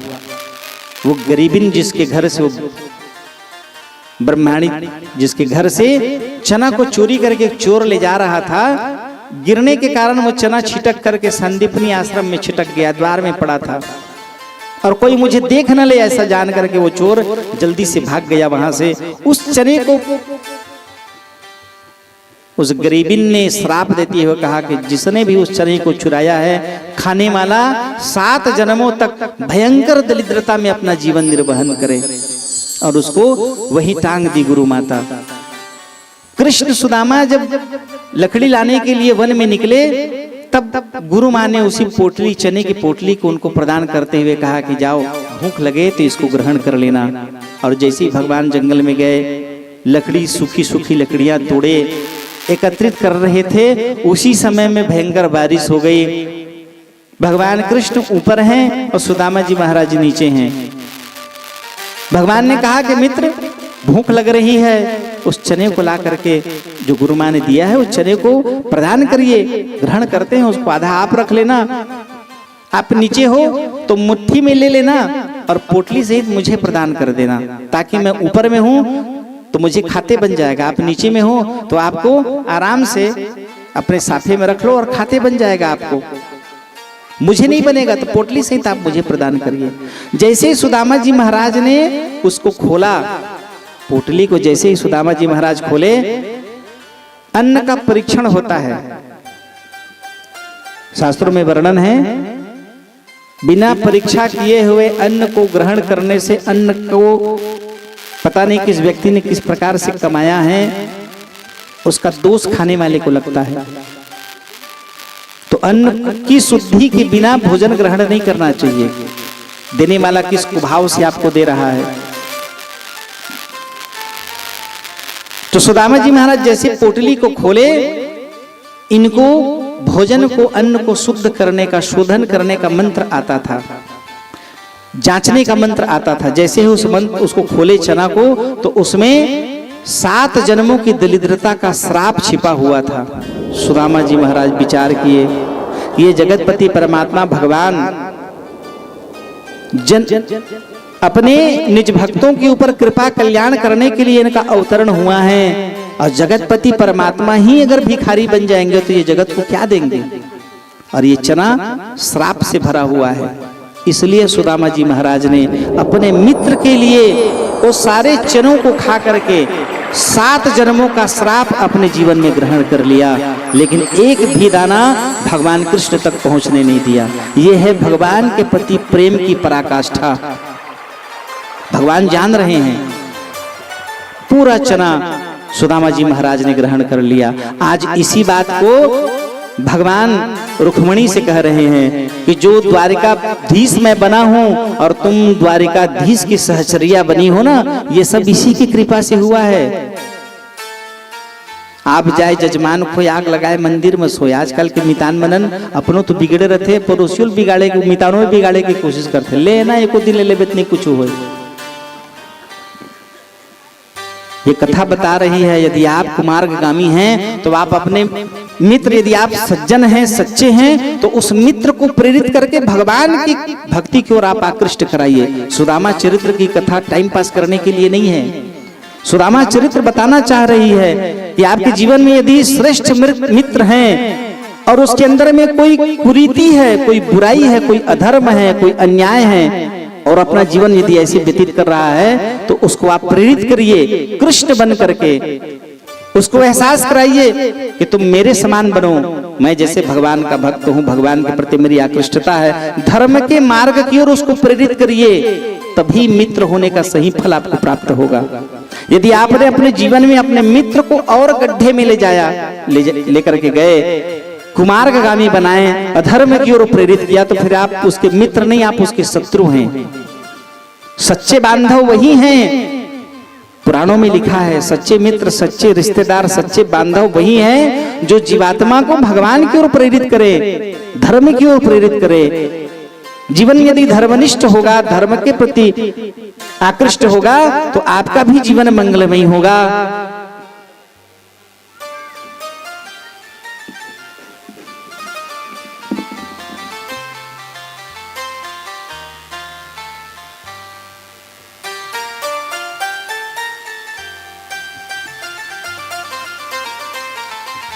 सुदामा जी महाराज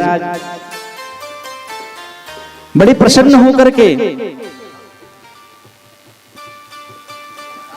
उन्होंने स्वागत करते हुए कहा कि आज मैं जो द्वारकाधीश बना हूं, इसी की कृपा से बना हूं। अगर 4 दाना भी अगर मुझे चना मिल जाया रहता, यदि ये मुझे दे देता, तो मैं भी इसी की तरह। और बताओ, मेरा मित्र पूरी 7 जन्मों की दरिद्रता अपने ऊपर ग्रहण कर लिया, लेकिन मेरे ऊपर आंच नहीं आने दिया। ये है जीवन का सच्चा मित्र। 7 जन्मों की दरिद्रता इसने ग्रहण कर ली, कभी शिकायत नहीं किया। ये चाहता तो कह सकता था कि तुम्हारे चक्कर में आज मेरी ये दशा हो गई है, लेकिन कभी इसने शिकायत नहीं की। और बड़े प्रसन्न होकर के उन दुखों के समय में भी मेरे नाम को ये नहीं भूला। क्यों बने सुदामा जी महाराज द्वारिकाधीश के समान, इनके महल को भी वैसे दिव्य क्यों बनाया गया? इसी के लिए। इसने पूरे निष्ठा से मिले हुए उस दुख दरिद्रता में भी ऐसे सैकड़ों जन्म, उस चना को खोलते ही सुदामा जी महाराज ने कहा कि इस प्रकार के तुम तो केवल 7 जन्म के श्राप दी हो, सैकड़ों जन्मों की दरिद्रता कुर्बान मधुसूदन बाकी बिहारी के चरणों में, और सैकड़ों जन्मों तक मैं दरिद्रता पूर्वक जीवन निर्वहन करने के लिए तैयार हूं, लेकिन मेरे मित्र के ऊपर मैं कभी आंच आने नहीं दूंगा। और इस प्रकार उसने पूरी दरिद्रता को, उस दरिद्रता रूपी श्रापित चने को अपने ऊपर ग्रहण कर लिया, और उसी दरिद्रता में वो जीवन निर्वहन करते हुए आज बांके बिहारी भगवान के पास पहुंचे हैं। सुदामा के विषय में भगवान ने जैसे ही बताया कि मेरा वैभव संपन्नता इसी की कृपा से प्राप्त हुआ है, नहीं तो मैं अगर वो चना खा लेता तो इसी के समान मुझे भी दरिद्रता पूर्वक जीवन निर्वहन करना पड़ता। पाद प्रक्षालन कर सबका परिचय कराते हुए बड़े उत्साहित हैं भगवान। एक भी पल भगवान ने सुदामा को अनुभूत नहीं होने दिया कि मैं दरिद्रता में जीवन जी रहा हूं और तुम द्वारिकाधीश हो। भगवान ने एक भी पल उसको एहसास नहीं होने दिया। भगवान परिचय कराए, और क्या हालचाल है घर में? सब बढ़िया है मितान, भाभी बच्चे सब बढ़िया है। अब जैसे ही उनको पता चला 16,108 रुक्मणी को तो पता चल गया, 16,107 को जैसे ही पता चला सब के सब उसका दर्शन करने के लिए चले आए हैं। जगदीश्वर भगवान जिसको अपने आंख के अश्रु से पांव का प्रक्षालन कर रहे हैं, कोई साधारण व्यक्ति नहीं होगा, दौड़े चले आए। भीड़ लगी है। सुदामा जी पूछे घर में सब बढ़िया? भाभी तो कहे सब हाँ। 16,108 प्रणाम करना प्रारंभ किए, कहे बस वहीं से दूर से आशीर्वचन दे दो, नहीं तो इतने हैं जय हो कहत कहत थक जावे, आशीर्वाद देते देते थक जाओगे, इतने हैं। सुदामा जी पूछे कितने हैं? तो कहे 16,108। सुदामा जी कहे महाराज एक सुशीला चले मुश्किल है, 16,108 को कैसे चलाते हो? तेरी लीला का ना पाया कोई पार, कि लीला तेरी तू ही जाने। जगतपति परमात्मा भगवान सबका सबसे भेंट करा करके सबको आशीर्वचन दे करके सुदामा जी महाराज जीवन में मित्र कैसे होना चाहिए ये भागवत सिखा रही है। मित्रता का पूरा निष्ठापूर्वक कैसे प्रतिपालन सुदामा जी महाराज के साथ प्रभु भगवान ने किया।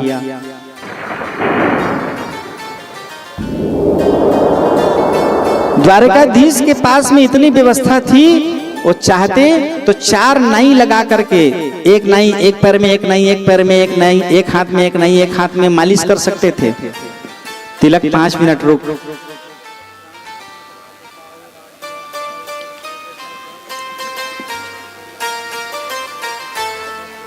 चाहते तो सेवा के लिए और किसी नौकर चाकर को बुला सकते थे, लेकिन भगवान कृष्ण ने, द्वारिकाधीश भगवान कृष्ण ने स्वयं अपने हाथ से, बाके बिहारी भगवान कृष्ण ने सुदामा का तिल मालिश किया, पांव दबाए, और पांव दबाते हुए घर की हालचाल स्थिति को पूछ रहे हैं।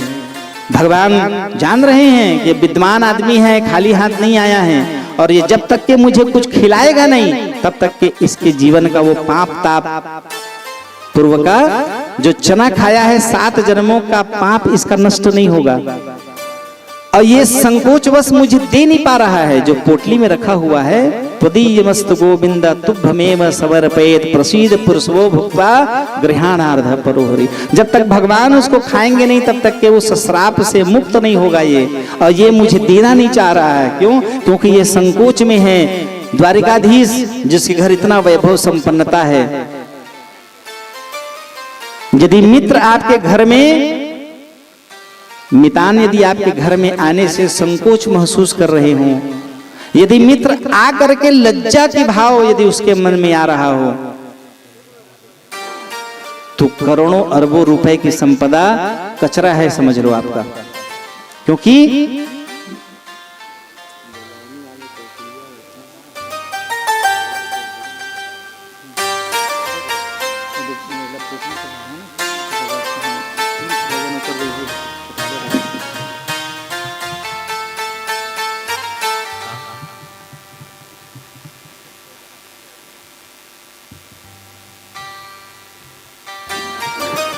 जगतपति परमात्मा भगवान पूछ रहे हैं कि मित्र, भाभी ने कुछ दिया है भेंट में, कुछ लेकर के। अचानक वो जान रहे हैं, सब कुछ नहीं दे रहे हैं। भगवान हाथ बढ़ा करके खुद उसको लिए और देख करके भगवान गट्ठी खोले, 3 मुट्ठी जो चावल की तंदूरी चावल, उसको देखकर भगवान कहे कि ये तो मुझे अति प्रिय है। सुदामा जी महाराज संकोच से भरे हुए हैं और भगवान उसको उठा करके कृष्णाय तुभ्यम नमः ग्रहण किए। 1 मुट्ठी चावल ग्रहण करते ही विश्वकर्मा और कुबेर सुशीला के द्वार पर पहुंचे, आवाज लगाए। सुशीला बाहर निकली, प्रणाम किए, कैसे प्रभु, कौन है आप? तो कहे मैं भगवान का मिस्त्री विश्वकर्मा और ये कुबेर जी महाराज। जैसे द्वारिकापुरी बनी है उसी तरह से सुदामापुरी बनाने के लिए भगवान ने हमको आवाहन किया है। सुशीला ने कहा कि पहले आप उनका घर बनाइए जिनके द्वारा दी गई 1 मुट्ठी चावल से मेरे पति सुदामा के द्वार तक पहुंचे हैं, जिनकी कृपा से वो दिए हुए चावल, क्योंकि हमारे पास जाने के लिए कोई व्यवस्था नहीं थी, उन्हीं के द्वारा दिए गए उस 1 मुट्ठी के दान से मेरे पति वहां तक पहुंचे हैं। तो पहले आप उनके घर को बनाइए। मैं यहाँ पर द्वारिकाधीश के समान यदि संपन्न मान बन जाऊंगी तो संसार के लोग क्या कहेंगे? इसलिए जिनके द्वारा दिए गए 1 मुट्ठी तंदूर से मेरे पति वहां पहुंचे हैं, उनकी आप पहले घर को बनाइए। तो इस प्रकार से द्वारिकापुरी की तरह सुदामापुरी का सबके घरों का निर्माण किया गया। दूसरा मुट्ठी भगवान जब ग्रहण किए, नाना प्रकार के धन, वैभव, सुख संपन्नता की प्राप्ति हुई। तीसरी मुट्ठी जब भगवान ग्रहण करना चाहे, इतने में भगवती रुक्मिणी ने भगवान के हाथ को रोक लिया और रोक करके कहे, प्रभु जिस प्रकार आप अपने मित्र के ऊपर प्रसन्न होकर के देते जा रहे हैं, इस देने में हमारे पास कुछ नहीं बच जाएगा। तीसरी मुट्ठी अगर आपने ग्रहण की तो अब हमको इनके घर में चाकरी करना पड़ जाएगा, क्योंकि आपने इतना कुछ इनको दे लिया है। 14 भुवन का वैभव आपने इनको प्रदान कर दिया है, 3 लोकों की संपदा आपने इनको दे दी है। अब तीसरी मुट्ठी ग्रहण करेंगे तो हमको अब इनके घर में चाकरी करना पड़ जाएगा। तो प्रभु ये तीसरी मुट्ठी आप मुझे प्रदान करिए। और उनके हाथ से लेकर के तीसरी मुट्ठी को जैसे ही भगवती महालक्ष्मी रूपी रुक्मिणी ने ग्रहण किया, वो स्वयं लक्ष्मी वहां प्रकट हो गई और सुशीला से कह रही है कि मैं आपको चिर यौवना, कृष्णकाय शरीर है, ऐसे दिख रही है जैसे बरसों से भोजन नहीं किया हो, चेहरे की सारी सौंदर्यता समाप्त हो रही है। भगवती ने उनको चिर यौवना का आशीर्वचन दिया और भगवान बढ़िया दिव्य भोजन करा करके रात भर रखाए। सुबह सुदामा जी महाराज दिनचर्या अपनी पूर्ण करके सुदामा जी महाराज की, भगवान की सुदामा जी महाराज परिक्रमा करके और भगवान को धन्यवाद करके भगवान से कहे कि मेरी ओर भी लगन प्रभु लगाए रखिएगा। और ऐसा कह के सुदामा जी महाराज वापस अपने धाम के लिए प्रस्थान किए। प्रेम से बोलो भक्तवत्सल भगवान की जय। कौशल्या है, बोलिए श्री यज्ञनारायण भगवान की जय, बाल कृष्ण लाल की जय।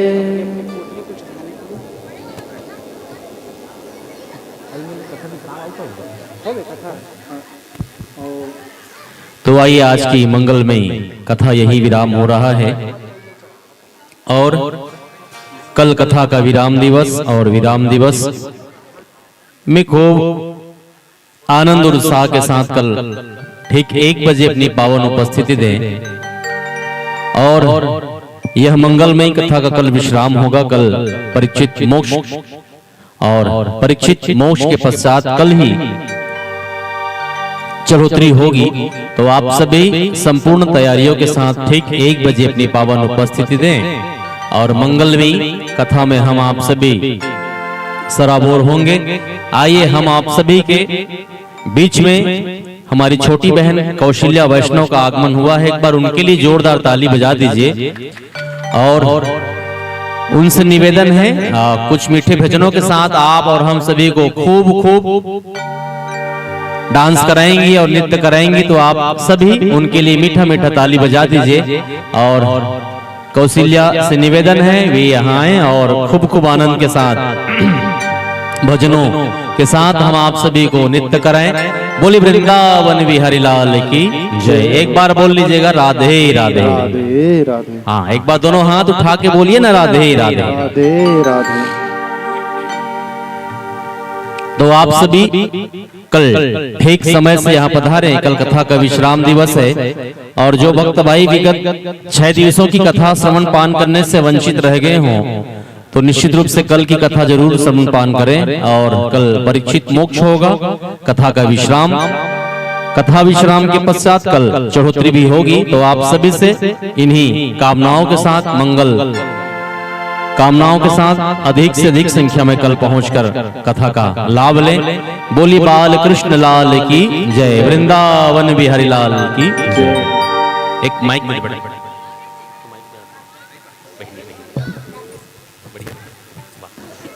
कल कथा विश्राम चढ़ोतरी होगी और तुलसी वर्षा हवन ब्राह्मण भोजन परसों।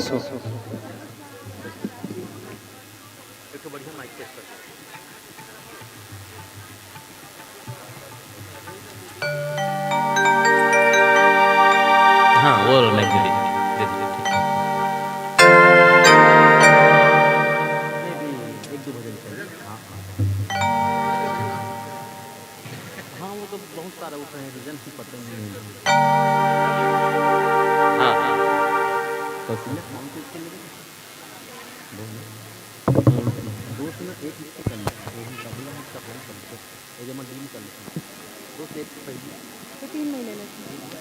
एक कर लो, एक बार एक साथ दिखा दे तो सुर लगा। Hello hello hello. Shri Radhe Shri Radhe Shri Radhe Shri Radhe.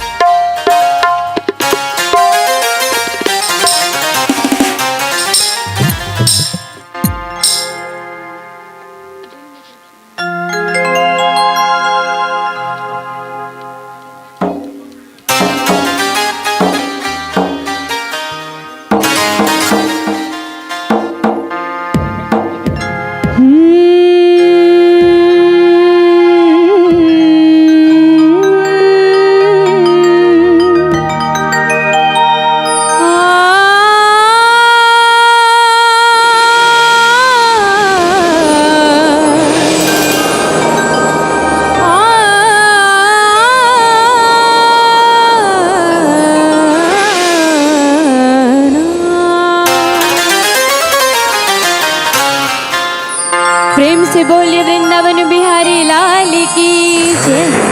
एक बार सभी दोनों हाथों पर उठा के कहेंगे राधे राधे राधे। आइए श्री राधे कृष्ण जी के चरणों में कुछ भजन प्रस्तुत है। तेरे दरबार में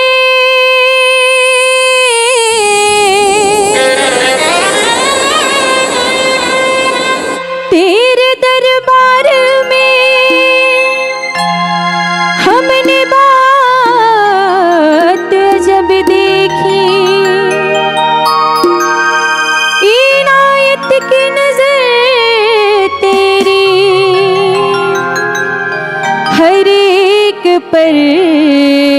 सी देखी जय जय जय जय।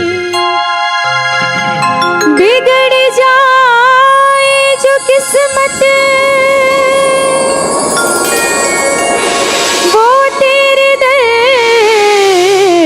पर बनी देखी और तुझे देते नहीं देखा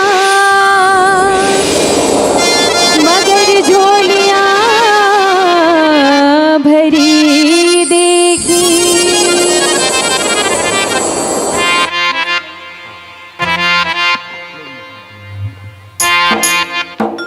प्रेम से बोलिए बाकी बिहारी लाल की जय। दिल में तो श्याम नाम की, दिल में तो श्याम नाम की जरा ज्योति जला के दे।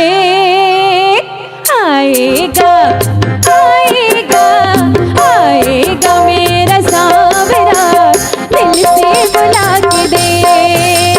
आएगा मेरा सांवरा दिल से बुला के दे। आएगा मेरा श्याम जी दिल से बुला के दे। आएगे मेरे श्याम जी दिल से बुला के दे। ओ दिल में तो श्याम नाम की, दिल में श्री राधा नाम की जरा ज्योति जला के दे। ऐसे नहीं, दोनों हाथ उठा के। आएगा आएगा आएगा अपना सांवरा दिल से बुला के दे। आएगा मेरा सांवरा दिल से बुला के दे। जय हो।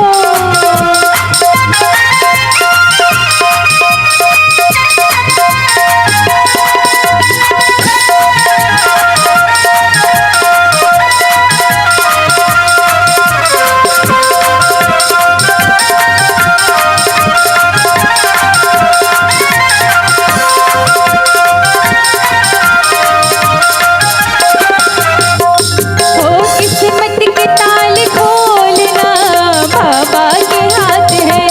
भगता बाबा के हाथ है, भगता बाबा के हाथ है।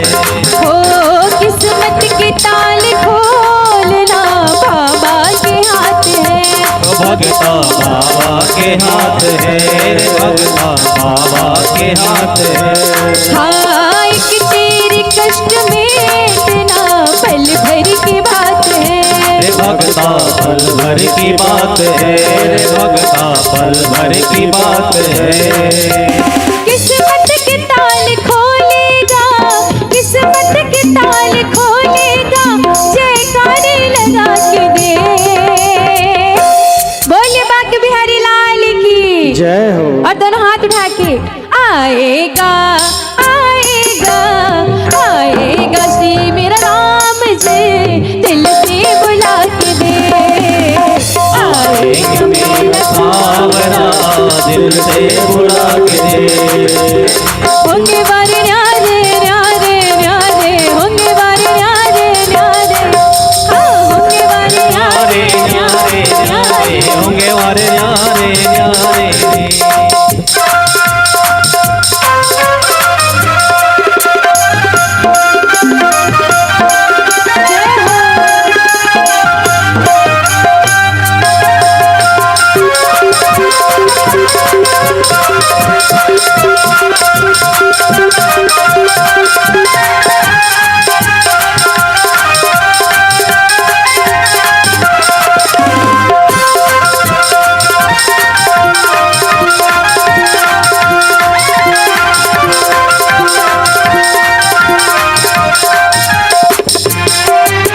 होंगी असर दुआ में तो बोलेगी मूर्ति। ओ भगता बोलेगी मूर्ति, भगता बोलेगी मूर्ति। हाँ होंगी असर दुआ में तो बोलेगी मूर्ति। ओ भगता बोलेगी मूर्ति, भगता बोलेगी मूर्ति। ओ जीवन में जो कमी होगी कर देगी पूर्ति हो भगता कर देगी पूर्ति ओ भगता कर देगी पूर्ति। दिल की मुराद सुन लेगा, दिल की मुराद सुन लेगा, जरा ताली बजा के दे। और जो कान्हा के दीवाने हैं दोनों हाथ उठा के कहेंगे बोले बाकी बिहारी लाल की जय हो। हे मेरा दिल शाम का दीवाना,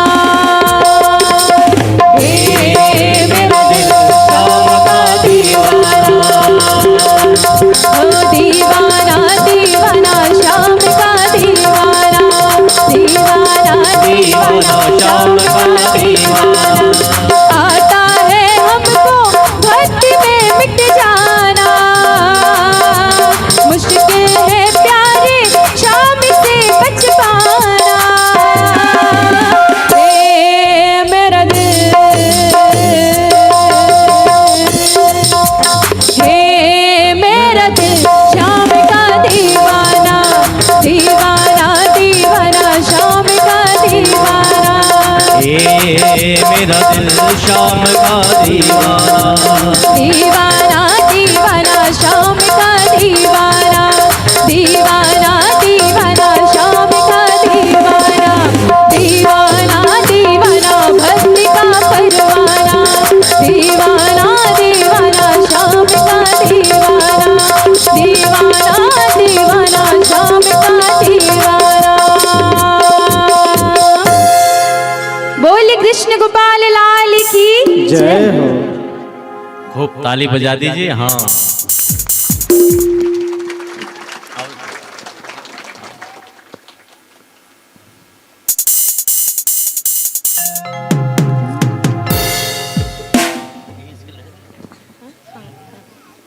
तरुण अब एक आठ तब बोलना गा।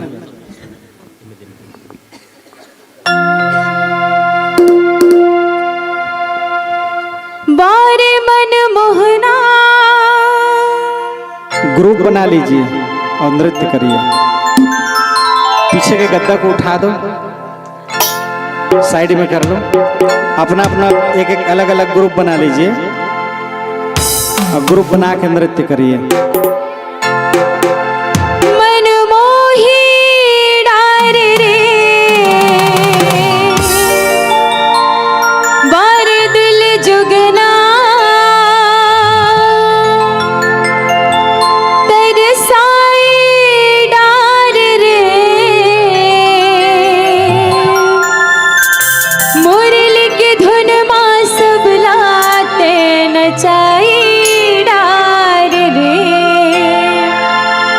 अपन माया माँ गोपी मन ला नचाई डार रे।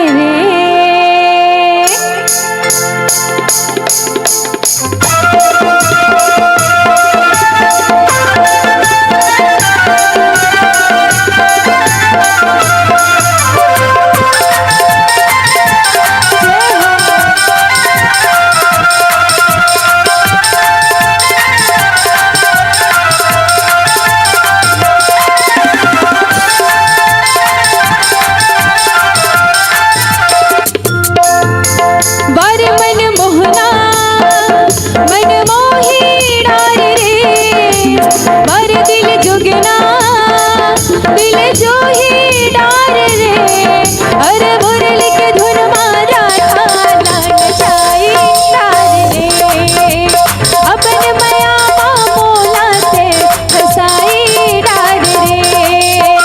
बर मन मोहना मन मोही डार रे, भर दिल जुगना दिल जो ही डार रे, अरे मुरली के धुन मारा थाला नचाई डार रे, अपन माया माँ सब लाते झुमाई डार रे।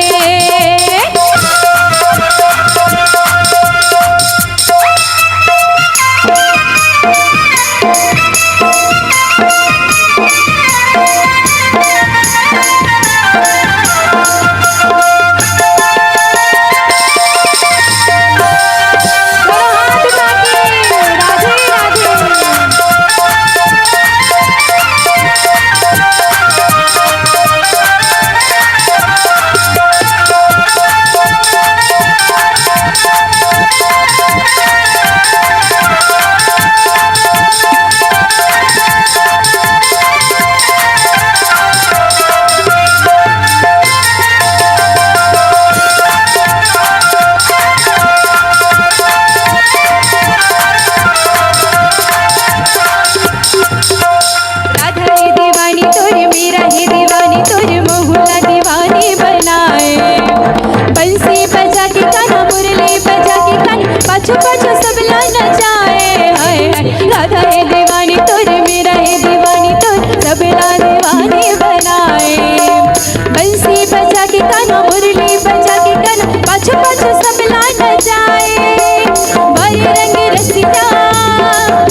सजाई डार रे हर मन बसिया मन ला भाई डार रे हर मुरली के धुन मारा ढाला नचाई डार रे अपन माया मोला से फसाई डार रे काली कमली वाला मेरा यार है। अच्छा, एक बार बोलिए ना राधे राधे। हमारे जो बहू है संध्या, उनके पूरे मायके वाले आए हैं, उनको ही बुला लीजिए, एक साथ डांस करवाइए। बोली राधा रमण की जय हो। वो काली कमली वाला सबका यार है काली कमली वाला अपना यार है हाँ मेरे मन का कान्हा तू दिलदार है मेरे मन का कान्हा तू दिलदार है वो काली कमली वाला सबका यार है सबके मन का कान्हा तू दिलदार है तू मेरा यार है मेरा दिलदार है ओ तू मेरा यार है मेरा दिलदार है। ओए ओए ओए ओए काली कमली वाला ओ काली कमली वाला ओ मोहन मुरली वाला सब तैयार है हाँ मेरे मन का कान्हा तू दिलदार है मेरे मन का कान्हा तू दिलदार है तुझको अपना मान लिया है ये जीवन तेरे नाम किया है ये जीवन तेरे नाम किया है ये जीवन तेरे नाम किया है हाँ कान्हा तुझको मान लिया है ये जीवन तेरे नाम किया है ये जीवन तेरे नाम किया है ये जीवन तेरे नाम हाँ शाम सलोने तू मेरा दिलदार है ओए ओए ओए शाम सलोने तू मेरा दिलदार है हाँ मेरे मन का कान्हा तू दिलदार है मेरे मन का कान्हा तू दिलदार है हाँ सबके मन का कान्हा तू दिलदार है सबके मन का कान्हा तू दिलदार है किशोरी कुछ ऐसा इंतजाम हो जाए किशोरी कुछ ऐसा इंतजाम हो जाए ओ जुबां पे राधा राधा राधा नाम हो जाए ओ जुबां पे राधा राधा राधा नाम हो जाए किशोरी कुछ ऐसा इंतजाम हो जाए किशोरी कुछ ऐसा इंतजाम हो जाए बोलो राधे राधे राधे रट्टो राधे राधे राधे बोलो राधे राधे राधे राधे राधे बोलो राधे राधे राधे रट्टो राधे राधे राधे बोलो राधे राधे राधे बोलो राधे राधे ओ बोलो राधे राधे राधे रट्टो राधे राधे राधे बोलो राधे राधे राधे रट्टो राधे राधे राधे ओ जपो राधे राधे राधे रट्टो राधे राधे राधे बोलो राधे राधे राधे जपो और राधे हाथ आगे बोलो राधे राधे राधे रट्टो राधे राधे राधे बोलो राधे राधे राधे बोलो राधे राधे राधे बोलो राधे राधे राधे रट्टो राधे राधे राधे बोलो राधे राधे राधे बोलो राधे राधे राधे बोलो राधे राधे राधे बोलो राधे राधे राधे बोलो राधे राधे राधे बोलो राधे राधे राधे बोलो राधे राधे राधे बोलो राधे राधे राधे बोलो राधे राधे राधे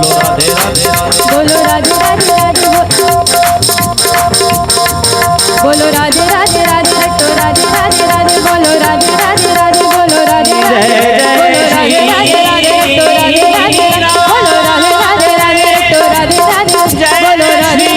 राधे बोलो राधे राधे राधे बोलो राधे राधे राधे राधे राधे राधे राधे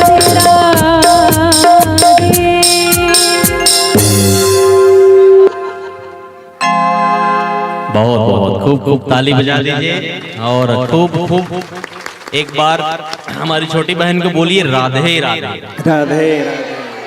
बहुत बहुत धन्यवाद। कल भी आएंगी, उनसे निवेदन है कल भी खूब आप सबको झुमाएं और मंगलमय हम आप सभी। जनक जी के यहाँ जो स्वागत सत्कार जनक जी महाराज भगवान राम और जानकी जी के विवाह के उत्सव में हुआ था, आज वही दृश्य देखने को मिल रहा है। बहुत बहुत धन्यवाद पाणे परिवार के तरफ से, बहुत बहुत बहुत बहुत धन्यवाद जो इस प्रकार के दिव्य आयोजन कर इसी प्रकार से समधी समधन का वहाँ पर स्वागत किया गया था और वही परिदृश्य आज यहाँ पर देखने को मिल रहा है। आप सभी सौभाग्यशाली हैं। बहुत बहुत धन्यवाद बाबू तरुण और संध्या को जिनके विवाह के परिणय उत्सव में इस प्रकार आनंद उत्सव की अनुभूति आप सबको कराने का शुभ अवसर भैया संतोष और नीता जी के द्वारा किया गया है। बहुत बहुत कोटि कोटि धन्यवाद। भगवान आपके जीवन में इसी प्रकार सुख शांति समृद्धि की वृद्धि नित्य नवीन करते रहे और आपका जीवन ऐसे उत्साह आनंद पूर्वक व्यतीत होते रहे। प्रेम से बोलो भक्त वत्सल भगवान की जय। अच्छा, मैं एक फरमाइश आपके बड़े भैया को पूरा कर देता हूँ। वो पचरा गीत बोले जैसे आओ 5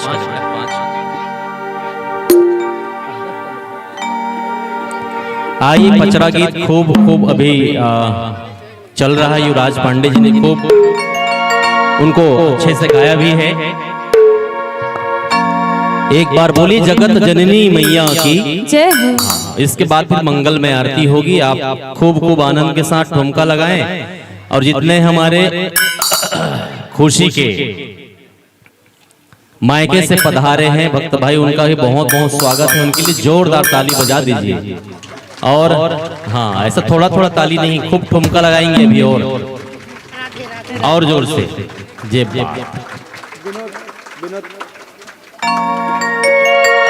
विनोद पांडे जी की तरफ से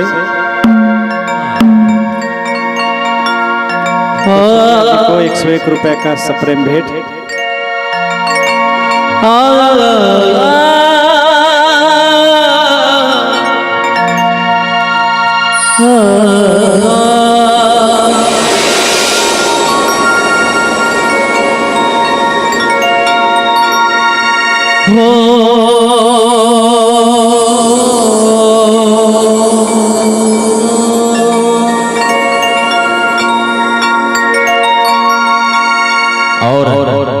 खूब खूब आप और हम सभी यह पचरे गिरी का लाभ लेंगे। एक बार जगत जननी मैया के लिए जोरदार ताली बजा दीजिए।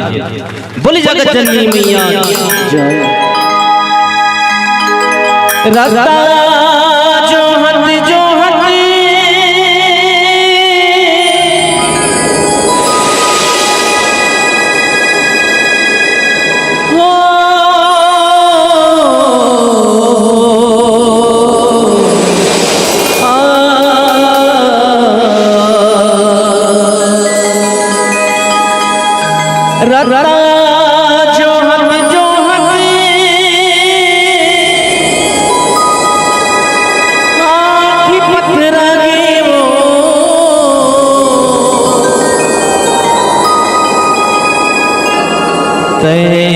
कब आवे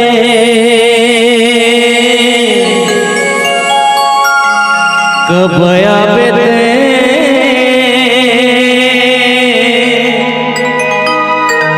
दर्शन दिखा दे मैया वो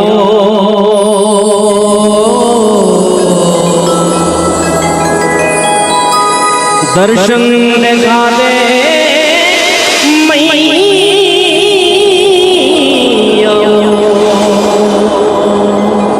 एक बार बोलिए ना, बोलिए राधा रानी सरकार की जय।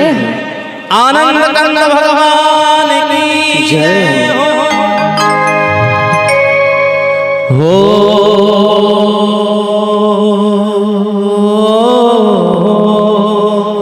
अच्छा, बड़े भैया को सामने बुला लीजिए। कहाँ है आपके बड़े भैया? कहाँ है? हाँ, उनकी ही खूब इच्छा थी पचरा गीत की।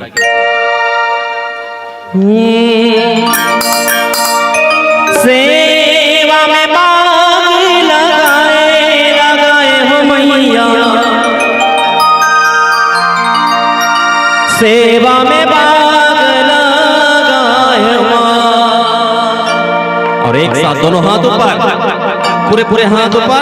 1 2 3 4। सेवा में मांग लगाए हो मैया, सेवा में मांग लगाए हो मैया, सेवा में मांग लगाए हो मैया, सेवा में मांग लगाए, सेवा में मांग लगाए हो मैया, सेवा में मांग लगाए हो मां, सेवा में मांग लगाए हो मैया, सेवा में मांग हंस के उठे बिहस के माता जा चंदन पर तार भवानी नी पूजटा जना पर नरियर आस पास नरियर के बारी के उड़ा सदा न सरवर देख हंस विराजे हंस मनाई के पहुना साध पहुना पर दाई विराजे दाई के संग मां भैरव साध भैरव संग तोर विराज अन्नत मन्नत कुंज निवारे धर्म ध्वजा लहराए लहराए हो मैया, धर्म ध्वजा लहराए मां, सेवा में मांग लगाए मां।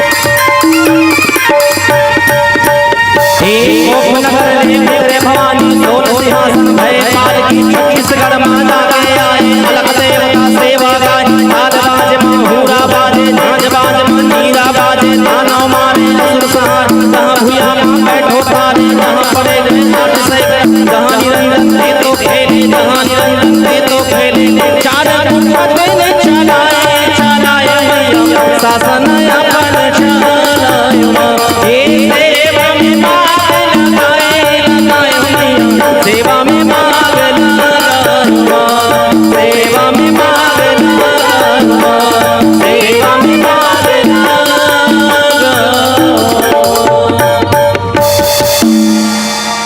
बहुत धन्यवाद। आइए मंगल में आरती हम आप सब लाभ लें। बोलिए आनंद कंद भगवान की जय जय। चलिए दीप जलाइए। कल खूब 1 बजे अपनी पावन उपस्थिति यहाँ तक दें और कल कथा का विश्राम दिवस है और विश्राम दिवस में हम और आप सभी मंगलमय कल कथा का लाभ लेंगे और जो विगत 6 दिवसों से कथा का लाभ नहीं लिए हैं वो निश्चित रूप से कल पधारें और आपको पूरे साप्ताहिक ज्ञान यज्ञ का लाभ मिलेगा। तो इन्हीं मंगल कामनाओं के साथ आप अधिक से अधिक संख्या में पधार कर ये मंगलमय कथा का कल विश्राम दिवस में आप पुण्य के भागी बने। बोलिए उमापति महादेव की जय, वृंदावन बिहारी लाल की जय। चलिए दीप प्रज्वलित करें।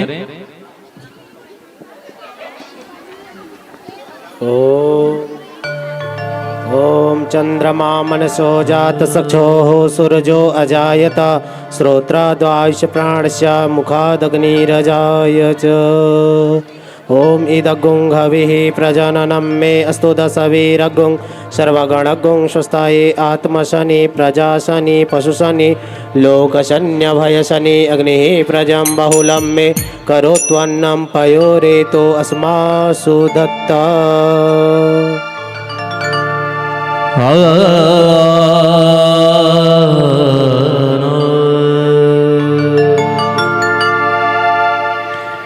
श्याम तेरी आरती कन्हैया तेरी आरती सारा संसार करेगा कर जोर के।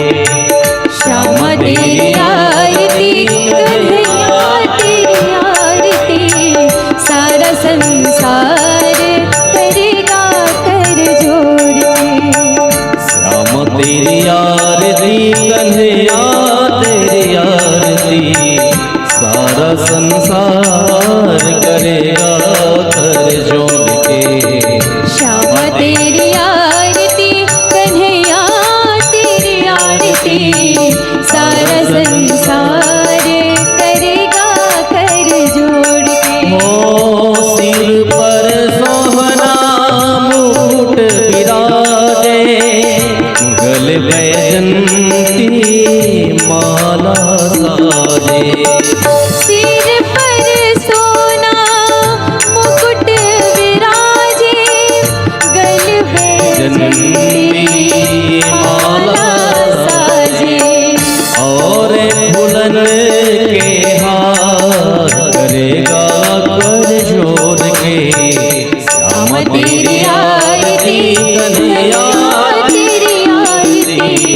सारा संसार करेगा कर जोड़ के। सारा संसार करेगा कर जोड़ के। ब्रह्मादिक तेरो यश गावे, नारद शारद ध्यान लगा।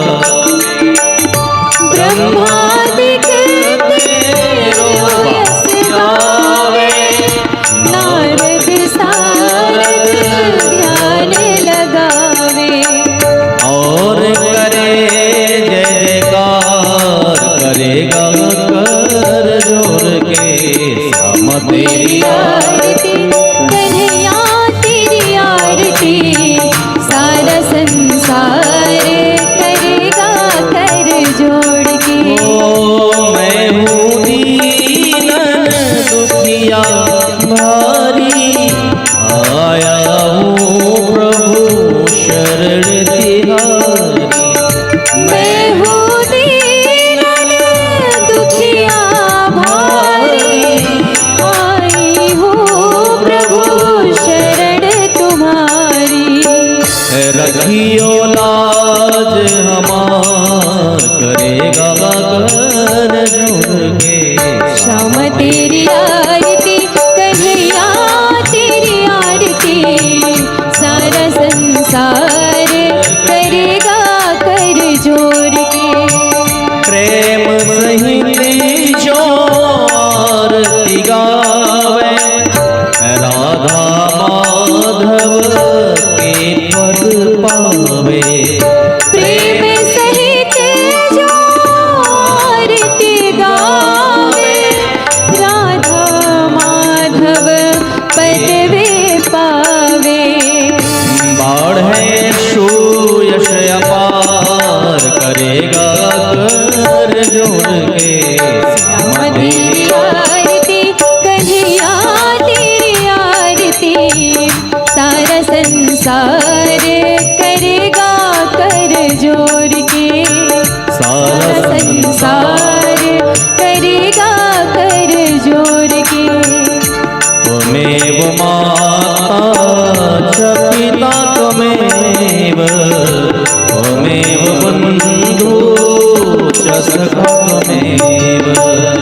त्वमेव विद्या द्रविणं त्वमेव, त्वमेव सर्वं मम देव देवा। पूर्वगौरं करुणावतारं,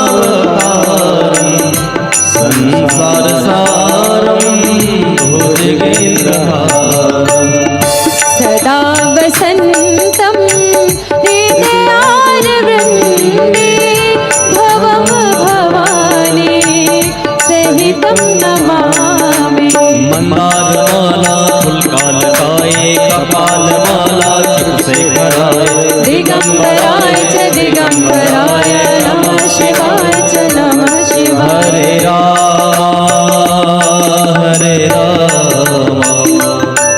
राम राम हरे हरे। हरे कृष्णा कृष्ण कृष्ण हरे हरे। ओ हरे राम मेरे राम, राम राम हरे हरे। हरे कृष्णा कृष्ण कृष्ण दोनों हाथ ताली से बकते गाइए। हरे राम राम राम हरे हरे। हरे कृष्णा कृष्ण कृष्ण हरे हरे। हरे राम हरे हरे। हरे कृष्णा हरे हरे। हरे राम हरे हरे। हरे कृष्णा हरे हरे। ओम ओम भूर्भुवस्सुः आरर्तिक्यं वस्मे कुरु मे वरदो भवः जलेन शीतले कर्णं पुष्पैः देवादिवन्दनम्। अपने अपने स्थान में प्रदक्षिणा लगा लेंगे। ओम जय तीर्थानि प्रचरन्ति शिखा हस्तानि खंगिणः ते खागुंसहस्रयोजनेव धन्वानि तन्मसे यानि कानि जपापानि जनवन्तरकृतानि च तानि सर्वाणि नश्यन्तो प्रदक्षिणायां पदे पदे तर्जनां समर्पयामि। सभी भक्तगण अक्षत पुष्प पकड़ लेंगे और बड़े भाव से पुष्पांजलि करेंगे हाथ जोड़ करके। आरती की थाली नीचे रख देंगे।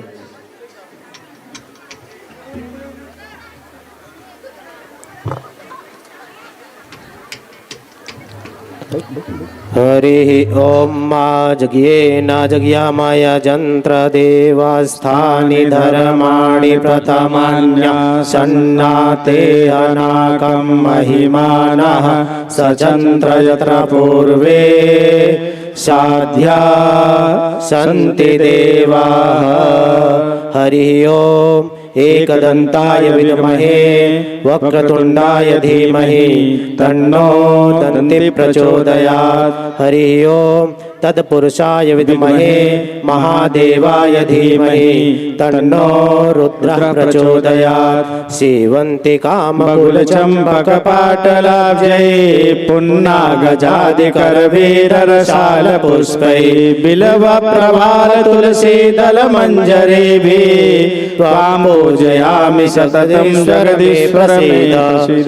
नानासुगन्धिपुष्पाणि यथा कालोद्भवानि च पुष्पाञ्जलिर्मया दत्तं गृहाणां परमेश्वर गृहाणां जगदीश्वर मंत्र पुष्पांजलिं समर्पयामि। चलिए जयकारे सब लगाइएगा। बोलिए आनंद कंद भगवान की जय। श्रीमद् भागवत महापुराण की जय हो। जननी मैया की जय हो। सांचे दरबार की जय हो। वीर बजरंग बली की जय हो। वेदव्यास भगवान की जय हो। अपने अपने माता पिता गुरु गोविंद की जय हो। धर्म की जय हो। धर्म का नाश हो। प्राणियों में सद्भावना हो। विश्व का कल्याण हो। गौ माता की जय हो। गौ हत्या बंद हो। सत्य सनातन धर्म की जय हो। धर्म सम्राट करपात्री जी महाराज की जय हो। नमः पार्वती पतये हर हर हर महादेव शंभो। जय जय श्री राधे जय जय श्री राधे जय जय श्री राधे।